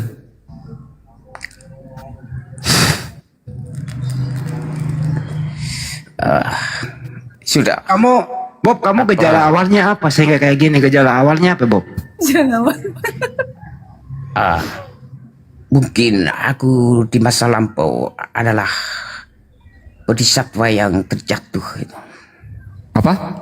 Yang belum sempurna. Apa dulunya apa? Dulunya apa? Diulang apa? Dulunya Bang Bob apa?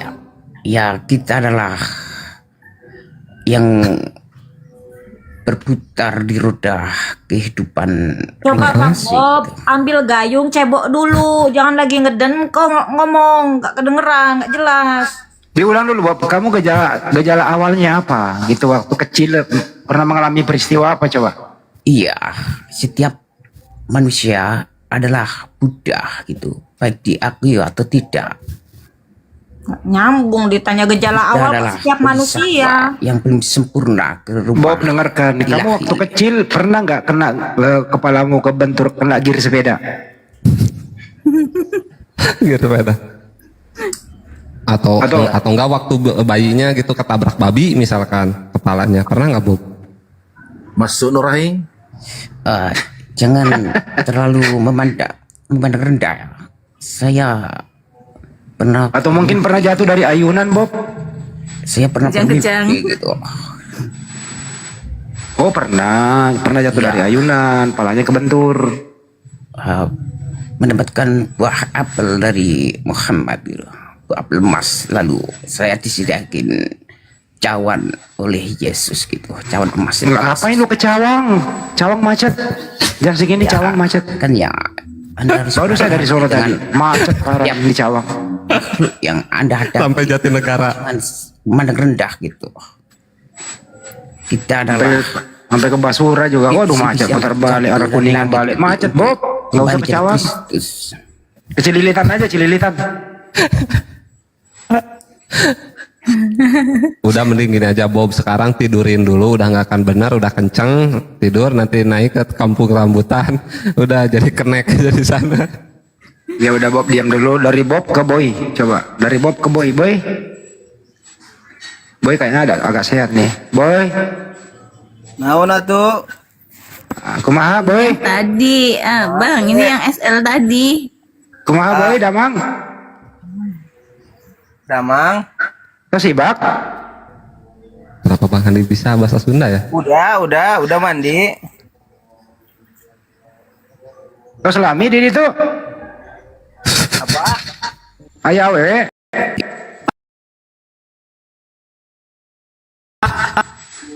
Ada.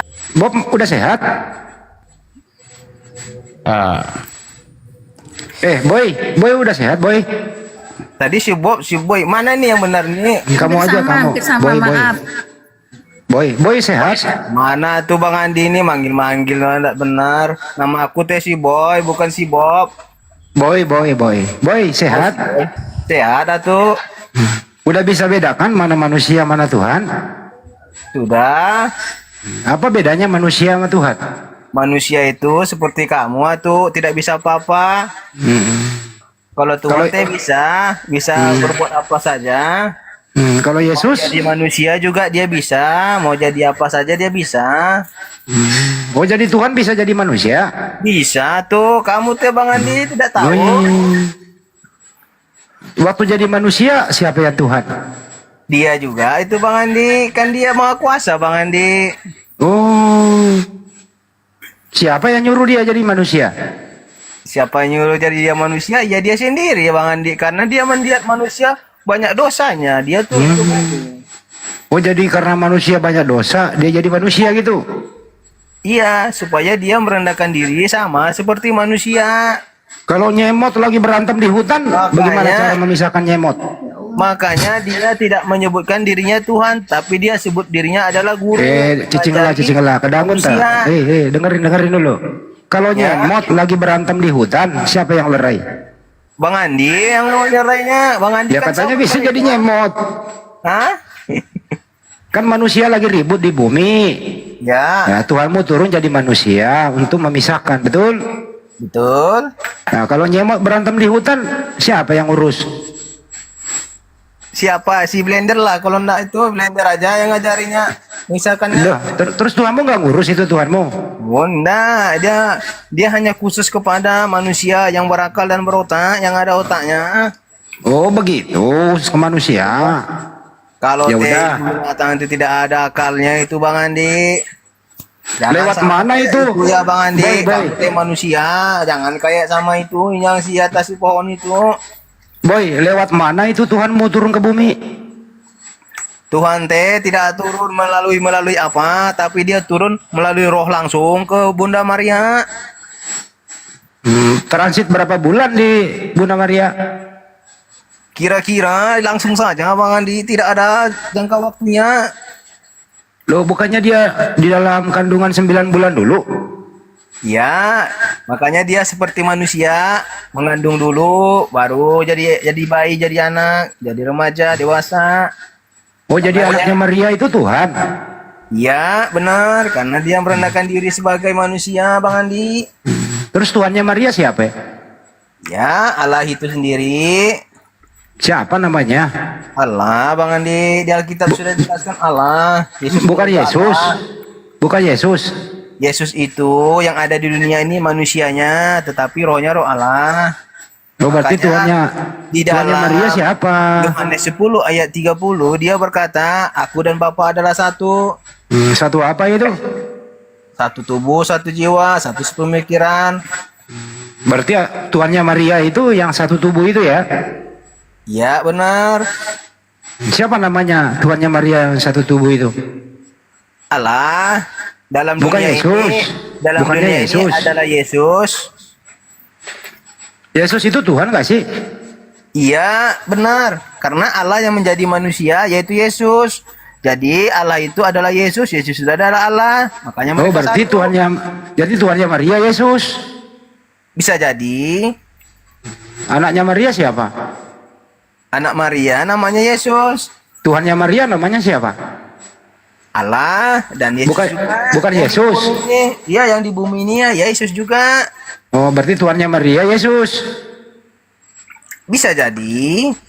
Anaknya Maria Yesus. Bisa jadi. Jadi Maria pernah merawat Tuhan. Bisa jadi. Hebat ya Maria bisa merawat Tuhan ya.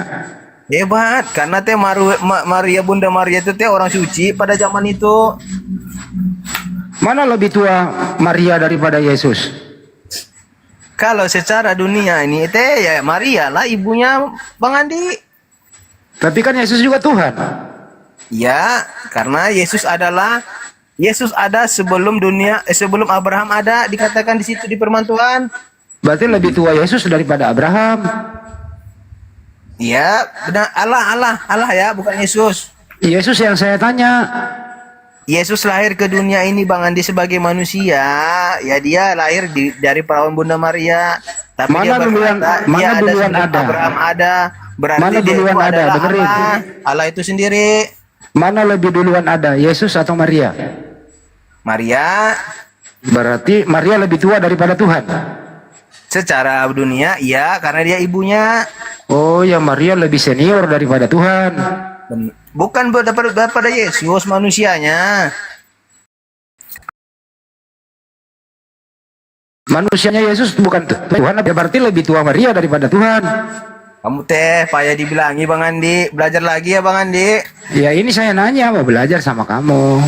Iya, saya teh udah capek bilang kamu tak paham. Capek dia.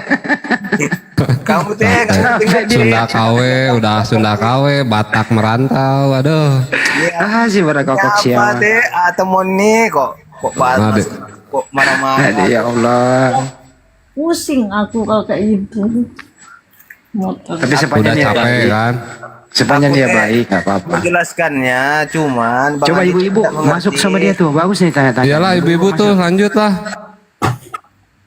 Kok kenapa ibu-ibu atuh yang bertanya? Ya kan matamu itu loh. Kalau lihat ibu-ibu matamu itu loh. Jangan ibu-ibu atuh. Bang Handi malesin itu apa dongo-dongo. Sirin apa ce? Boy. Ya. Kamu ada rencana nggak yang tidak direncanakan? Rencana yang tidak rencanakan teh apa itu? Ada nggak? Mau pengen nambah gitu? Saya ulang nih pertanyaannya nih. Boy, kamu ada rencana nggak yang tidak kau rencanakan? Tidak saya mengerti itu pertanyaannya Bang Andi. Masa sih? Aduh, gampang loh pertanyaannya. Coba teh tanya sama si Tomon begitu, apakah Tomon bisa jawab? Ya saya nanya spesial buat kamu aja. Coba sama Tomon, kalau Tomon bisa jawab, saya bisa jawab. Gini aja, boy. Itu yang melakukan eksekutor salib itu menurut kamu pahlawan atau penjahat? Kalau menurut saya teh, kalau secara dunia yaitu penjahat. Kenapa kau bilang penjahat? Ya, karena dia membunuh orang, Bang Andi. Mana sih? Yang dibunuh orang apa Tuhan? Ya kan Yesus kan manusia di bumi ini. Oh berarti Yesus di bumi ini bukan Tuhan? Secara kasat mata kan dia manusia. Tak mungkin saya bilang Tuhan. Dia kan seperti manusia di bumi ini. Gimana sih kamu? Oh berarti Yesus di bumi bukan Tuhan, manusia dia. Paham juga. Udah sampai saya menjelaskannya, Bang Andi. Ya makanya disimpulkan Yesus di bumi ini Tuhan atau manusia? Yesus di bumi ini disebut sebagai Allah dan manusia. Kenapa? Oh, berarti dua. Karena dia Jadi Allah yang menjadi manusia. Yesus ini manusia atau Tuhan? Jawab aja. Dua-duanya, Bang Andi. Oh berarti Yesus adalah manusia dan Tuhan. Ya benar. Oke, jadi tentara Romawi membunuh manusia dan Tuhan. Dia membunuh Yesusnya, manusianya. Tuhannya kemana? Kabur. Tuhannya ada di dalam dirinya. Oh berarti tentara Romawi membunuh Yesus dan ada Tuhan dalam diri Yesus gitu? Iya benar. Waktu sudah jadi mayat itu Tuhannya kemana? Tuhannya kembali ke surga. Oh melarikan diri, pergi. Bukan melarikan diri, karena dia menyebutnya tempatku bukan di dunia ini. Dia mengatakan seperti itu karena dia Allah. Dia hanya Kenapa itu? Kenapa Tuhannya nggak menolong dia? Karena sudah ditetapkan, sudah dibuatkan bahwasan dia akan mati disalibkan. Siapa yang tetapkan? Allah itu sendiri. Sebelum dia datang ke dunia, Bang Andi, sudah dikatakannya dia akan mati di kayu salib, Bang Andi. Berarti Yesus menubuatkan dirinya mati di tiang salib. Ya benar. Makanya pada waktu ditangkap dia tidak melawan karena sudah dibuatkan dia akan mati di kayu salib. Oh iya. Dia pasrah ya. Dia pasrah mengikuti nubuatannya sendiri gitu. Iya, sesuai dengan perjanjiannya sebelum dia datang ke dunia. Pantasnya dia nggak melawan ya. Iya benar. Berarti sengaja memang dia mau mati gitu. Untuk menebus dosa manusia. Apabila dia tidak mati, kami tidak percaya akan Yesus. Ini kan dia jadi mati harus untuk menebus memang dosa dia manusia. harus Dan dia bangkit kembali. Jadi memang dia harus mati untuk menyatakannya bahwasan itu dia Allah. Oh gitu. Jadi memang dia harus mati ya. Tidak percaya. Memang dia harus mati ya. Ya, mati dan bangkit. Kalau nggak mati kira-kira apa yang terjadi? Anda tidak akan percaya, Bang Andi. Oh, memang harus mati gitu ya? Ya. Yang matiin siapa? Yang matiin siapa? Kan udah Bang Andi bilang tadi, gimana sih? Siapa? Tentara. Siapa yang nangkap itu loh, yang nyalip? Siapa itu? Tentara Romawi. Tentara Romawi ini penjahat apa pahlawan? Kok itu aja? Pertanyaan nggak? Yang lain apa nggak ada, Bang Andi? Enggak, diulang kembali biar jelas. Pahlawan apa penjahat itu? Nanti penontonnya bosan.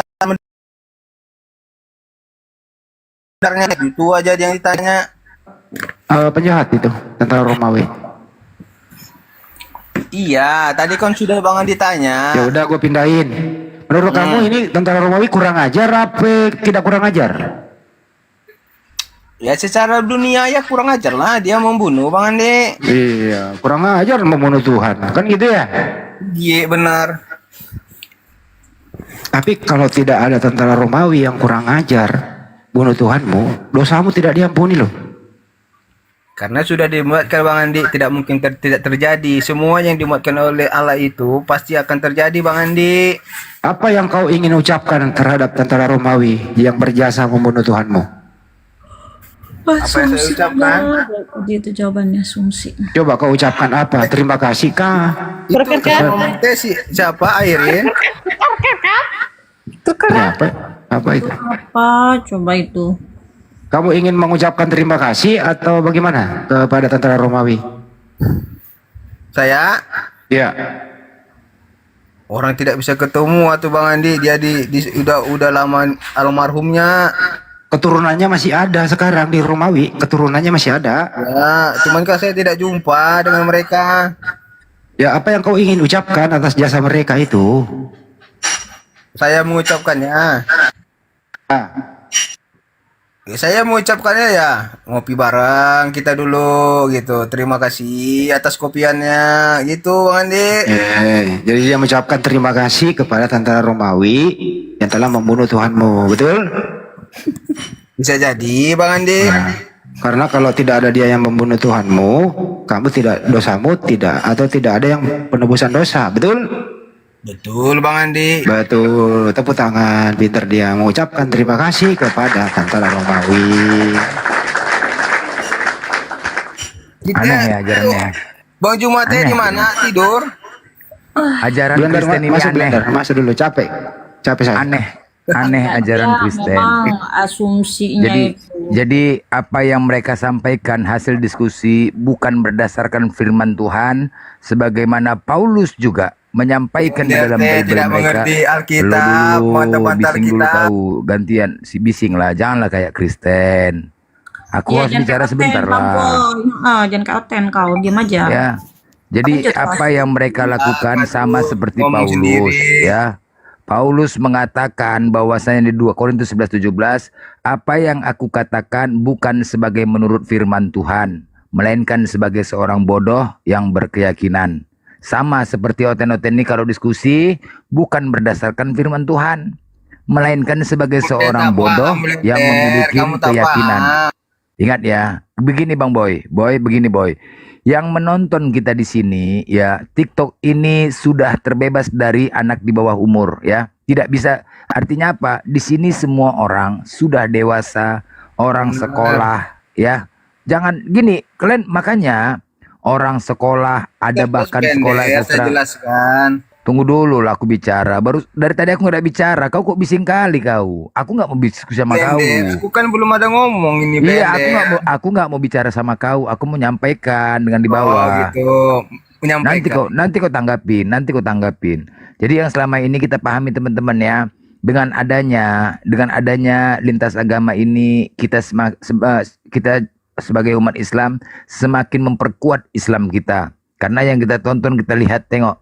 Apa yang ditanya sepatu, jawabannya timun. Kita bertanya, Oten, kau dari mana? Nomor kakiku 41 katanya. Jadi begini.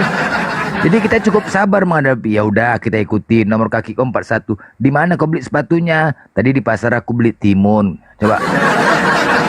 Selama ini tuh kan, ini yang terjadi kan. Nah, itulah sebenarnya kalau mereka jujur, diskusi enak, enak loh, nggak ada keributan. Hanya saja sudah tersudut menghujat. Inilah terjadi. Kalau nyambung, bagaimana ketika kalian berbicara dengan kawan-kawan kalian yang bodoh? Emosi nggak? Nah, begitulah kami diskusi sama kalian. Cukup sabar kami diskusi sama kalian. Ya. Jadi kita semakin memperkuat iman kita sebagai umat Islam ya. Banyak nilai positifnya kita ambil dari sini. Lihatlah Oten-Oten sebagaimana kalau seandainya murtad kayak dia lah orang nih, longor kan? Longor. Jadi kita jangan mau jadi longor. Orang berusaha menyerang pribadi orang, Blender. Loh, kau longor nggak? Kamu perkataannya yang longor Blender kau bilang orang longor.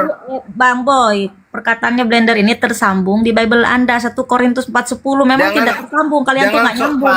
Bahasa bodoh karena Kristus itu loh. Ya kalau kalian pintar kontradiksi nih ayat ini. Boy, longor itu bahasa sopan. Artinya longor itu sarapan pagi gitu, Boy. Ya, bagi kalian itu longor, nggak apa-apa. Jangan masukkan ke kami longornya. Memang apa longor? Nggak kasar kok longor itu. Ya udah, berarti aku nyebut kamu longor ya, longor. Nggak ada. Al-Quran, di Al-Quran kami, di kitab kami tidak ada mengatakan kami ini longor, nggak ada. Tapi kalau Bible kalian Tapi ada. katanya tadi biasa aja, itu bahasa longor. Enggak, ya udah, tunjukkanlah kelongoran kami di sini di mana dalam kita kami. Ada nggak? Kalau mana? Nah, ini saya tunjukkan. Kalian Mana? bahas-bahas Alkitab orang, apa itu tidak longor? Aduh, Mak. Ada nggak larangannya? Ada nggak larangannya untuk membahas kitabmu? Ada? Tidak ada. Ya udah, kau yang longor. Tapi jangan kau menyimpulkan sendiri atau blender, itu namanya longor. Oke, apa tolak? Baik, apa tolak ukurnya untuk menafsir sebuah ayat dalam Biblemu? Apa tolak ukurnya Ada. gitu? ada Kalau nggak? kamu mau tolak ukurnya belajar kepada yang ahlinya, jangan kamu menyimpulkan sendiri blender. Oke, Itu kau teh pengikut kamu sok Yesus? tahu, sok paham gitu. Baik, Halo. Yesus mengatakan, jangan kau menambahi dan mengurangi firman Tuhan. Benar? Betul. Baik. Nah, ketika ada tertulis, dengarlah hai orang Israel, Tuhan Allah kita Tuhan itu Esa. Artinya apa? Tuhan itu Esa. Nah, jangan kau tambahi ya. Esa itu apa? Tunggal? Ya, Satu-satunya. Allah Oke, itu satu. oke. Pertanyaannya, siapakah Tuhanmu yang satu-satunya itu? Allah, blender. Oke, keren Allah. Iya, Sepakat, keren. Sepakat. Berarti bukan Yesus ya? Astaga, blender. Macet. Berarti bukan Yesus kan? Tadi saya jelaskan sama Bang Andi, teh kamu kemana? Blender.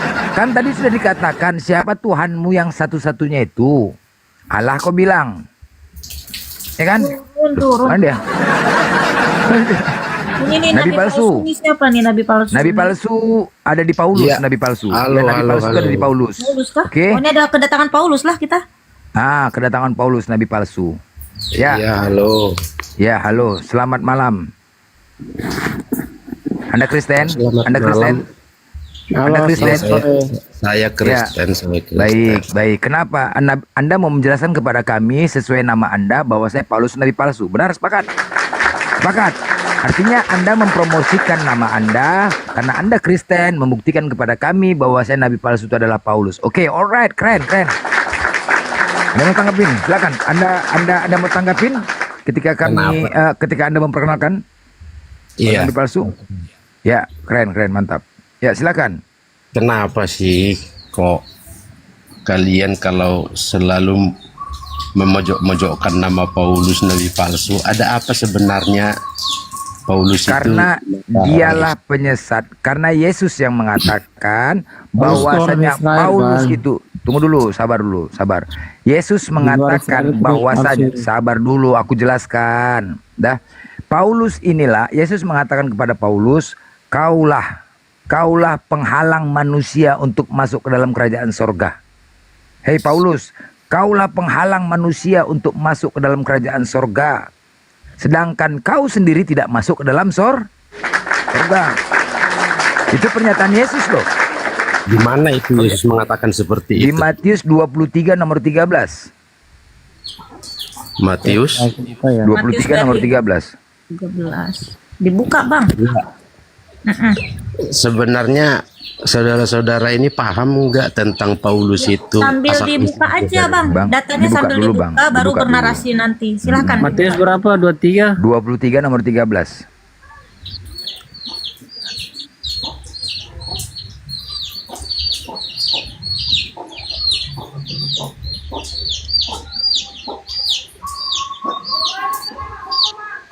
Kandang ayam lagi diskusinya.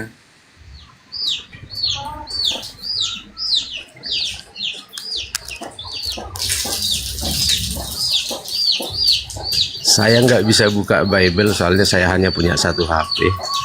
Ya, kalau begitu tadi yang saya katakan, Bang. Itulah dia. Ayat 13, celakalah kamu. Ya, oke, abang ini baca dia. Oke, silakan. Celakalah kamu, hai ahli Taurat dan orang Farisi. Hai kamu orang munafik, karena kamu menutupi pintu-pintu kerajaan sorga. Jepang orang, sebab kamu sendiri tidak masuk dan kamu merinting mereka yang berusaha untuk masuk. Mana ada Paulusnya, Pak? Baik, Anda buka Filipi 3 nomor 5. Di mana di sini ada Paulus Filipi di 3 mana? nomor 5, Anda buka Filipi 3. Celakalah kau hai ahli Taurat dan orang-orang Farisi. Buka Filipi 3 nomor 5.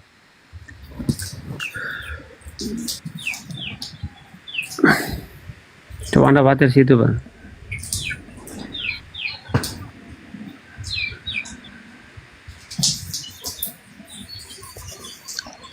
jelas ya. Celakalah kau hai orang-orang Farisi.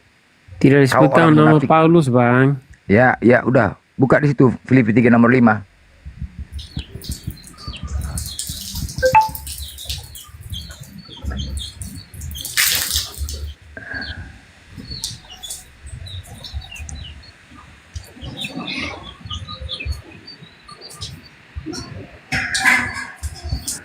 Bisa, Bang?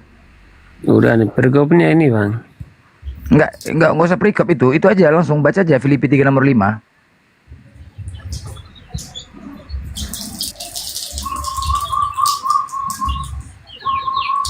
Buka, udah. Iya. Oke, apa kata situ, Bang?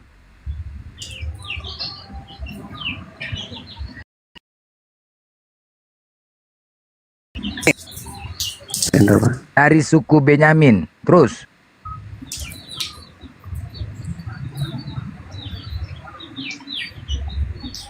Kok berat bacanya, Bang? Bang, kok berat? Disunat pada hari ke-8 dari bangsa Israel ini kan? Ya.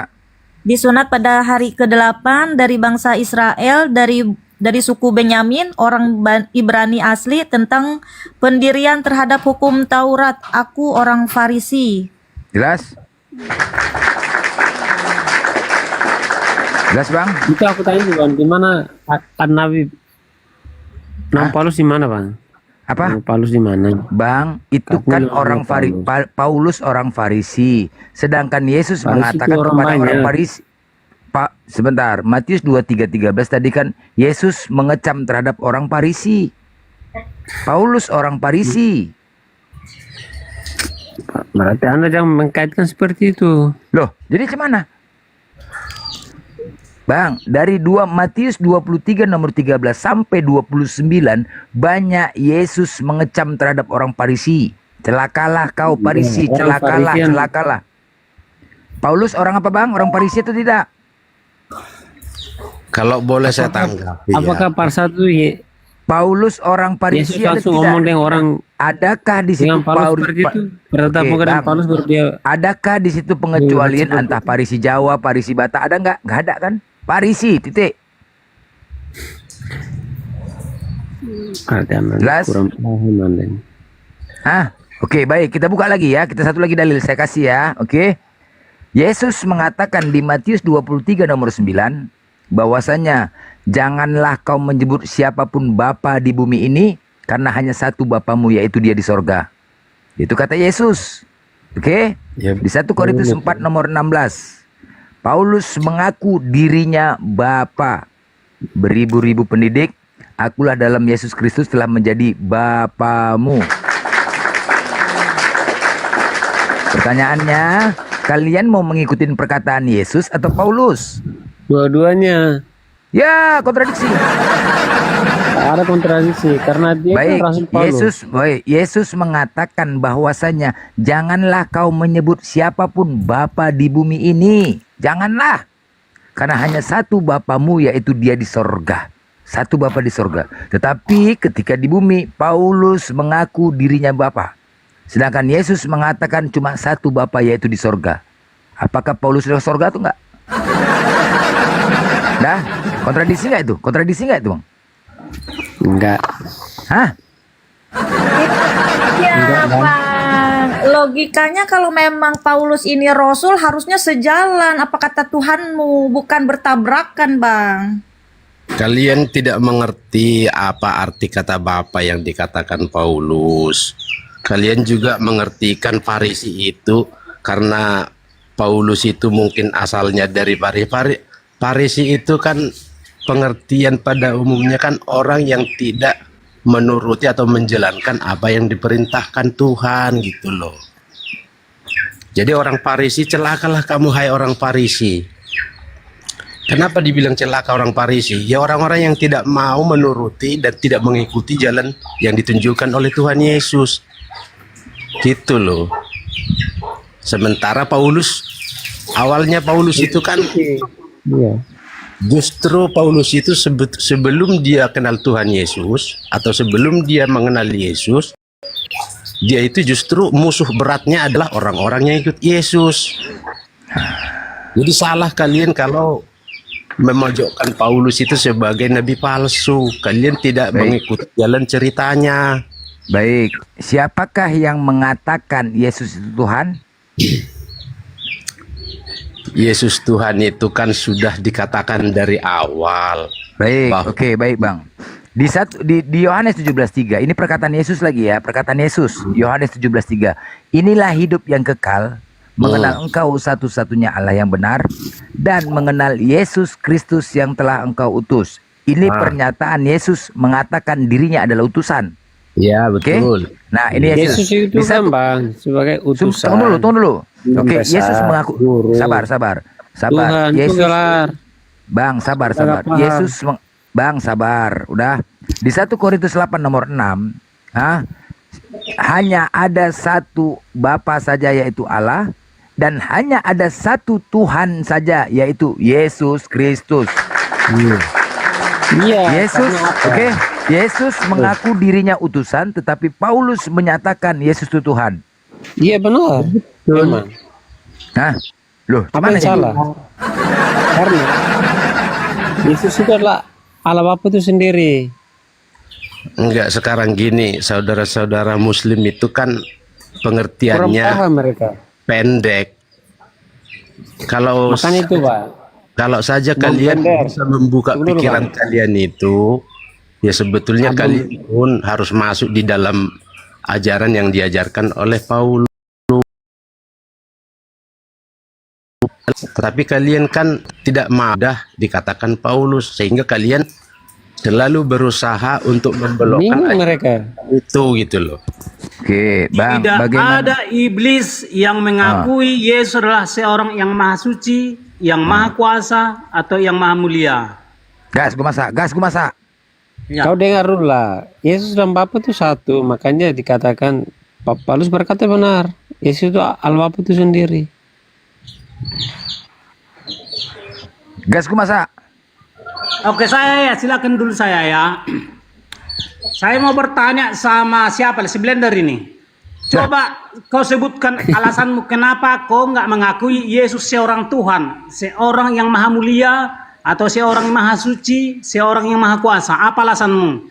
Baik. Karena kalau kau nggak menganggap Yesus seorang yang maha mulia, berarti kau lebih mulia daripada Yesus. Baik, Coba jawab. tunjukkan bahwasannya kau lebih mulia dari Yesus. Baik, ku jawab. Yang namanya maha mulia, ya aku berakal nih, aku punya akal. Oke?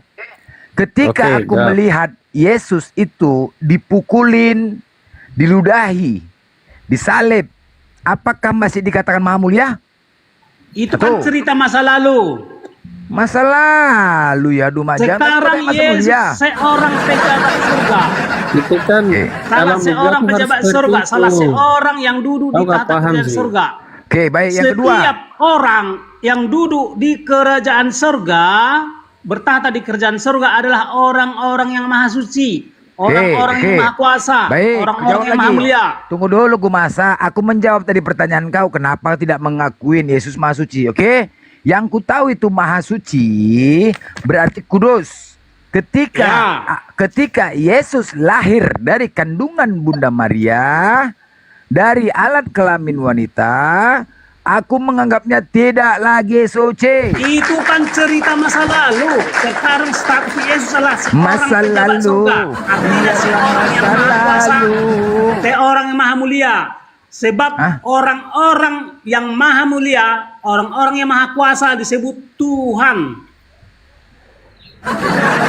Nah, terus apa lagi tadi? Iblis Ketika tidak kau mengatakan para pejabat surga Tuhan, Oke, baik. atau iblis Oke, tidak Gumasa, berjunjungan sebentar gini. kepada pejabat surga.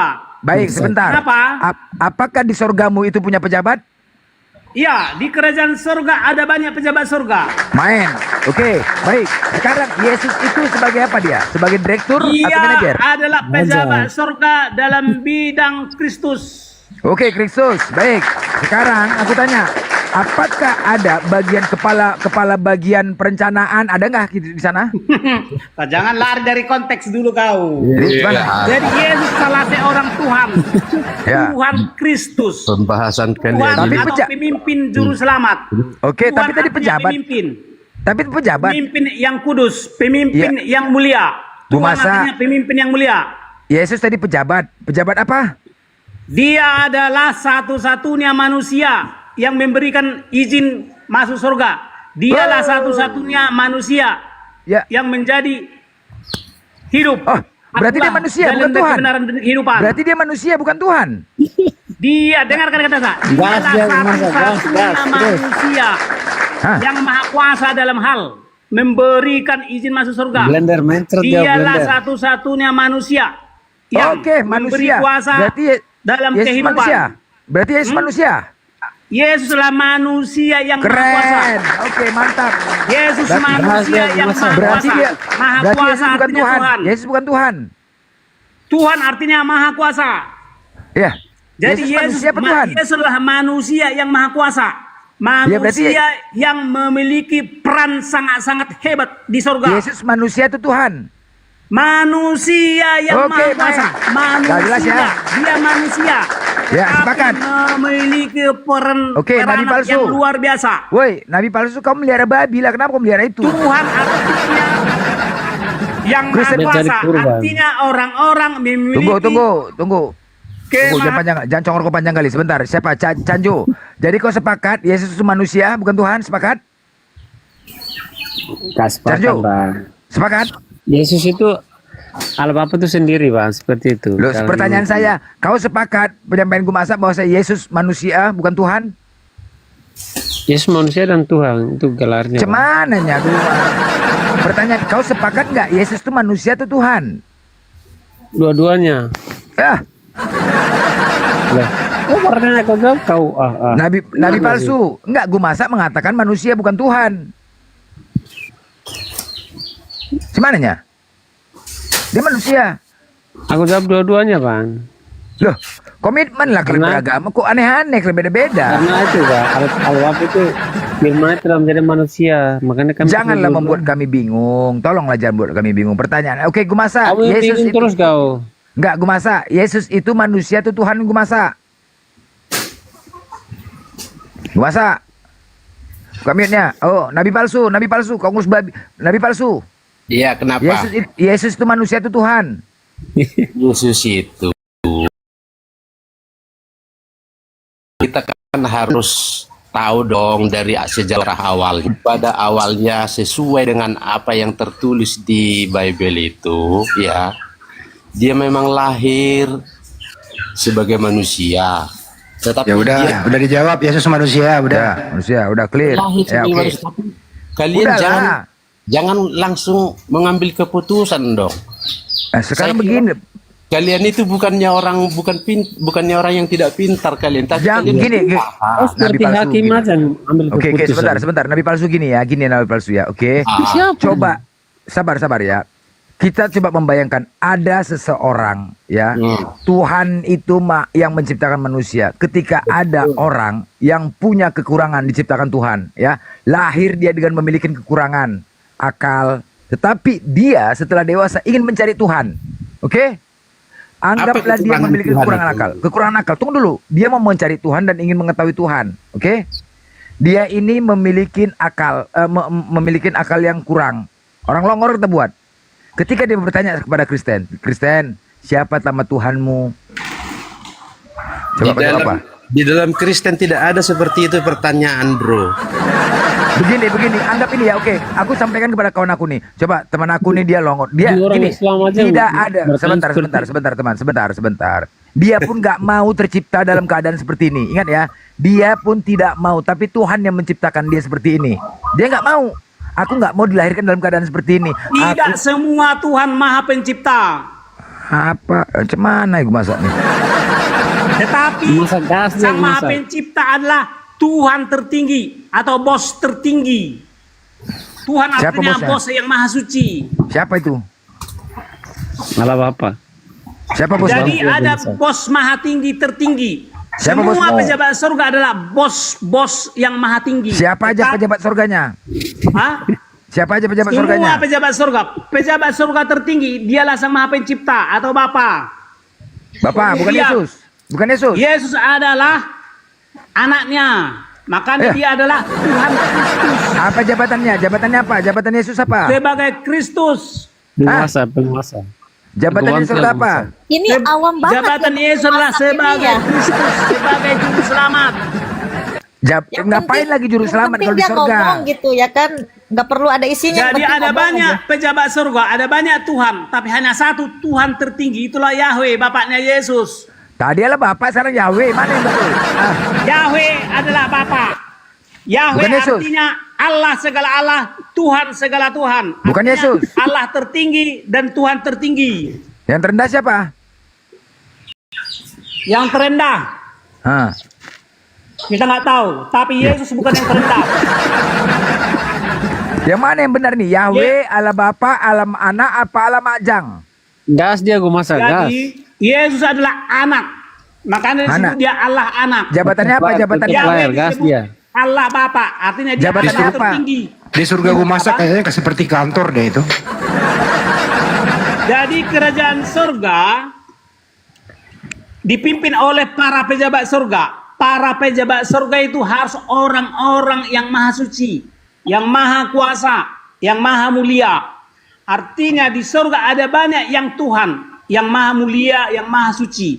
Tapi hanya satu yang tertinggi, dialah Sang Maha Pencipta. Nabi palsu, tanggapi ini dulu, Tuhan segala Tuhan, Allah segala Allah. Nabi palsu, jangan kau lari ini, tanggapi ini gue masak ini. Gue masak gas terus gue masak gas.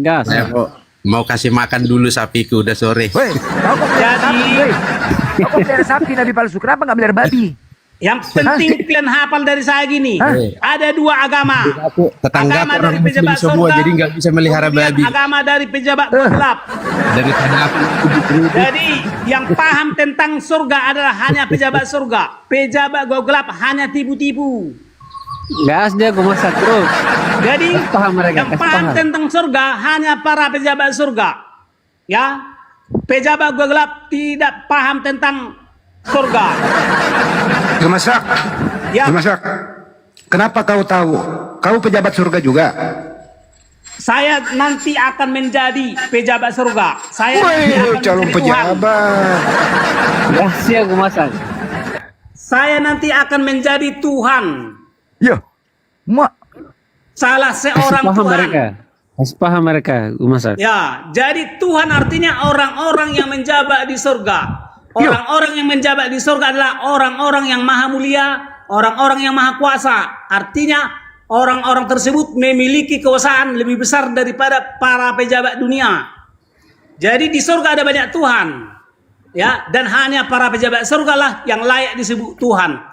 Di luar pejabat surga tidak layak disebut Tuhan. Ya, paham ya? Yang disembah siapa gue masak? Yang disembah di surga siapa? Semua namanya yang maha mulia harus dimuliakan. Yang disembah. Semua maha suci harus diakui Yang sebagai disembah orang-orang yang siapa? suci. Yang disembah. Iblis pasti tidak mengakui para pejabat surga sebagai yang maha mulia. Kenapa? Karena pejabat surga musuh abadi bagi iblis. Itulah sebabnya iblis dan umat iblis tidak berjunjungan. Siapa? Semua pejabat surga disembah. Banyak sekali sembahan. Gas dia gue masak. Artinya semua pejabat surga adalah orang-orang yang maha mulia.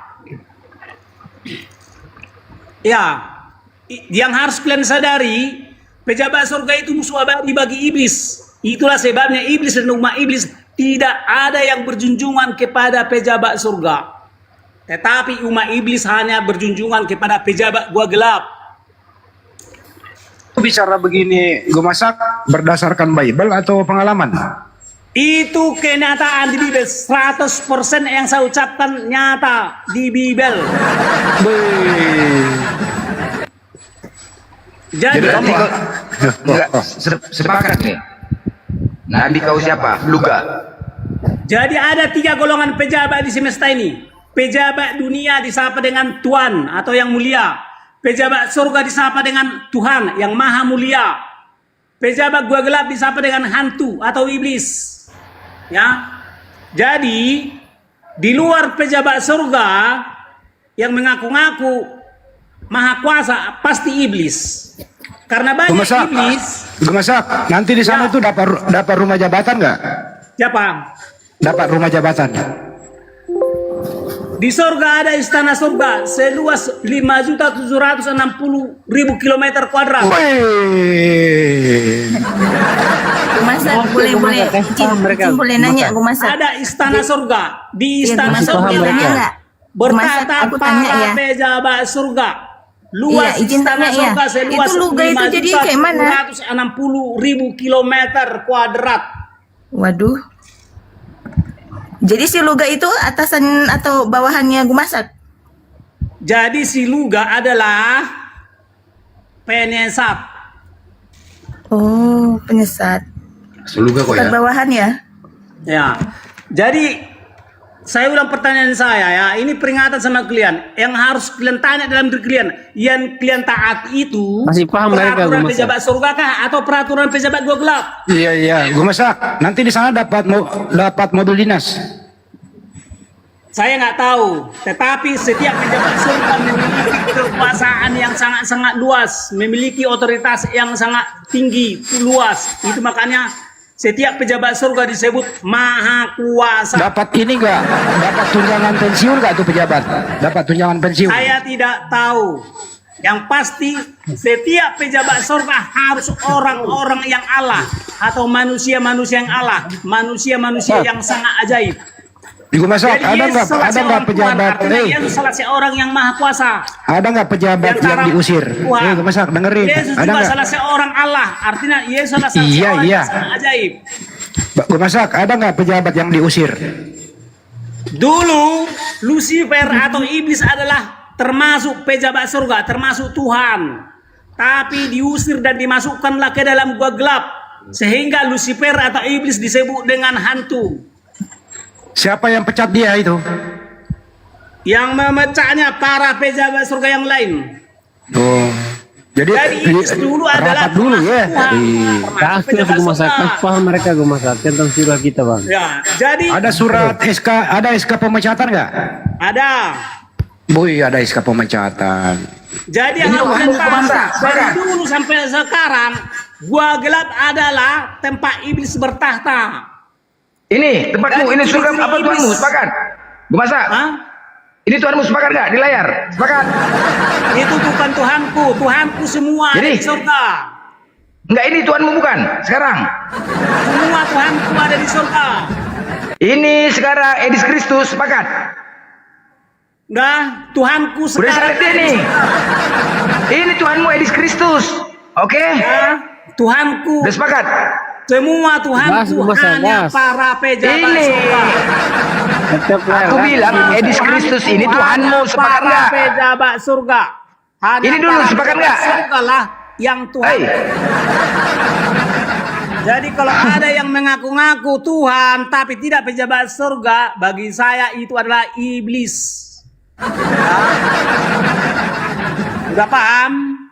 Ya. Udah paham. Paham kok gila. Jadi secerdas-cerdasnya orang waras. Nah, waras pun nggak jelas. Sang Maha Pencipta adalah bos bagi dia atau tuan bagi dia. Siapa nama bosnya? Nah, jadi Siapa artinya nama Sang bosnya? Maha Pencipta itu adalah bos. Nama bosnya Bukan siapa? kedua dari bos. Tetapi Iya, siapa? iblis, apa? Siapa nama bosnya? Sang Maha Pencipta tidak pernah dan tidak akan pernah memberitahu namanya. Sang Maha Oke, penjaga neraka siapa namanya? Penjaga neraka. Siapa? Penjaga neraka siapa? Gak tahu siapa namanya. Gimana ya kau? Iblis. Hah? Penjaga neraka? Penjaga surga siapa?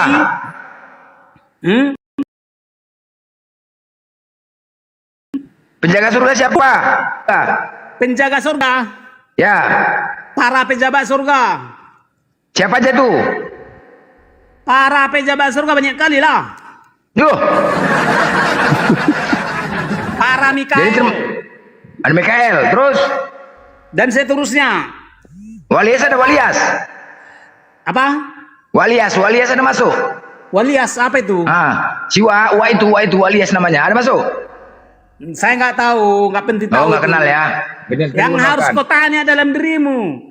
Kasih Yang paham kalian mereka. sembah itu pejabat Masak. surga atau Sama pejabat Gue Masak gelap? dulu. Gue Paham Masak. mereka. Gue Masak. Ada nggak kunci dongkrak di surga? Ya, saya nggak tahu.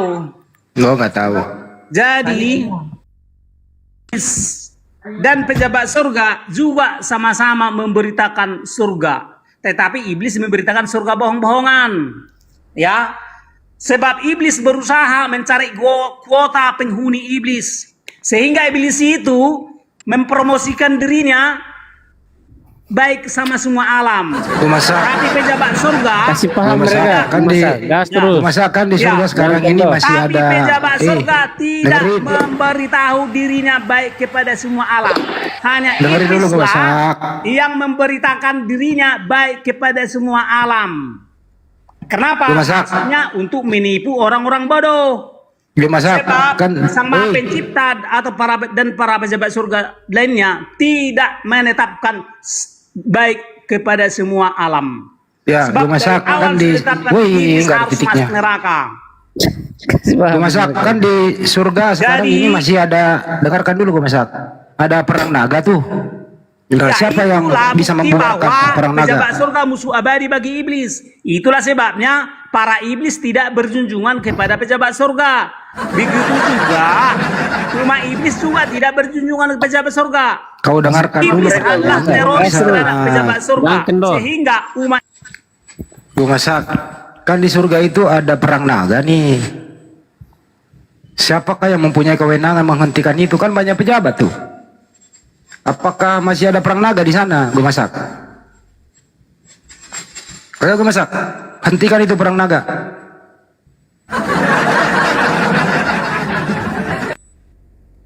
Jangan ini pejabat nggak ada yang kerja di surga ini. Kok perang naga masih berlangsung gitu? Canjo, kau bangga punya teman kayak gini, teman simanmu kayak gini, bangga kau? Canjo, Kenapa? bangga punya teman siman kayak gini, bangga? Satu siman, Iya, punya satu biar siman dia kayak gini, terus, bangga? Bangga, bahagia ya. ya ada jelas ya. Gas terus. Masak. Junjunganmu apakah pejabat surga atau pejabat gua gelap? Jangan gelap. Gas terus. Ya, sebab hanya dua junjungan di semesta ini, pejabat surga atau pejabat gua gelap. Kalau junjungan mengumumkan pejabat surga atau pejabat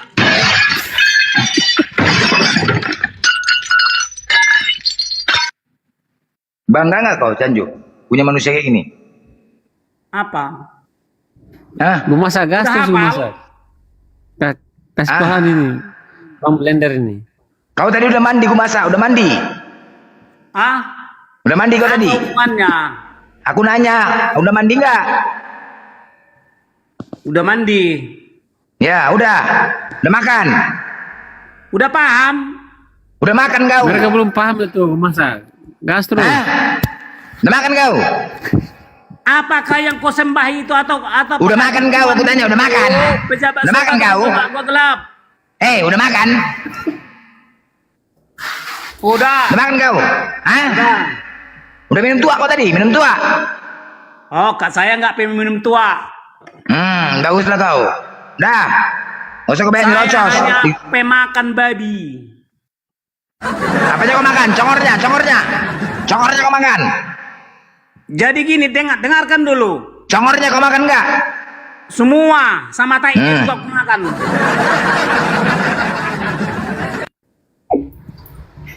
Udah. Nah, iblis, dukun, dedengkok iblis pasti tidak mau makan babi. Kenapa? Karena babi itu sangat berjasa bagi iblis. Tertulis di Babel. Gimana jasa babi bagi iblis? Gas dia gue masak terus. Waktu Kasih paham Yesus mereka menyuruh Islami. iblis masuk babi, maka babi itu terjunlah ke dalam laut. Sekiranya tidak ada babi, maka iblis sudah mati Oke. pada saat itu. Babi Tapi itu, ada oke, babi, gue masak. sehingga Sebentar. Babi dia itu gua kan masak. bau. Oke, sebentar dulu. Babi itu kan bau, jorok, ya kan? Kemudian babi itu ada di komal ini. Ini bukan kandang babi. Ini manusia. Tapi kan ada babi di sini bau, campakan dari babinya. Cocok? Nah, itu dia. Bawa babi komal, bawa babi. Bawa babi komalnya. Bangga pula kau Canjuk, bangga pula kau punya teman kayak gini seiman kau. Mana kalian kayak gini ajaran kalian? Nah, Kau melayani dia. kau paham nggak apa yang disampaikannya? Kau paham nggak apa yang disampaikannya? Gak paham aku. Gak paham. Nggak paham kau? Sama longornya kayak kau. Sama longornya kayak kau, kayak gitulah. Ini akibat menuhankan manusia, stres kalian. Stres. Punya Tuhan manusia. Sepakat nggak kau Tuhan kau manusia tadi? Tuhan kau manusia loh. Hah? Manusia itu bisa apa? Bisa apa manusia itu? Apa kemampuan manusia? Manusia itu punya batas. Kau tuhankan dia? Hah? Gila lah. Manusia punya batas. Coba ku tanya. Manusia siapa dulu? Tapi Yesus manusia tadi. Manusia siapa dulu? Beda. Yesus. Beda orang, beda cerita. Yesus. Iya itu manusia itu. Manusia. Manusia dia. Aku bilang kau Tuhan manusia. Enggak, aku tanya Yesus dulu? Itu manusia atau tidak? Dia lahir sebagai manusia. Manusia, keren. Nah, berarti dia bukan Tuhan. Allah berinkarnasi jadi manusia. Komitmen kenapa sih kau cakap? Jadi gimana? Yesus itu manusia kan, bukan Tuhan kan? Udah selesai. Yesus itu Allah yang berinkarnasi jadi manusia. Anda paham nggak? Inkarnasi menjadi manusia. Sejak kapan dia jadi manusia? Yang turun sendiri jadi manusia dia. Sebelum itu siapa Tuhanmu?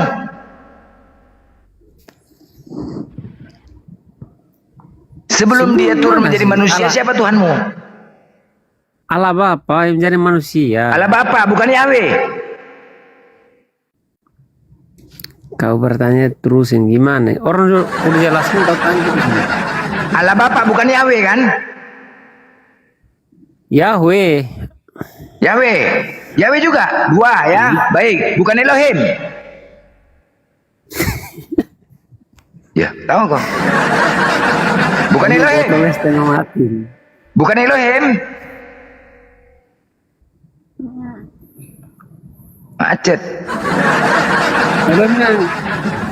Elohim dengan Allah Bapa itu sama nggak? Loh, aku nggak tahu makanya aku tanya. Tadi aku tanya siapa Tuhanmu? Allah Bapa, oke. Allah Bapa berarti bukan Yahweh.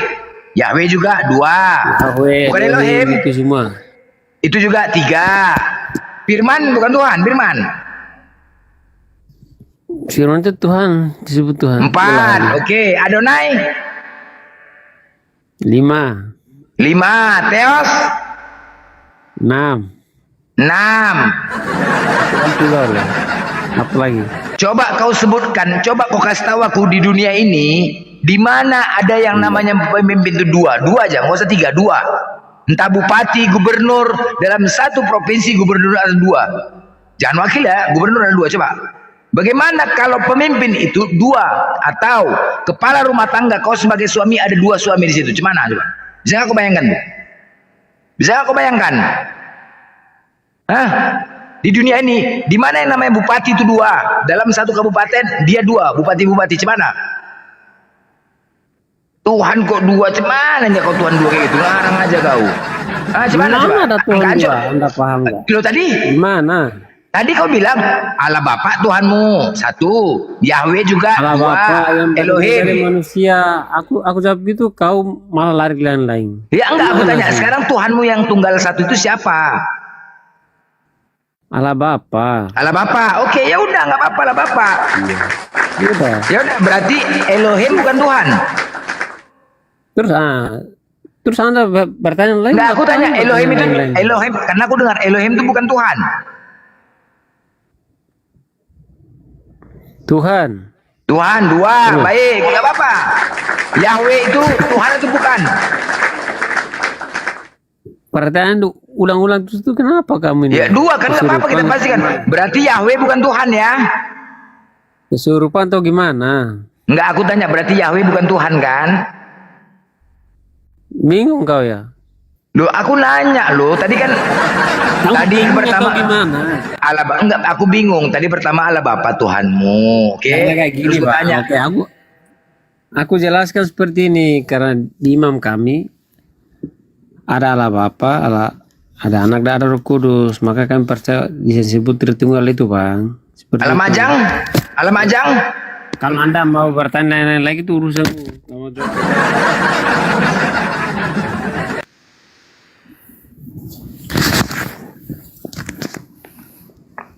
Udah, kau jelaskan lagu masak udah. Kau cakap lagu masak.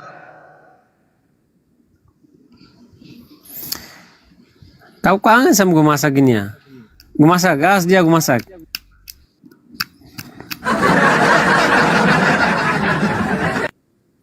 Ala Bapa, ala Anak, ala Majang. Terus siapa alamu ayo coba. Jadi Gumasa mengatakan di dalam surganya memiliki banyak pejabat. Alamu itu alain mana? Satu-satunya, gak ada duanya, tidak ada yang serupa dengan yang lain. Ketika ditanya semua sama umat Islam, siapakah Tuhanmu yang satu-satunya itu? Mereka mengatakan Allah Subhanahu Wa Taala. Siapakah Nabi Muhammad Sallallahu Alaihi Wasallam? Apalagi? Allahmu itu di mana? Di Madinah, di Mekah. Kau ngapain? Allah Tuhan kami bukan makhluk. Allahmu itu di mana sih? Di Mekah atau di mana? Baik. Ketika kau mengatakan Tuhan negeri Mekah, benar? Iya. Ya. Kenapa? Oke, baik. Pada saat itu banyak orang-orang menuhankan Tuhan-Tuhan lain. Ada Tuhannya matahari, ada Tuhannya pemilik bulan, ada Tuhannya pemilik pohon, macam. Ada Tuhannya pemilik sapi, macam. Tunggu dulu. Coba jelaskan. Tunggu dulu, aku jelaskan, diam kau dulu. Jadi saat itu mereka hanya mengenal Tuhan, tidak mengenal Allah. Paham? Mereka hanya mengenal Tuhan pemilik matahari, pemilik bulan. Jadi Nabi Muhammad menyampaikan kepada mereka, kalian bertuhankanlah Tuhan pemilik negeri Mekah. Seandainya mereka, Nabi Muhammad mengatakan, kalian menyembah Allah, mereka tidak kenal. Makanya dikatakan Tuhan pemilik negeri Mekah, karena saat itu banyak memiliki Tuhan, agar mereka lebih cepat mencernanya. Sama kayak kami nih, menyampaikan kepada kalian, hei sembahlah Allah. Mana kenal kalian sama Allah kami? Tapi kalau Tuhan kenal, woi sembahlah Tuhan yang umat Islam. Kan begitu. Kalau Nabi Muhammad menyatakan kepada mereka sembahlah Allah, mereka nggak mengenal Allah, karena mereka memiliki Tuhan juga. Sama kayak kalian juga, woi sembahlah Tuhannya Islam. Siapa itu? Allah, gitu dia. Ya. Maksudnya kita, aku cuma mau menambah pengetahuan bang. Maksudnya kenapa kalian disuruh menyembah di itu Mekah itu kenapa sih? Pemilik Mekah itu siapa? Kan Allah. Kami umat Islam, Kan gitu pemiliknya kan? Kan kami yang memiliki gereja siapa? Kalian. Apalagi? Udah kan? Makanya Nabi Muhammad gini loh, Nabi Muhammad menyampaikan kepada orang-orang tersebut agar mereka lebih mengerti, karena kalian longor, karena kalian menolak Allah, itu nggak tahu, kalian nggak kenal Allah, tetapi Tuhan pemilik. Begini loh bang, Allah itu kan seperti ini. Pertama itu kan Allah itu kan Allahnya Abraham, Allah Ishak, Allah Yakub. Terus datang Muhammad bilang Allahnya di Mekah, gimana sih ini? Jadi bingung kan? Kan ini aja longor lah. Sekarang aku tanya kok, Tuhannya umat Islam siapa?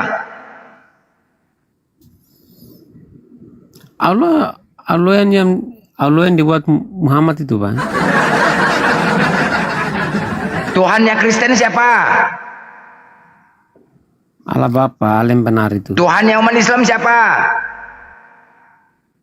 Allah SWT. Nah, kau tahu kok? Dari mana kau tahu? Itu kan... Dari mana kau tahu? Dari mana kau tahu? Itu kan aturannya itu kan. Kenapa kalian menyembah Allah yang ada di sana itu? Jadi kok bisa sama nih? Kok bisa sama? Allahnya kok bisa sama? Gak sama lah. Masa Allah SWT sama Allah Abraham sama? Gak sama lah. Apa SWT? Apa arti Usyuti?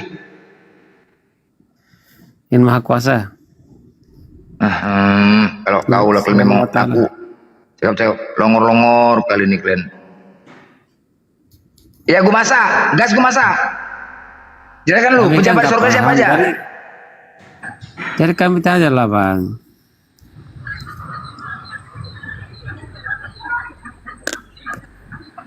Terus Bang Blender, apakah Muhammad itu memang tidak bisa membaca bang? Yang tidak bisa membaca itu Yesus. Kalau kalian katakan Nabi Muhammad buta huruf, Nabi Muhammad itu membawa kitab. Kitab itu yang untuk dibaca dan ditulis. Nah Yesus untuk membuktikan dia bisa membaca, mana kitab yang dibawanya? Mana kitab yang bisa? Mana kitab yang dibawanya? Yesus itu mana? Mana kitab yang dibawanya? Coba tunjukkan. Jadi gimana tunjukkan. Sih? Apa kitab yang dibawa Yesus? Anak pahami dulu lah, karena ini apa kan kitab yang dibawa Yesus untuk membuktikan dia bisa membaca dan menulis? Muhammad itu kan nggak bisa membaca menulis. Apa buktikan? Buktikan. Kau jangan kemana-mana. Apa kitab yang dibawa Yesus untuk membuktikan dia bisa membaca dan menulis? Apa nama kitabnya? Apa? Buktinya Yesus bisa membaca dan menulis, yaitu Yesus adalah salah seorang insinyur. Insinyur apa dia? Dia kan tukang. Tukang masak. Bang Blender. Bukan menghujat. Yesus tukang apa ini? Tukang apa Yesus nih? Oke, sebentar. Yesus insinyur. Tunggu, Yesus insinyur. Dia tukang apa? Ya itu kan dia tukang. Insinyur sarjana S2, S1. Gak penting. Yang harus kau pahami adalah Yesus sekarang di surga salah seorang Tuhan, salah seorang pejabat surga. Maka dia termasuk salah seorang yang maha kuasa. Oke, berarti syarat untuk menjadi Tuhan harus insinyur ya?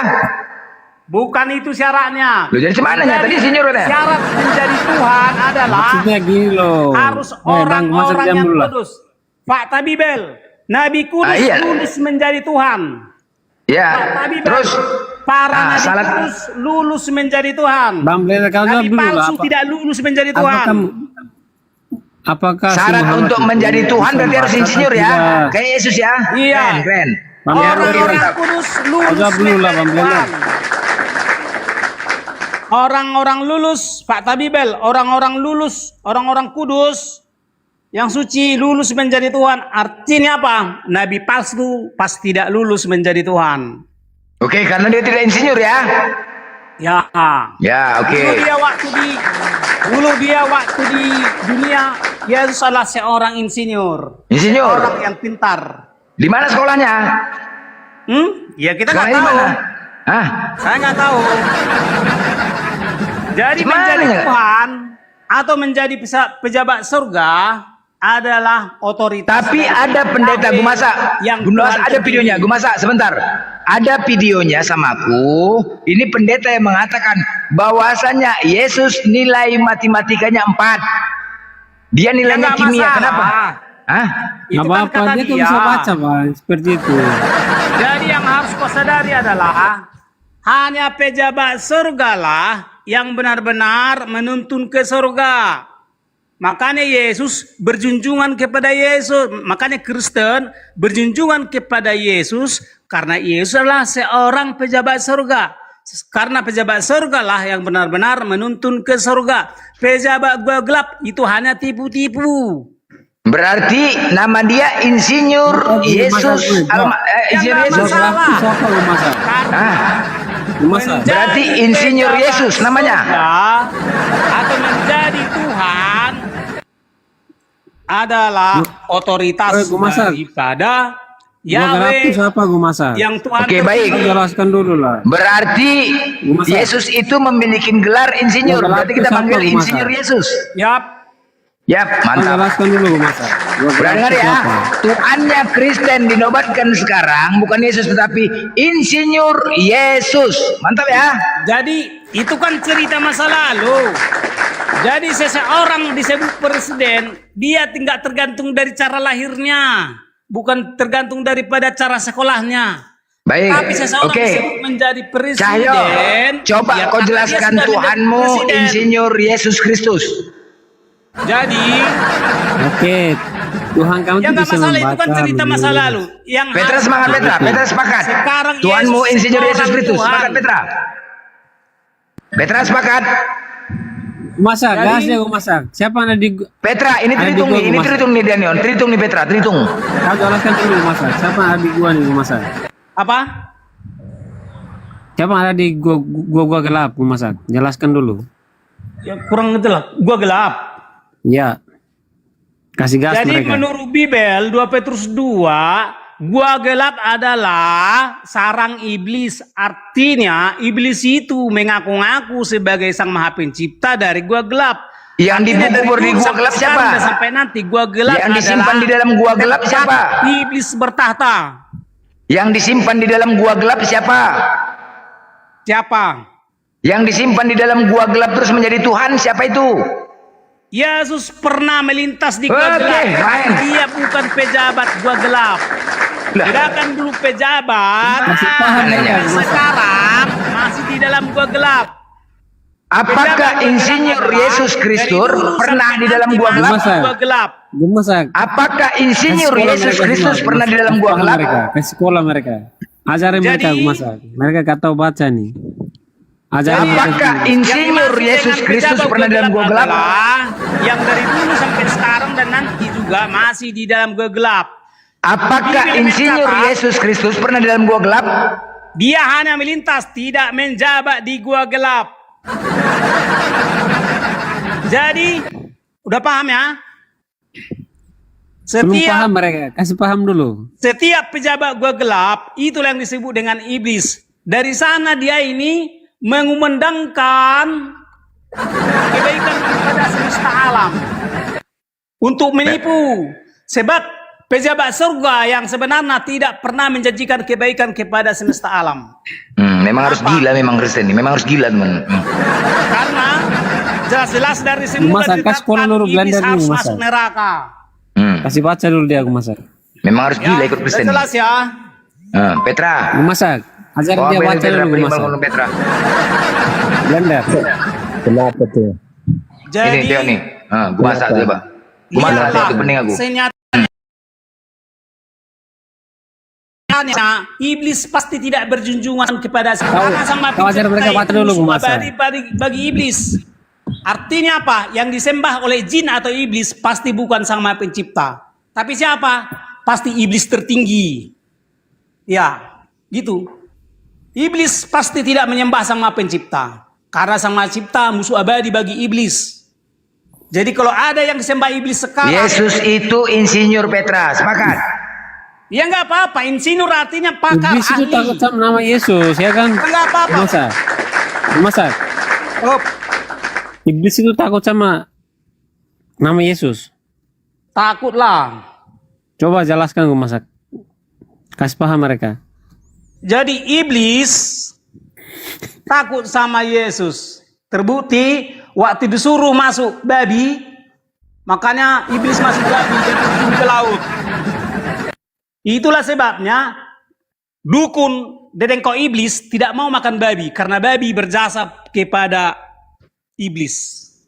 Gitu. Jadi iblis itu Dan tidak siapa mau yang tidak makan makan babi karena babi babi? adalah pahlawan bagi iblis yang Siapa tidak menyelamatkan makan babi iblis, gua masak? masukkan ke dalam laut. Siapa yang iblis? Siapa yang tidak makan babi gua masak? Hah? Siapa yang tidak Siapa makan yang babi iblis? gua masak? Kawan iblis tidak mau makan babi. Ya siapa yang iblis? Iblis Gas lah. mereka gua masak. Gas. Iblis berarti Oh. Yesus makan babi. Iblis yang masuk di babi ya, gua masak. Berarti Yesus makan babi, gua masak. Yesus Iblis makan yang masuk babi. di babi atau gimana? Makan babi. Ya. Ya, Petra, Yesus makan babi Petra. Iya. Gak salah. Oke. Oke, Nggak baik. salah saya Sekarang ku tanya. mengatakan Yesus makan babi karena Oke, Yesus baik. lah yang memberitahu Kesukaan Yesus semua itu makanan halal. saksang atau BPK? Apa? Kesukaan Yesus itu saksang atau BPK? Ya saya nggak tahu. Tapi makan babi jadi dia. Jadi karena B2 berjasa kepada iblis, itulah para dedengko iblis. Apa jasanya? Apa jasanya babi itu? Jadi B2 Jelaskan, menyelamatkan iblis Masak. sehingga iblis masuk ke dalam danau atau laut. Babi menyelamatkan iblis. Ya. Oh, berarti babi berjasa. Jadi babi berjasa kepada iblis sehingga umat-umat iblis tidak mau makan babi. Oh, berarti siapa umatnya tidak makan babi? Gue masak. Enggak tahu. Siapa tidak makan babi? Di blender ini ya? Itulah makanya pantang bagi mereka makan babi karena Wah, babi itu berjasa babi. bagi iblis. Memang harus gila jadi Kristen ya, teman-teman ya. Harus gila ya. Memang harus gila ya. Nih. Gimana nih gue Jadi masak ada ini? gini ya. Jelaskan gue masak. Pakai ayat. Iblis menurut Bibel adalah bernama ular. Kejadian 3 ayat 1. Jadi Oke, terus. ular adalah iblis. Makanya iblis itu bernama ular. Ya. Kemudian di Wahyu 13 ayat 17 18. Ya. Iblis adalah setara dengan binatang. Makanya nama iblis adalah nama binatang. Nama yang banyak tertulis di berbagai macam binatang. Ya, itulah iblis. Iblis setara dengan binatang, sehingga nama iblis adalah nama binatang, nama yang banyak tertulis di berbagai macam binatang. Balik lagi. Iblis itu adalah binatang, binatang itu adalah iblis, iblis binatang. Iblis adalah binatang, binatang itu adalah iblis, gitu. Sehingga nama iblis adalah nama yang tertulis di berbagai macam binatang. Nah, binalang. Balik lagi. Iblis itu adalah binatang, binatang itu adalah iblis, gitu loh. Binatang itu adalah iblis binatang gitu, coba. Lapas hewan. Gimana kok bisa? Lapas hewan. Iblis. Nah, berjasa sama babi. Gimana sih? bilang lagi, iblis itu adalah binatang, binatang itu adalah iblis. Jadi Jasanya babi sama iblis gimana? iblis setara dengan binatang, sehingga ya Binatang setara dengan iblis. nama iblis adalah nama binatang dan Ya. juga surah-surah iblis itu adalah surah-surah binatang. Apa surah-surah? Apa surah-surah? Itu kok ke Arab-Araban dia, kok ke apa Kok pakai Arab-Araban kau nih, oi? Kok Arab-Araban kau Islam-Islaman dipakai? gitu dia. Jadi Pede lah, weh, barang pede. siapa yang memuja-muja binatang, ya disebut pemuja iblis. Siapa yang muja binatang? Gak banyak lah. Yesus diperumpamakan dengan domba tidak?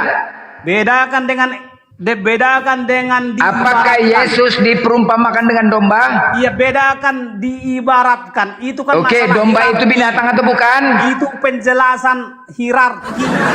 Penjelasan Domba itu binatang atau bukan?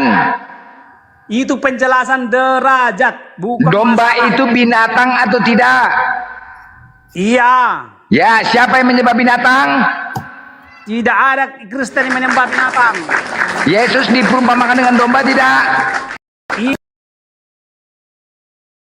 Itu hanya gambar ibarat hierarki. Derajat. Apa arti hierarki?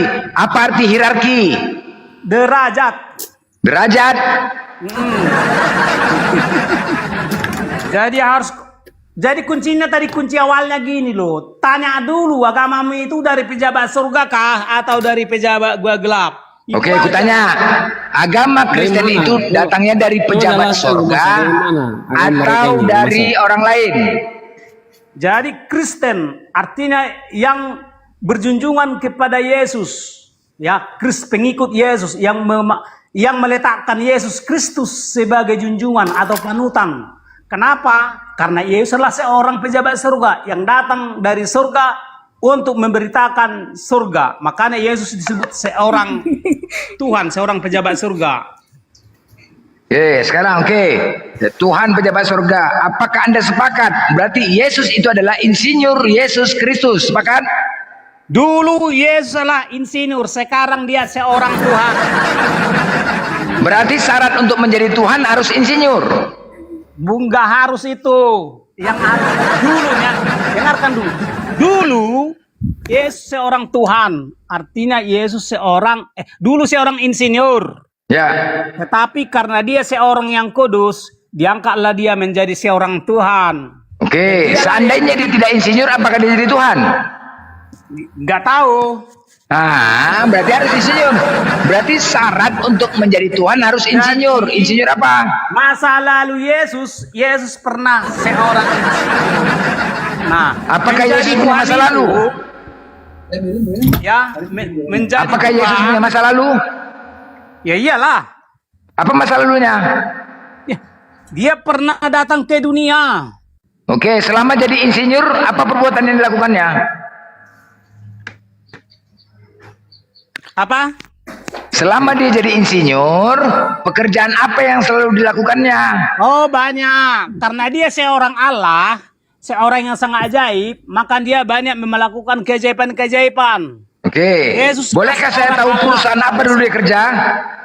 Hah? Di perusahaan apa dulu kerja waktu insinyur? Jangan makin bodoh pertanyaanmu, kawan. Jadi karena Yesus salah seorang yang sangat ajaib, maka dia mampu melakukan keajaiban-keajaiban. Bahkan Yesus salah seorang Allah Tritunggal. Artinya, apa aja itu keajaibannya? Dirinya ada 3 yang Allah. Di dalam dirinya ada 3 yang sangat ajaib. Artinya apa?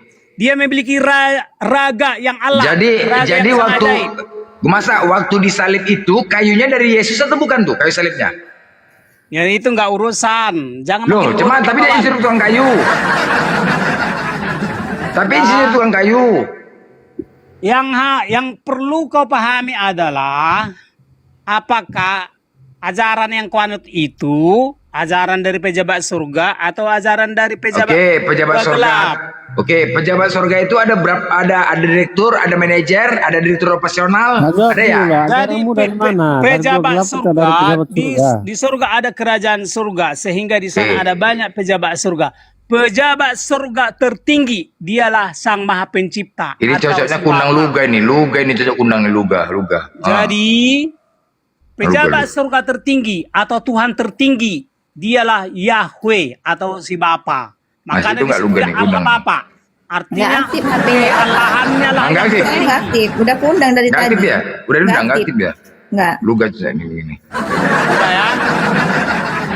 Jadi biar kita adu dulu sama Luga kan. Jadi kalau ada yang mengaku-ngaku Sang Maha Pencipta tapi tidak pejabat surga, maka dia itu menurut versi Bible adalah iblis. Bang Masad, aku boleh tanya nggak? Ini ada pejabat surga di Dalton, longorin Dalton. Itu pejabat surga itu dia eselon berapa? Oh, nggak tahu. Itu urusan daripada Sang Maha Pencipta. Yesus insinyur katanya, Yesus insinyur. Jadi waktu Yesus di dunia adalah seorang insinyur.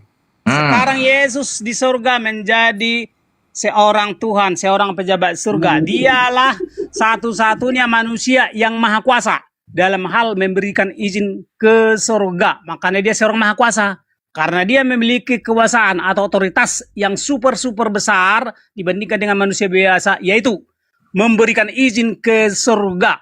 Tanpa Yesus tidak ada yang boleh ke surga. Maka dia disebut seorang yang maha kuasa atau seorang Tuhan. Tapi Yesus bukan Sang Maha Pencipta. Yesus Tuhan, Sang Tuhan Pencipta langit, bukan pemimpin pencipta langit dan bumi. Ya. Karena pemimpin pencipta langit dan bumi atau Tuhan pencipta langit dan bumi itulah Yahweh. Karena Yahweh lah Tuhan segala Tuhan, Allah segala Allah. Ulangan 10 ayat 17. Bukan Yesus ya, berarti bukan Yesus ya. Yesus hanya Tuhan Kristus. Bukan kali Tuhanmu. makhluk waras akan sadar bahwa ada banyak Tuhan, ada banyak yang sosok yang mulia. Makhluk waras akan sadar banyak Tuhan. Oke. Ya. Berarti memang harus banyak Tuhan itu ya. Sebab hewan tidak mampu menjangkau, otaknya tidak mampu mengakui banyak Tuhan. Oke, berarti harus banyak Tuhan ya Kristen itu ya. Tidak ada mampu mengakui banyak Tuhan. Baik, berarti Kristen itu harus banyak Tuhan ya, biar dia waras. Ya, karena Kristen artinya yang berjunjungan kepada Yesus juga berjunjungan kepada Bapa Sang Maha Pencipta. Oke, berarti Kristen itu memang harus banyak Tuhannya agar dikatakan waras. Mantap. Ya, setiap makhluk waras harus mengakui ada banyak junjungan. Oke, kalau berarti Kristen kalau Tuhannya cuma satu tidak waras ya? Tidak waras. Mantap. Berarti harus banyak. Orang waras harus banyak Tuhannya. Harus mengakui banyak junjungan atau Tuhan. Harus mengakuin. Petra, berarti harus banyak Tuhan kalian biar dikatakan waras. Jadi Tuhan artinya junjungan di sorga, junjungan yang maha kudus, maha suci. Itu artinya Tuhan. Kalau Tuhan artinya yang mulia, kalau Tuhan yang maha mulia. Bedanya di maha. Itulah bedanya Tuhan dengan Tuhan. Sama-sama junjungan, tetapi bedanya di maha. Tuhan apa nggak banyak mualaf? Kalian buat kayak gini, mualaf, banyak mualaf. Ya, jadi gitu ya. Jadi secerdas-cerdasnya makhluk waras, ya, dia hanya harus memiliki Tuhan yang banyak. Sang Maha Pencipta itulah sosok yang harus dijunjung, yang harus dipertuhan. Sang Maha Pencipta tidak terbuat dari Tuhan. Hanya iblis yang mendeklarasikan Tuhan Sang Maha Pencipta terbuat dari Tuhan. Karena Sang Maha Pencipta tidak pernah memberitahu hakikatnya, tetapi makhluk waras akan bertuan kepada Sang Maha Pencipta atau menjunjung Sang Maha Pencipta dan anak buah Sang Maha Pencipta. Ya. Jadi bertuhan artinya memuliakan, sangat memuliakan. Jadi Yesus harus kami sangat muliakan. Dengan sangat Yesuslah kami bisa memuliakan Sang Maha Pencipta Bapa itu. Gitu. Jadi makhluk waras harus memiliki banyak junjungan, banyak yang harus dimuliakan. Tuh. Kesimpulannya Kristen harus memiliki banyak Tuhan baru dikatakan waras. Kalau memiliki cuma satu Tuhan berarti tidak waras. Junjungan yang mulia. Tuhan artinya junjungan yang mulia. Baik, oke, Gumasa Anda Kristen ya? Oke, sebentar, Gumasa Anda Kristen kan? Saya Kristen. Oke, baik. Kesimpulannya, seluruh di Indonesia, dengar di YouTube dimanapun berada, orang Kristen mengatakan Tuhannya harus banyak baru dikatakan waras. Kalau Tuhan cuma satu, berarti tidak waras. Oke, keren. Jadi Tuhan ada orang-orang yang sangat mulia, yang sangat kuasa. Ya, orang-orang yang hancur kita kalau Tuhan banyak, hancur Tuhan banyak, atas hancur. Jadi setiap makhluk waras akan mengakui, sadar bahwa di atas dirinya ada banyak orang-orang yang maha suci. Ya, tetapi berarti ajaran pagan ya, Kristen pagan. Ada yang berarti Kristen itu agama pagan ya, oke, alright. Terserah, tetapi makhluk waras harus mengakui ada banyak junjungan, banyak pemimpin-pemimpin yang sangat suci. Itu artinya Tuhan. Petra, kau diam aja Petra. Petra, kau diam aja. Ya, kau sepakat nih? Sepakat nggak? Nah, kawan ini tadi kan mengatakan Tuhan banyak. Memang iya Blender. Tuhan itu kan banyak. Junjungan tertinggi. Tuhan itu banyak kok Blender. Tapi Tuhan Sang Pencipta langit dan bumi itu hanya Tuhan satu. Atau Lord ya, Tuhan atau Lord banyak. Ada di bumi, ada di mana-mana. Tetapi Contohnya Tuhan nih, kami hanya ada di surga. Sebentar bro, sebentar. Contohnya nih, ketika ada orang berobat pergi ke salah satu dukun, ya itu Tuhannya. Jadi Tuhan itu banyak. Enggak, ini kan Tuhan Kristen tadi dia mengatakan Tuhannya Kristen.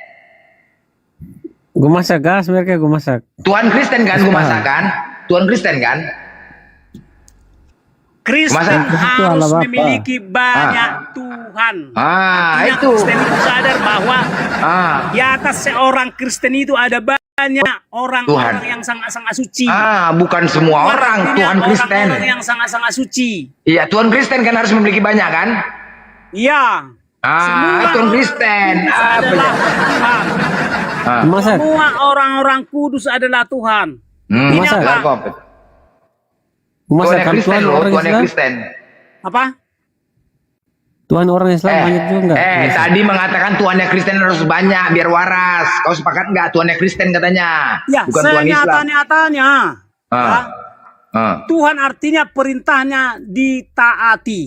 Tuhan artinya perintahnya ditaati. Makanya semua nabi-nabi di Bible adalah Tuhan. Kristen harus taat kepada apa yang diutarakan oleh Nabi. Oke, baik. Berarti adalah sosok yang Tuhan. Oke, sekali lagi gue masa. Tuhannya Kristen, Tuhan umat Kristen itu kalau mau waras harus banyak. Benar? Ya, tapi hanya ada satu Tuhan tertinggi. Itulah Sang Maha Pencipta. Jelas ya, Tuhannya banyak. Jelas apa Ada Petra? banyak Tuhan, hanya banyak yang harus ditaati. Mau itu dulu deh. Ya, tetapi hanya satu yang paling tertinggi, itulah Yahweh Sang Maha Pencipta. Makanya Ulangan 10:17, Yahweh lah Tuhan segala Tuhan, Allah segala Allah. Artinya bos segala bos dan yang ajaib dari antara yang paling ajaib. Oke, berarti dengar. Allah segala Allah. Udah sepakat, udah sepakat. Aku turun dulu ya. Mau jalan. Nah ya. Assalamualaikum. Salam. Berarti sepakat ya, Tuhan Kristen harus banyak. Seorang Kristen harus memiliki banyak Tuhan. Nah, udah Petra, jelas Petra. Ya, artinya seorang Kristen harus banyak Tuannya, harus banyak jelas kan? Jelas ya. Banyak atasannya. Jelas. Kalau tidak banyak Tuannya maka tidak waras. Ya, sebab orang waras sadar ada banyak junjungan yang harus ditaati. Nah, ya. Jelas. Jadi udah keren, mulai dari pendeta, mulai dari orang tua. Jadi barang siapa tidak sangat taat sama orang tuanya disebut pengikut iblis, karena iblis adalah anak durhaka. Maka orang tua adalah Tuhan bagi anak-anaknya. Jadi setiap anak-anak tidak bertuhan kepada orang tuanya atau tidak sangat taat sama orang tuanya disebut pengikut iblis. Sebab iblis adalah pemula daripada durhaka. Durhaka artinya tidak mengakui orang tua sebagai yang melahirkan, atau iblis adalah makhluk durhaka karena tidak mengakui Sang Maha Pencipta lah yang melahirkan iblis. Ya, iblis tidak mengakui Sang Maha Pencipta lah yang melahirkan dirinya. Maka iblis disebut makhluk durhaka. Jadi Sang Maha Pencipta itu adalah Sang Maha Pencipta sebenarnya. Sang Maha Pencipta adalah yang melahirkan segala sesuatu, bukan yang tidak mampu beranak. Jadi kalau ada yang mengaku-ngaku Sang Maha Pencipta tapi tidak mampu beranak, itu penipu. Sebab Sang Maha Pencipta, dialah yang melahirkan segala hakikat. Segala hakikat semesta ini dari dirinya keluar, maka dia disebut dia Maha Pencipta. Ya, jadi kalau ada yang mengaku-ngaku Sang Maha Pencipta tidak mampu beranak, maka dia itu penipu. Ya, udah jelas ya. Oke, selamat sore. Ini tengah. Oke. Saya harus bekerja. Ya, buat teman-teman semuanya, kalau kita dengar ini makin gila, ya.